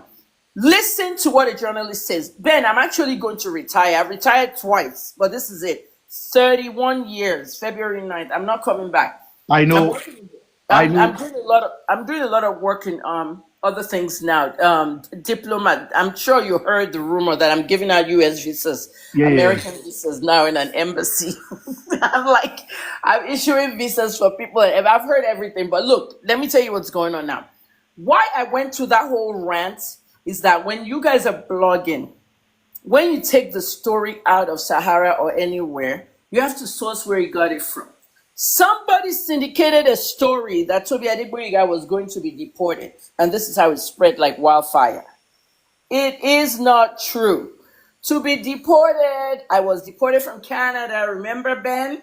Mm-hmm. I was deported for Canada for antagonizing gun laws. I reached out to Daddy Freeze, and I was on Freeze program earlier this evening, very, very briefly. I doubt if he posted it because I was there very briefly. And Daddy Freeze wanted to invite also Pastor Toby Adeboyega as well. Yeah. He came, but very, very briefly. He came, but it was so brief. But he now said he will come back, but he didn't. But mine was so brief. I was cooking, and we're in different time zones. So what I said on Freeze was that my deportation, because Nigerians don't understand some things. You have to explain it to them. Ben, my page on Facebook has become very, very viral, very busy. We're here now at 703,000 people. And it's like, I don't feel like posting now. I've lost interest in news because when you're Kemi Olunloyo, I'm now Kemi Lawrence. I changed my professional name. But when it's me, yeah, Ben, when it's me, they don't want to listen. Now they're all on my page, 700,000. I didn't even post today. That's how it is now. And I'm exiting and you're all coming to the page now. It's reaching like 9 million. So I'm going to do digital content anyway. But here's the deal with Toby. So I've known Toby for a long time. When he was really a bad boy, did bad things and all. I'm not going to that. All the things he did, this young man repented. He repented and he became a pastor. And when he became a pastor, he opened his shop in London.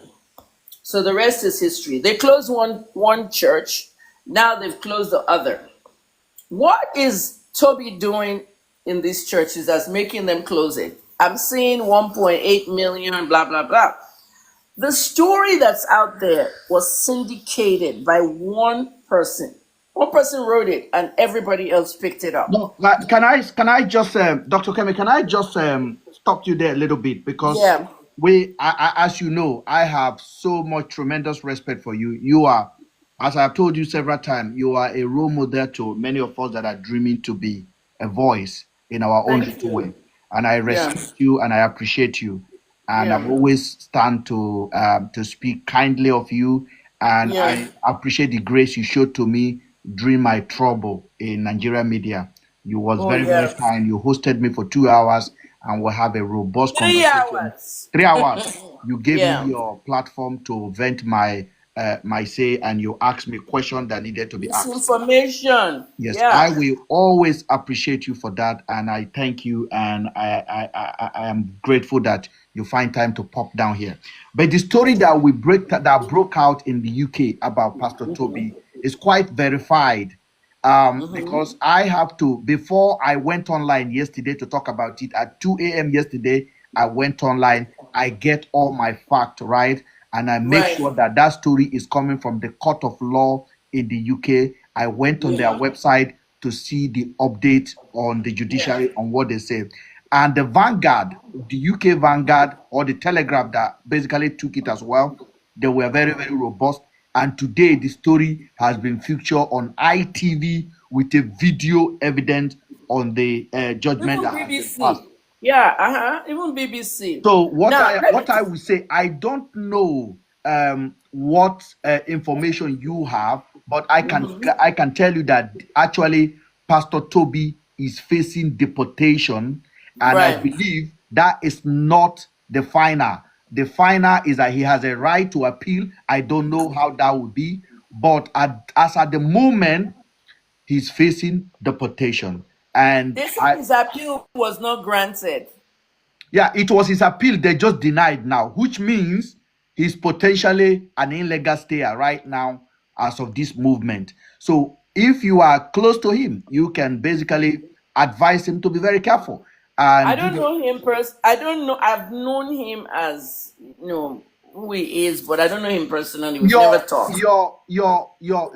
If Daddy Freeze is his friend, they're very, very close. As a matter of fact, they were together last week.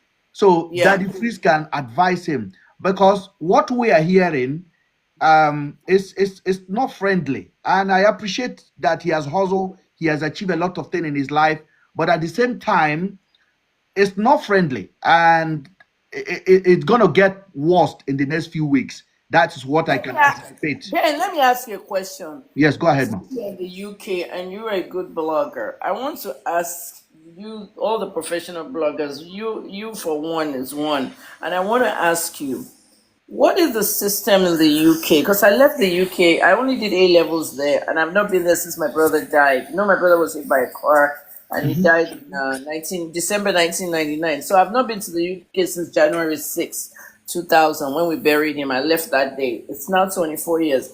What is the system in the UK with deportations when it comes to, okay, for example, my deportation was a political deportation. I antagonized the gun laws, and the Conservatives were in government. And they went after you, yes. A journalist came to me and told me they were discussing me in Parliament if I had gotten my permanent resident, and someone said no. Okay, we're not giving her. I mean, I saw all this stuff on video and I was shocked. And then I appealed twice, and they denied the appeal. They just wanted me gone. Okay, but however, when I was leaving, the Labour Party people gave me $30,000 Canadian dollars to go and start a business and just take that money and go. So it's that money that I used to live in Nigeria for the next 5 years. We're talking about 2012 now. However, that money was not free money. It was in exchange for my face and my story. And my face was in all the election posters in my story. You know, they always use one famous person with their story. So let me before we go, let me just answer that question you asked. You say, what are the system in the UK?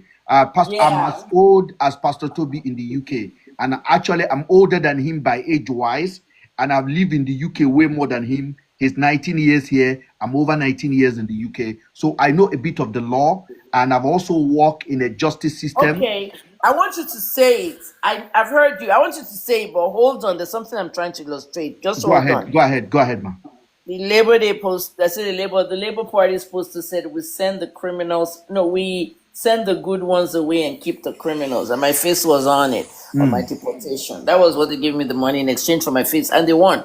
When Trudeau won, he's gone for at least 2 or 3 terms. Trudeau is still there. However, my deportation was political, all right? And that's why Toronto police was putting out press release saying good things on the day I was leaving. But let's assume it was criminal. You know, criminal deportations, if Hush Puppy finishes, he's going to Nigeria. They're going to deport him to Nigeria. I think Hush Puppy may stay in the US. I have a lot to say about that one. I just heard some new things about Hush Puppy, and it's today. I don't want to put it out yet, but I'll put it out on your show. Hush Puppy's request for asylum was denied. Oh, it's been denied because I was aware he's denied. Yeah, he actually filed it. I haven't put it out officially. You know, I'm the Hush Puppy journalist. He actually filed it during the trial, towards the end of the trial, before the sentencing, because of Abba Kyari would kill him. Abba Kyari and his boys will kill him because he gave information about Abba Kyari. And it's not just Abba Kyari. He mentioned Bukola Saraki. He mentioned Toke Makinwa. He mentioned Linda Ikeji. People he kept money with, okay? These people appear rich in Nigeria, but Hush Puppy kept money with them. Dino Melaye, Linda Ikeji, Toke Makinwa, all of them. He mentioned quite a few. But you know those ones didn't come up in the trial, all right? And if you notice, those ones couldn't travel out of Nigeria during the trial.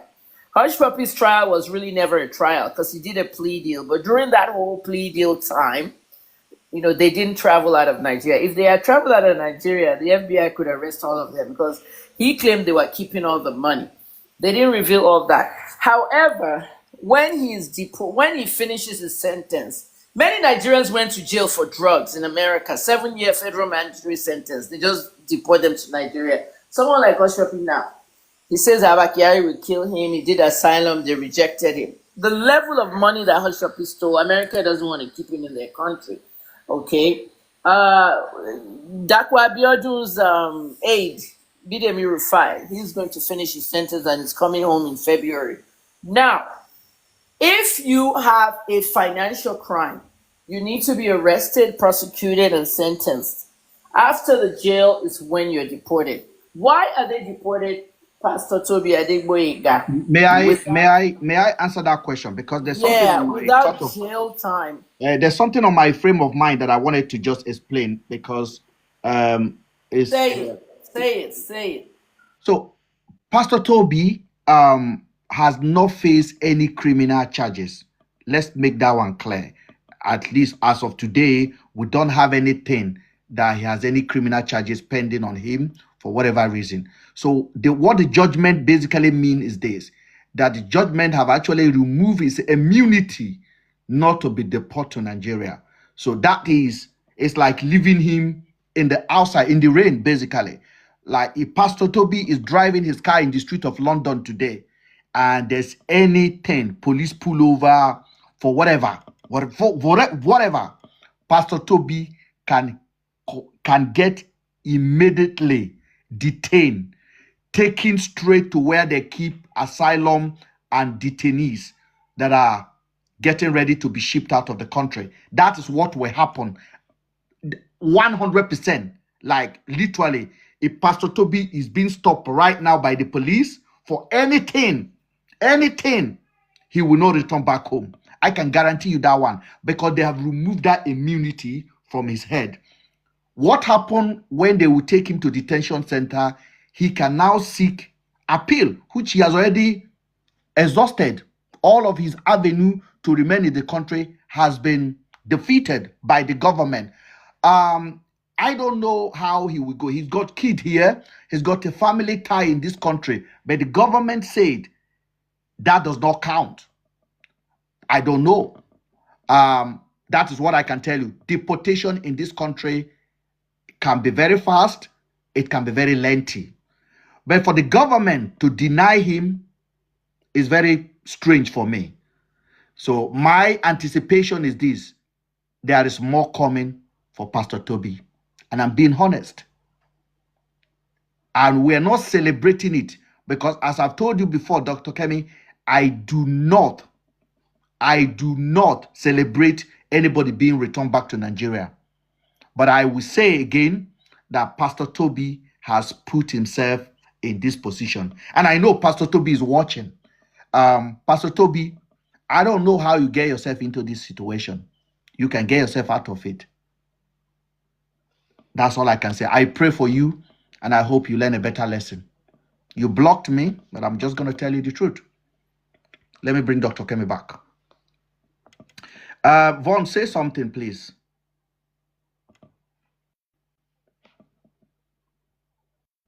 Yeah, it has been a very tense intellectual rigmarole. Mr. Anyway, Ben, I'm so privileged. Yeah, Dr. Kemi is back. Thank you, Vaughn. Vaughn, what I hold on there. wanted Vaughn, to you are not going, no. You are a part of our team right now. Your intelligence is highly welcome on this platform. And my sister, Starshine, Softy, all of you are staying put. Sorry if you have a shift in the morning. Dr. Kemi, go ahead, please. The network was really bad, but I wanted to hear what you had to say about why are they deporting him without an arrest, without conviction. You know, financial fraud, you can't just be listing 1.8 million pounds and not tell us where he stole the money. You close this church now, and there are more things needed. I'm a real journalist. Okay, I'm going to tell you what happened, Dr. Kemi. Dr. Kemi, Pastor Toby, according to the judgment that I've read today, Pastor Toby told the court that his income is income of his wife of £100,000. Pastor Toby cannot tell the court in the UK that what he's surviving with is his wife's income of £100,000. And Pastor Toby is driving Lamborghini, Bugatti. This country is not like America. Everything is accounted for. It's just the reality. Pastor Toby cannot live a hush puppy's life in the UK. It is impossible. So Pastor Toby has put himself in this position. These are just the reality of the matter.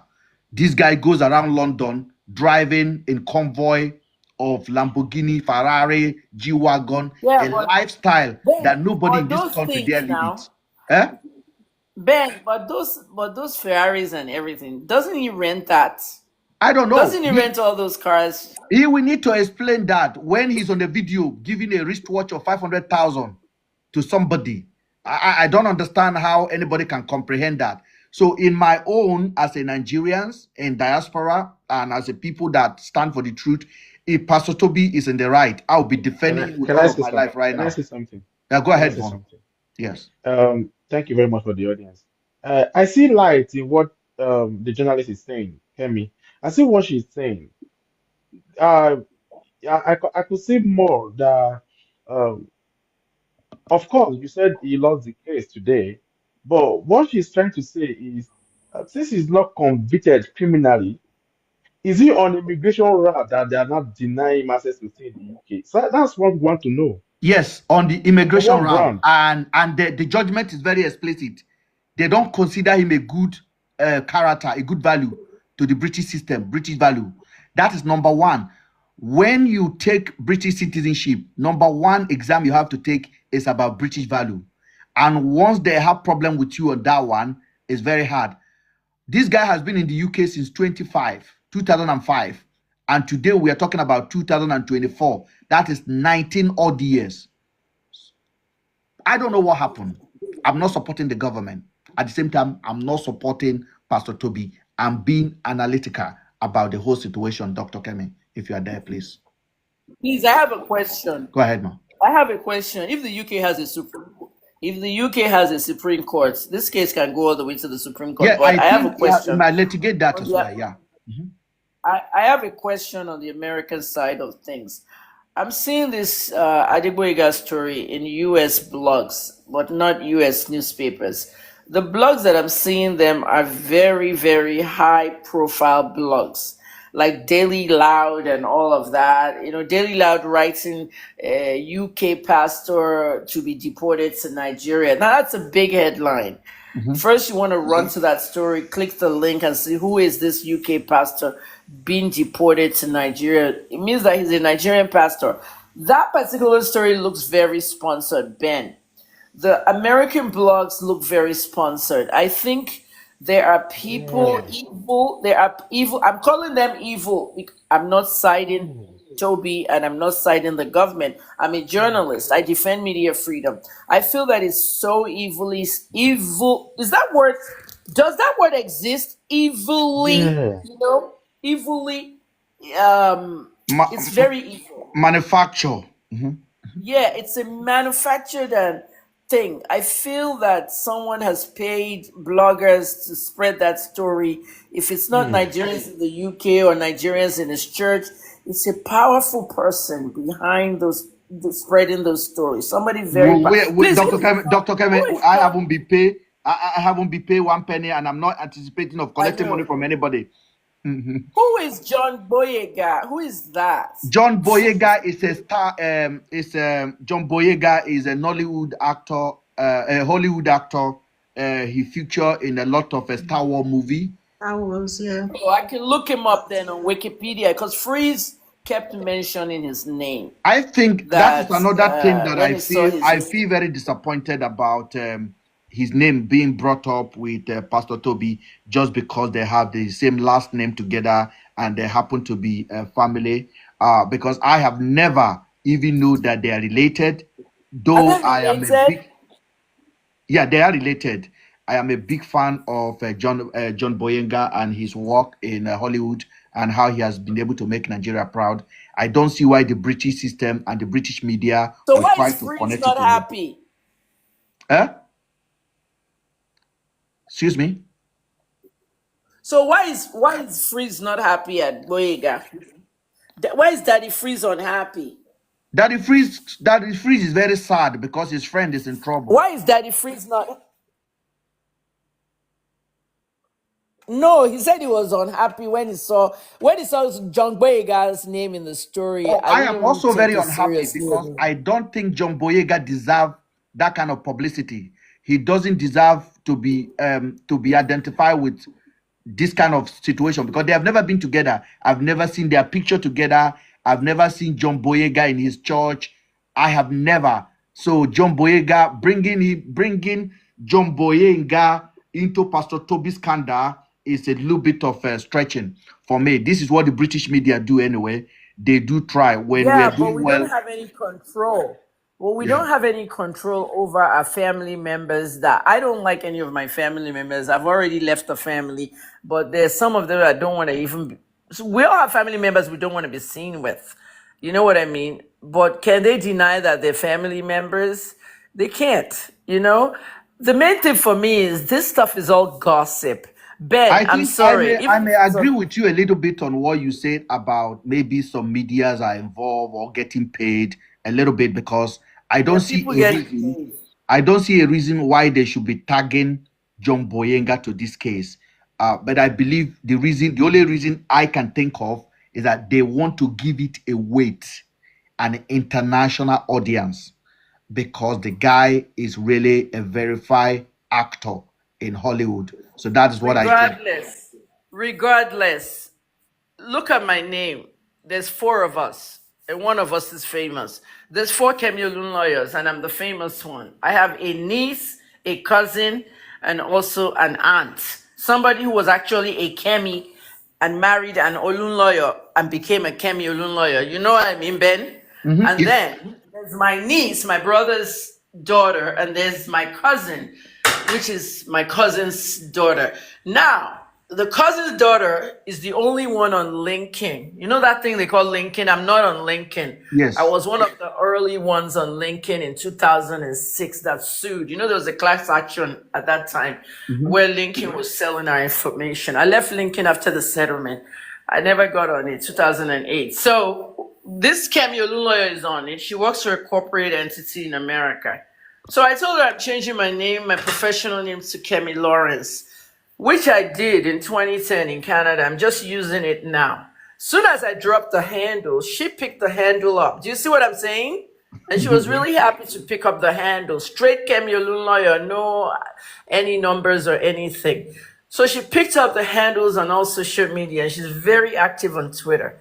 Now, when they're abusing me on Twitter, she's the one getting all the abuses. Is that fun? Is that right? It's not right. Do you understand what I'm saying? So I had to do a post telling everybody, if you're going to abuse me, please, it's at Dr. Kemi Lawrence, my handle. Stop calling me Kemi Olun lawyer, because she's getting all the, the tag harassments and all that. So at the end of the day, some of us have famous people related to us, and sometimes we have to take the brunt of it. But my own thing is that people are not focused. Ben, you are a top blogger, and you're in the UK. Make people focus. I mean, somebody just told me that my name is being mentioned on a live on TikTok, and they directed me to the live, and I said, oh, it's Ben. Let me just make a request. Something about, what were they saying about Davido now? All Davido's activities with Tobi Adegboyega, right? Yes, that was a guest was we're just discussing about Davido's activity with Pastor Toby. Davido, I don't know why people think Davido is a rich kid. Davido is a drug trafficker. I didn't say that too. I said that. No. Mr. Ben, good I thing. said that. I said that. I am a journalist. I'm fearless, and nothing can happen to me. I've been saying it since I was in Nigeria. No one came from me in Nigeria. Davido traffics drugs, a lot of it. Okay, that's what they told me that the person was saying. When Davido was carrying drugs in his private jet to and fro London, what happened? What happened when he was moving drugs to and fro London? You will see the British authorities didn't see that, because whenever their private jets arrive, all right, it's on the runway, the luggage is going straight into a car that drives it away, and they go inside and do their fingers with immigration. The problem is that things are happening in Nigeria, things that are so hard to the ear that Nigerians say that woman is mad. I'm not mad. I'm just going to tell you what is going on. If you don't like it, don't listen. I don't live in Nigeria anymore. I don't care about Nigeria anymore. So when I said these things in 2021 and 2022, I was doing NDLEA spaces, volunteering my time with the NDLEA, educating the agency, and I did an 18-month. I remember your work with NDLEA. Exactly. With Marua. When the pilots were coming to me, they were also going to the NDLEA. Okay, many of the pilots, the young pilots at ARIC, many of the ARIC and Earpiece pilots, when they're not flying for their companies, they're flying their delicate jets, the Dangote jet, this one jet, that one jet. There are pilots that are good commercial pilots that rich Nigerians hire them to fly their private jet. If Adeleke wants his private jet to go to America and Davido is traveling, they'll call one of those good pilots. When the pilots started coming to me, telling me there are drugs on the plane, you know what I mean? After a while, I told the agency, and the agency said, we already know they're under surveillance. Why do you think Adeleke sold the plane and brought a new one? I'm telling you now on this, whatever this thing is, Twitter live, record it and put it out there. Davido cannot argue with me. Davido was arrested in that airport in Uganda, and they covered it up. He covered it up. He had drugs on him, and they stopped him and they released him after a few, hours, but they covered it up. Okay, this guy said, I remember when that story broke out and the video denied it that he was never arrested. Yes, I remember. was arrested and he was released a few minutes later. News is suppressed in Nigeria more than any other country. There's so many things happening that are suppressed. What did I say 3 days ago? Not even 3 days. What is today? Today is not, maybe today is Wednesday. On Sunday, I posted that there is somebody who is going to be forfeiting a whole estate to the federal government. Okay? That they're going to file a paper at the EFCC to seize a whole estate in Abuja. On Monday morning, they filed it and I said it is either Yaya Bello or Emefiele. I tweeted it on Monday. I can tell you it's either Yaya Bello or Emefiele because this person has eaten into the system so much. On Tuesday, Yele Sowore posted that it's Emefiele. On Wednesday, today, no, not even today, yesterday, the EFCC released a statement. You have to see this. The statement said, Omoyele Sowore trolling the EFCC and his co-pilots. That's referring to people like me. We are the co-pilots. I went under that tweet. Sowore went under that tweet and disgraced the EFCC. It was that was the brief tweet that the EFCC dropped out yesterday, where they were trying to review. And Sowore went under it, and I went under it. It was a disgrace. Sowore dropped the documents, and he said clearly the EFCC was begging a petition to the judge to let them seize the estate belonging to CBN and Emefiele. Imagine, they just sent a press release saying that Sowore is a liar, blah, blah, blah, and then Sowore dropped the document. It was the biggest disgrace ever. And then I dropped my tweet from 2 days ago that I said you're going to see something that belongs to either Yaya Bello or Emefiele. We know, we're journalists, we're investigative journalists. Omoyele is an investigative journalist. He created Sahara Reporters. So we know, and we're going to tell you. Meanwhile, Nigerians will be there bashing you, abusing you, everything. David is selling and thriving on drugs. What did he say today? Weed is not a drug, right?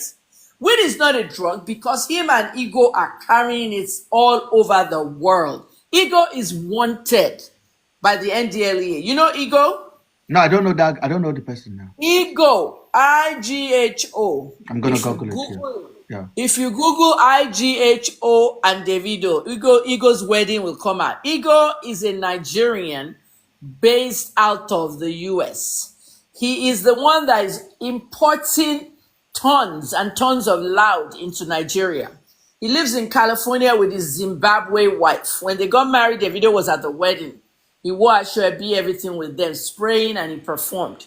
They live in California. A high-profile Zimbabwe woman who is London-based. I remember Davido went to Zimbabwe to attend a wedding where they dressed the same with the guy. Ego's wife is high-profile British Zimbabwe. She actually is based in the UK, but after they married, they were in California. So now, one huge shipment of loud arrived in 2023, and they arrested almost 10 young Igbo girls. I'm saying Igbo for a reason. These girls were young. They were many of them were age 15 to 18. A lot of them are underage. What were they doing? And they were all from the Southeast. They were the ones trafficking the drugs to different couriers. That's what I want to say. They were the couriers when the drugs arrived in Nigeria. Igbo will pay everybody at the entry. Do you know the fight going on right now in Nigeria? Ben, the fight between investigative journalists and the government now is getting crazy. The thing is, no one can touch me, even though I'm not in Nigeria. I'm giving them hot shots now because they're going to have it. Sisaya Shoyombo was arrested by the army for 3 days because he saw oil bunkering and people, things I've already said, that I said they're making petrol inside the forest in Port Harcourt and they're shipping it to Kano, to the elite Nigerians who don't have to buy anything at the pump. They're destroying the environment. They're doing all these different things, all this illegal stuff. And a journalist goes to see, then they arrest him.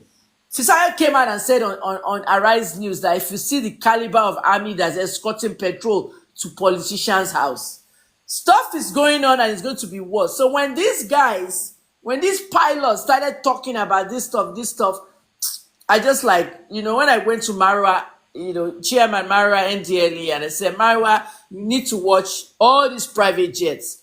Okay, they got the message. When was that?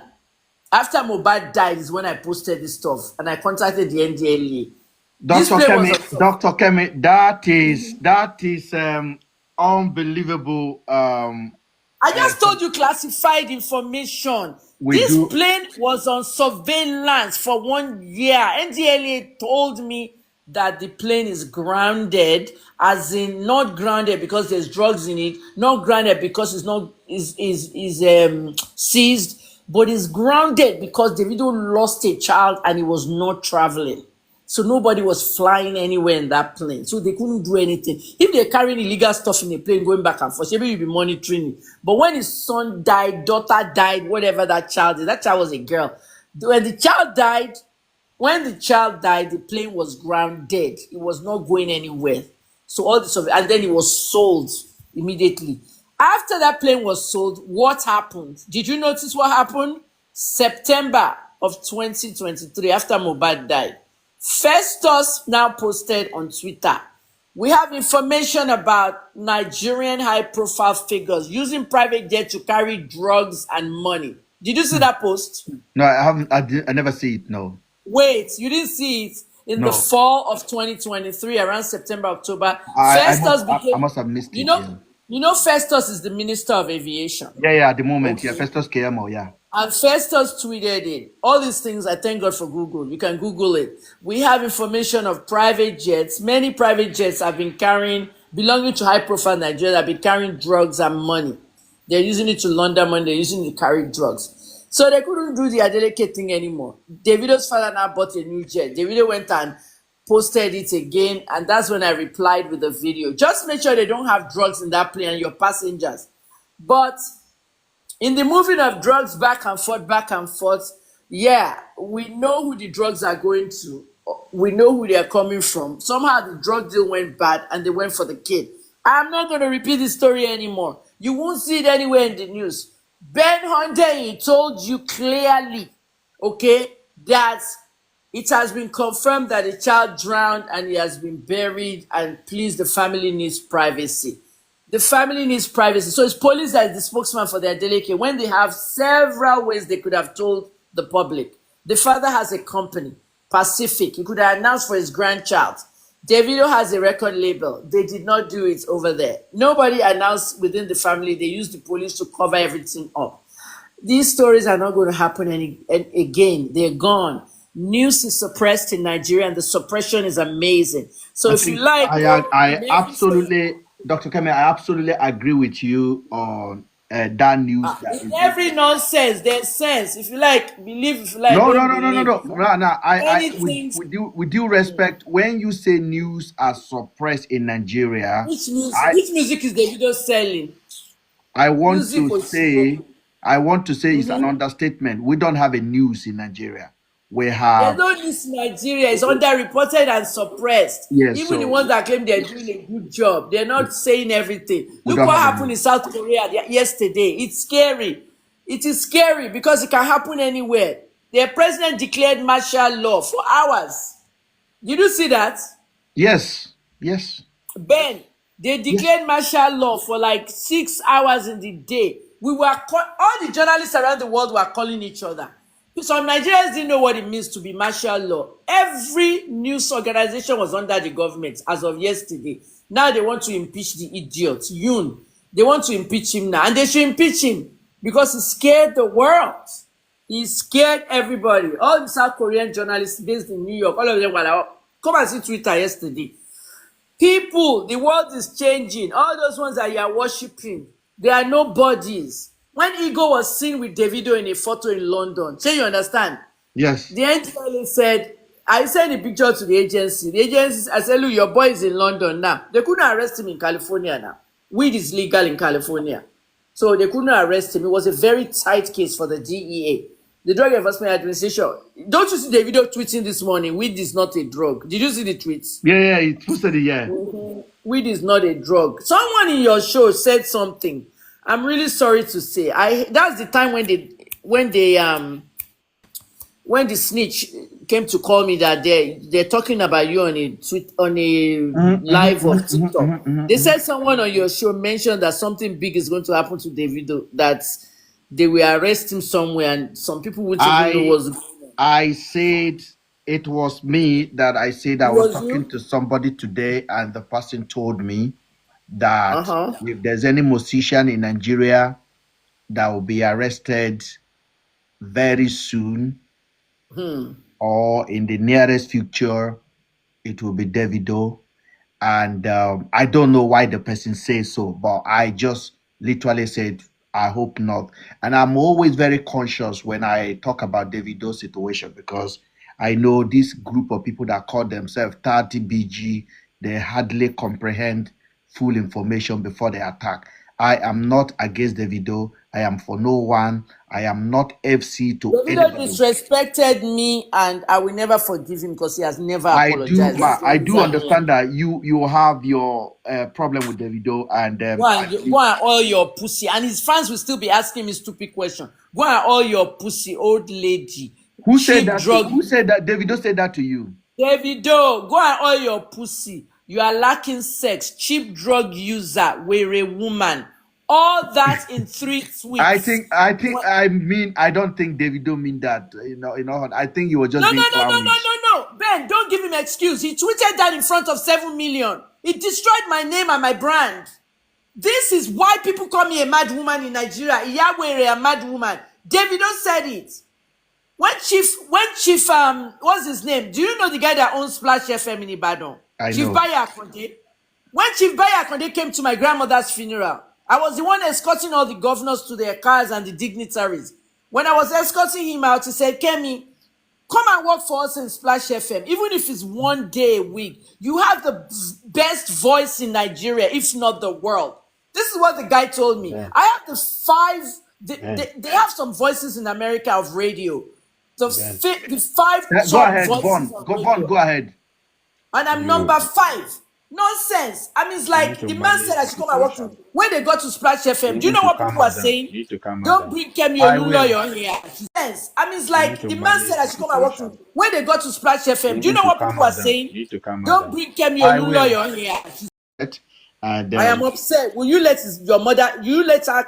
You will let him call your mother that? absolutely no. But I want you to exercise a little bit of reserve.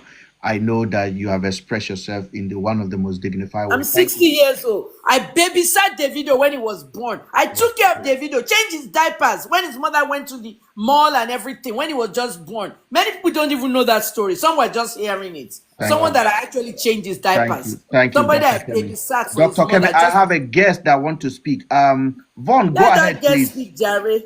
Ben, I'm leaving. Let me wait a little. No, I'm leaving, no, but no. let me give Before you you leave, let me give you a no, quick tip before I log out, please. Let me Go give you a ahead. quick Go tip. ahead, Mark. When you are Vaughn, give me going a live, second. Give me a second. Ben, you know on television when we're going live, this is a journalism thing. On TV, we can't wear certain colors. That's Yes. one of what you are wearing now. Because all your comments on your live, people can't see it. It's on your shirt. You wore the wrong shirt. Did you know Oh, that? I didn't know. Oh. Next time I will change it to black. Dr. Kemi, there's so many people showing Okay. you love. Chidi saying, Thank I you, love you, Dr. everybody. Kemi. A lot of people are showing you love on the comment section, and we appreciate you, Dr. Kemi. I love you all too. We are praying for you. Be strong, and we are wishing you good health. if And please forgive Davido. Vaughn want to say something to you, please. Vaughn, go ahead. before you go, see, do you know why I kept quiet, just listening? Mm. This is my first time to be on the. I'm privileged to be on the platform with this Reverend Doctor. Thank you. Is somebody that I've never come across. I only listen to her on maybe any news, whatever. I'll just go and listen to her. I listen to her analysis. I must say that I'm privileged to be on this platform. Thank Thank you. you very much for coming. And I understand that this case, what we're talking about now, went emotional, and I tried to tell him to please, you should just let us calm you down, and then we know what he said to you is really, really something that is not dignifying, and you won't be associated with such. And that's why I liken this to what what Yaboja with that Matrix is. You see, people don't take some trolling easily the way depending on how people take things and they understand how they are. So I understand that he went too far, and Yeah.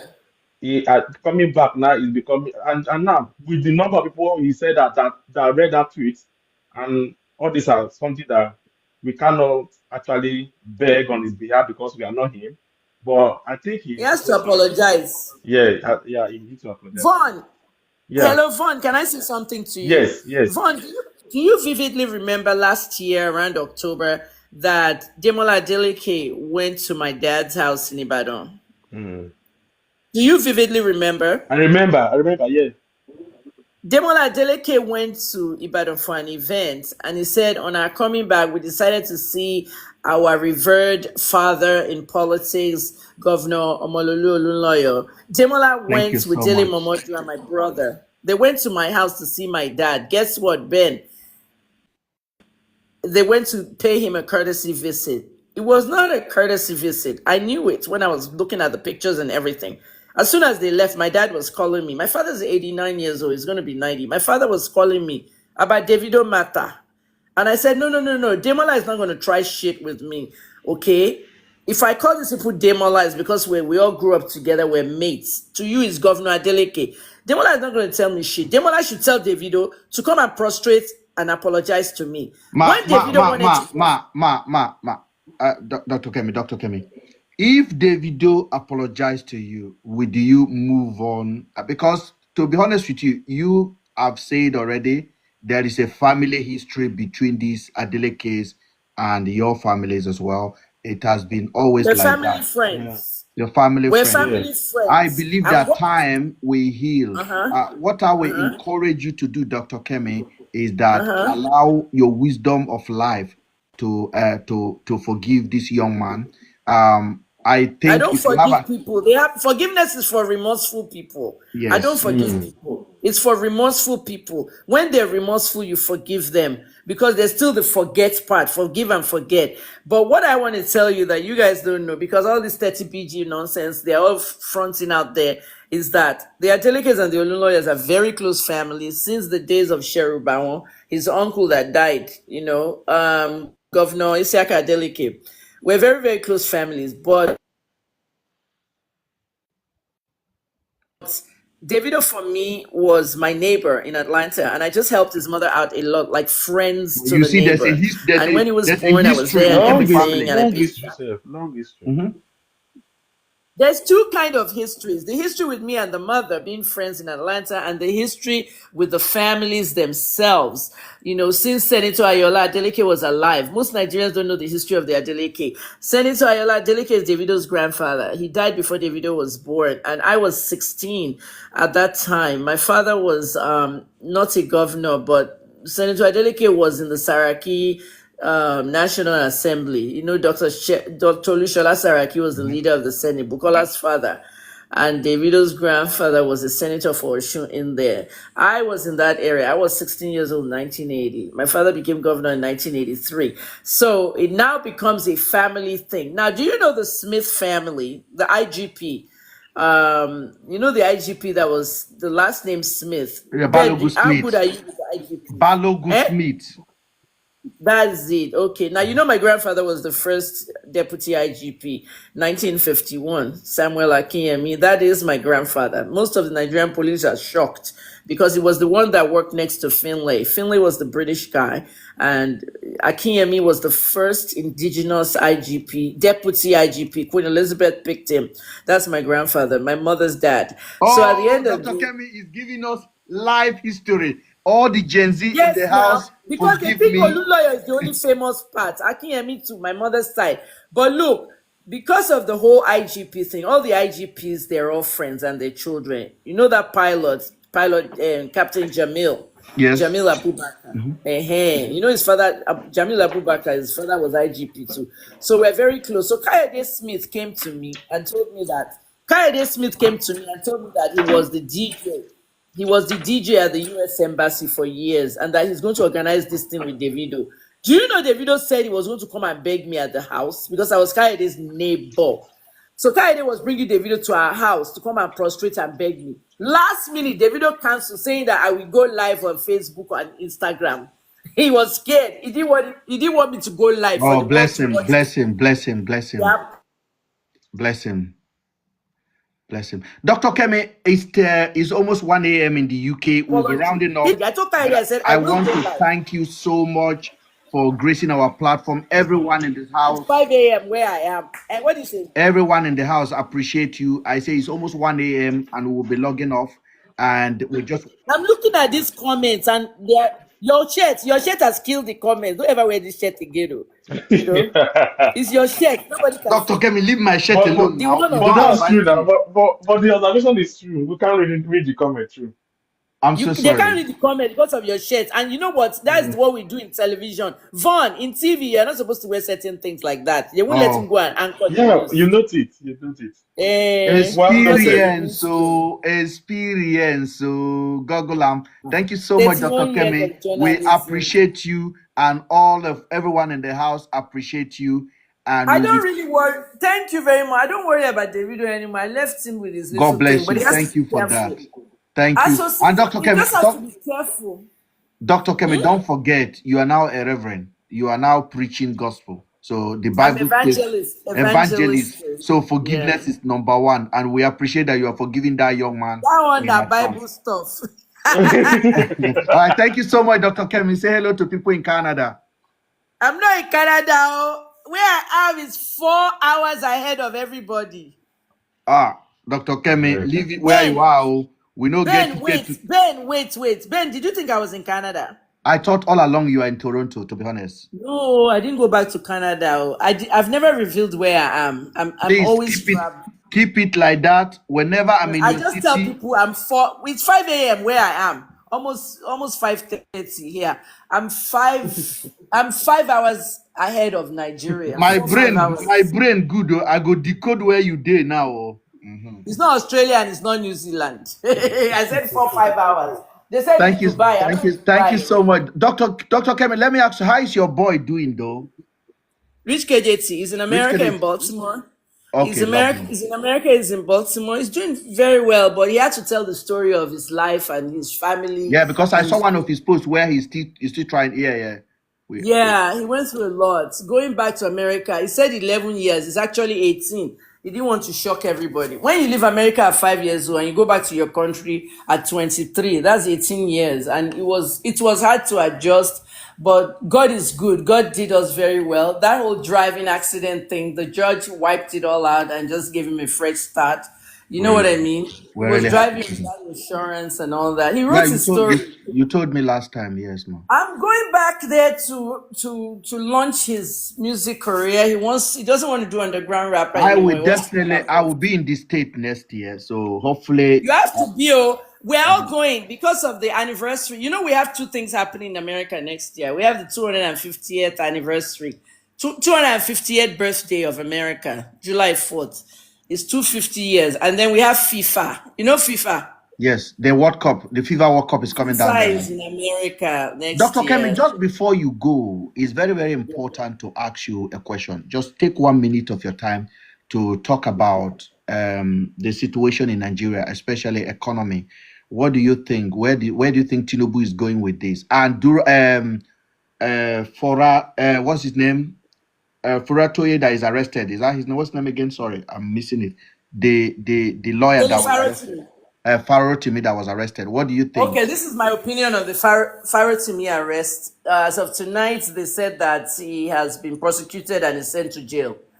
I think, already fast prosecution and gone to jail. Why?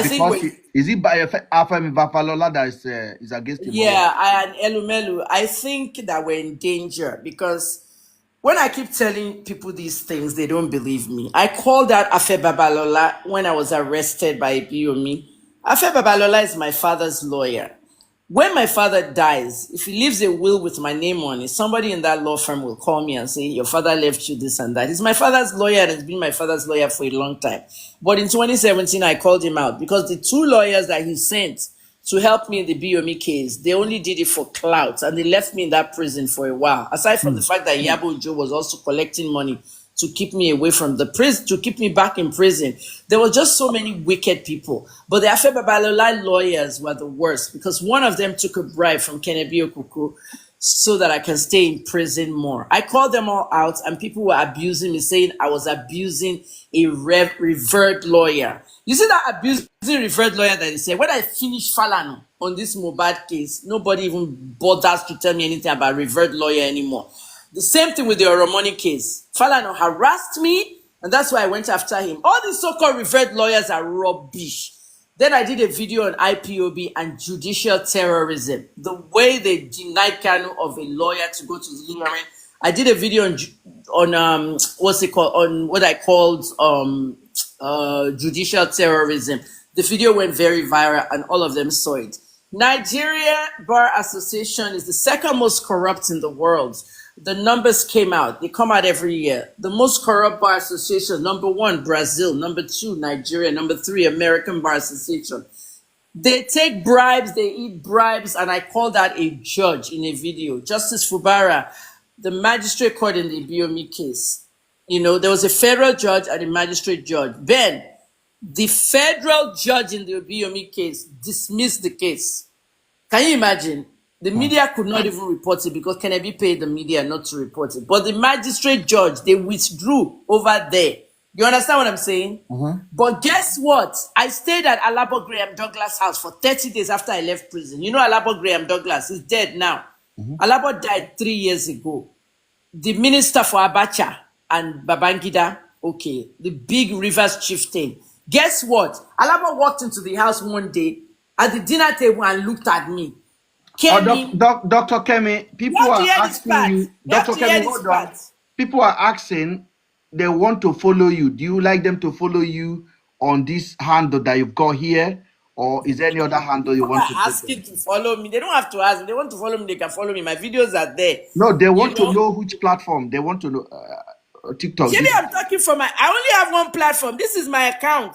Okay, Dr. Kemi Lawrence. Go ahead and follow her, please, guys. Okay. Do you know Alabo Graham Douglas came home and looked at me at the dinner table and said, Kemi, he said, Kemi, I spent a lot of money on you today. What does that mean? Ben, tell me what that means. Now they have to buy grand, yes. He invited the magistrate judge to his house. I just saw a lot of black jeeps arriving. Alabo told me to go upstairs to the computer room. He has to have a meeting. That means he doesn't want me to hear what's going on in that parlor. I went upstairs to the computer room. They had their meeting and the judge was going. I was looking at it from upstairs. When Justice Fubara left, Kemi, I spent a lot of money on you today. What does that mean? Does that not mean he paid him? He bought them, yeah. The kind of judicial corruption going on in Nigeria is amazing. Afe Babalola is 95 years old, a total disgraceful man. They took Dele Faro team because of what he said against them. And they are liars. Elumelu bought everything with money. Gbogbo 10 support Tony Elumelu. Nigerians supporting Tony Elumelu. Tony Elumelu, everywhere he goes, cameraman is following him everywhere, taking his picture, entering buildings, shaking express. They are all fake. Who made Elumelu? Don't let me start talking on this live. This live is about to end. Who is Elumelu fronting for? Ben, do you know who Elumelu is fronting for? Do you know who he's fronting for? No, I don't know, ma. Babangida owns UBA. You won't tell me. My father is a high-ranking politician that has told me the story of Nigeria. Anybody that wants to see the story of Nigeria should go to Dele Momodu's page, okay? Or just Google it for your benefits. Olunloyo interviewed on Instagram Live with Dele Momodu. Ben, my father was supposed to do an interview with Dele Momodu 12-1 on Instagram Live. They had to open one fake account for Daddy so he can go live with Dele Momodu. 1 hour interview turned into 6 hours. At the end, Dele Momodu said, if we were going to London now, we would have arrived in Heathrow. Can you imagine? The 6-hour interview my daddy did, just Google it. It's better to Google it because it will be too far away in Dele's page.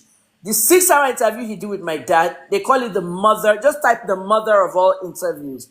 He talked about everything Nigeria. This is where I got my openness, fearless stuff from. IBB owns UBA. Ibrahim Babangida owns United Bank of Africa. Elumelu is the one that's fronting it for him. And he made his money along the way. ẹ wá mówó yẹn wá fi intimidate àwọn èèyàn. What the Pharaoh TV say? Who is the person selling all the drugs in Ikoyi? Ben. Shootout with NDLE at 1 a.m. in Ikoyi. Who is the big drug kingpin in Ikoyi? Who are they? Nobody knows who they are. Meanwhile, they'll be going to the NDLA. You know that former IGP, Usman Baba Alkali? You know him, right? You've heard of his name.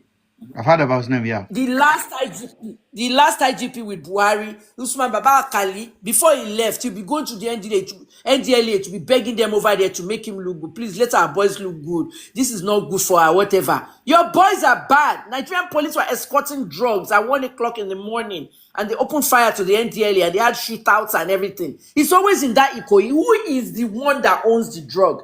You see what Nigerian Customs said at Lekki Seaport? They did not let us inspect the container containing drugs. 100 and something. 480 million naira worth of drugs entering Lekki Seaport, and it's going straight to somebody's house in Ikoyi. Who is the Ikoyi drug dealer? These are part of what we have to go, but if we are going to continue, we will have to beg you for grace to visit our page again. We'll invite you today. I will, and also, it's just that I don't like live things anymore. I'm done with live. Life is too. You have absolutely graced our evening, and every one of us appreciate you. Yeah, we are saying good night to you. Thank you so Ben, much. you need to be the leader of the information for Adegboyega, please. I am trying. Adegboyega has blocked me like a year ago. Ask Daddy Freeze to ask him to unblock me. I have advice for him. I want to thank you so much, my sister. But please let us know what's going on, because there's more to this story. I will keep you guys updated. Thank you so much. I don't want people to distort it too. Thank you. Thank you. God bless you. Good night. You too. Good night. Thank you so much, guy. Oludayo, you don't now. You go. Even if you are allow her, I would want to stay here and listen to her. Yeah, it's unbelievable. She's so lovely. When we are talking about something, sometimes it's always good to reference back to the original source. She's so lovely. She's so lovely. So I want to thank you guys. So many gifts you guys gave us tonight. I cannot even appreciate you guys enough. Starshine, you are my sister now. Thank you for coming to join us. I would just want to follow you guys. If I haven't followed you, please, because sometimes I'm a little bit confused.com when you come here. I'm following you right now. And I'm Thank you so much. Every one of you. Thank you so much. Much appreciated. Thank you very much. This is the kind of productive conversation we want to be having on our platform. And if you guys have time, let's fellowship together. My schedules are very, very, very. Sometimes I am here, sometimes I'm there. But when I'm live, I will try to share it with you guys so we can have a conversation. If we've said anything today that need clarification, please reach out to me. I will clarify to the best of my ability. I want to thank Dr. Kemi for gracing our evening, and whoever asked her to join us. Thank you so much for joining us. Good night from here. Thank you. Good night. Good night. Good night.